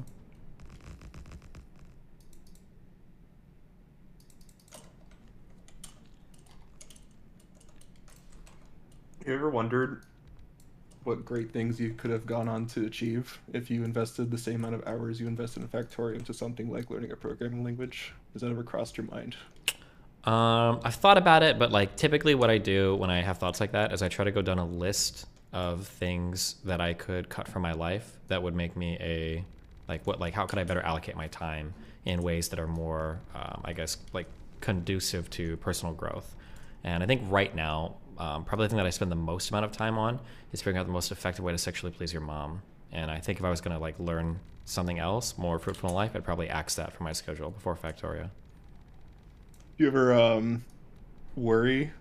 I don't know if you have a history of this in your family, but do you ever worry of developing something like dementia or Alzheimer's? Probably. I mean, my mom has it now. Her mom had it. I've heard that the biggest safeguards against that are diet and exercise and sleep. I think that's actually the three things. I know I've read sleep plays a big thing into it, so I try to take my sleep fairly seriously. There's probably a pretty big genetic component, and then I've heard like some amount of like exercise or physical activity is big, so I kind of do what I can, but I mean, I'm not gonna like. I think yeah, go ahead. the other point is keeping your mind healthy, which invariably just means like learn new things. I don't know if that is that. I don't know if that's a thing or not. It might, maybe. If it is, that's good. It is. Okay, well. So my sister researches this stuff, and this is like I think probably the newer things that are coming out, where it's like people that have a routine and then just get stuck in that routine for 50+ years. Yeah, that seems really bad. Very much more likely to just develop that shit versus someone that has hobbies and like learns new hobbies consistently. But anyway. I still just think it'd be insanely entertaining to watch you learn something on stream like coding. It would be, it would be fucking cancerous as fuck. I know it would be cancer for you, but like, that's not what I care about here. Yeah, it would be. Yeah, it would be endless entertainment for you. But yeah, it would be the closest thing to pushing me to suicide. I think probably my entire life. That really? I think so. Learning anything on stream was fucking the most difficult thing ever. Yeah.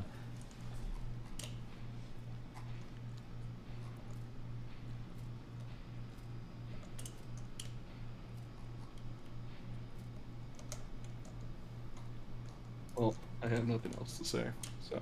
Okay. Well, hey, have fun. Be careful. Yep. Stay safe, bucko. Okay. Yep. Bye. Be careful.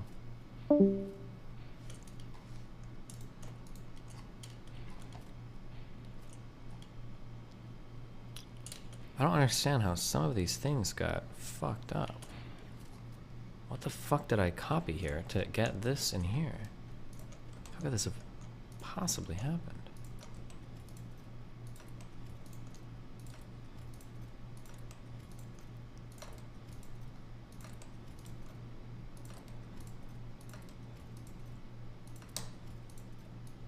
No.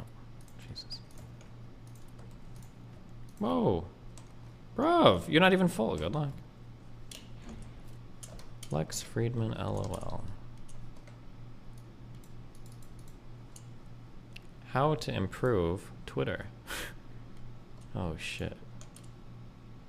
Mr. Medical going over whatever the fuck is happening to him. Dude's fucked. Apparently, after removing a tumor, his body went absolutely haywire.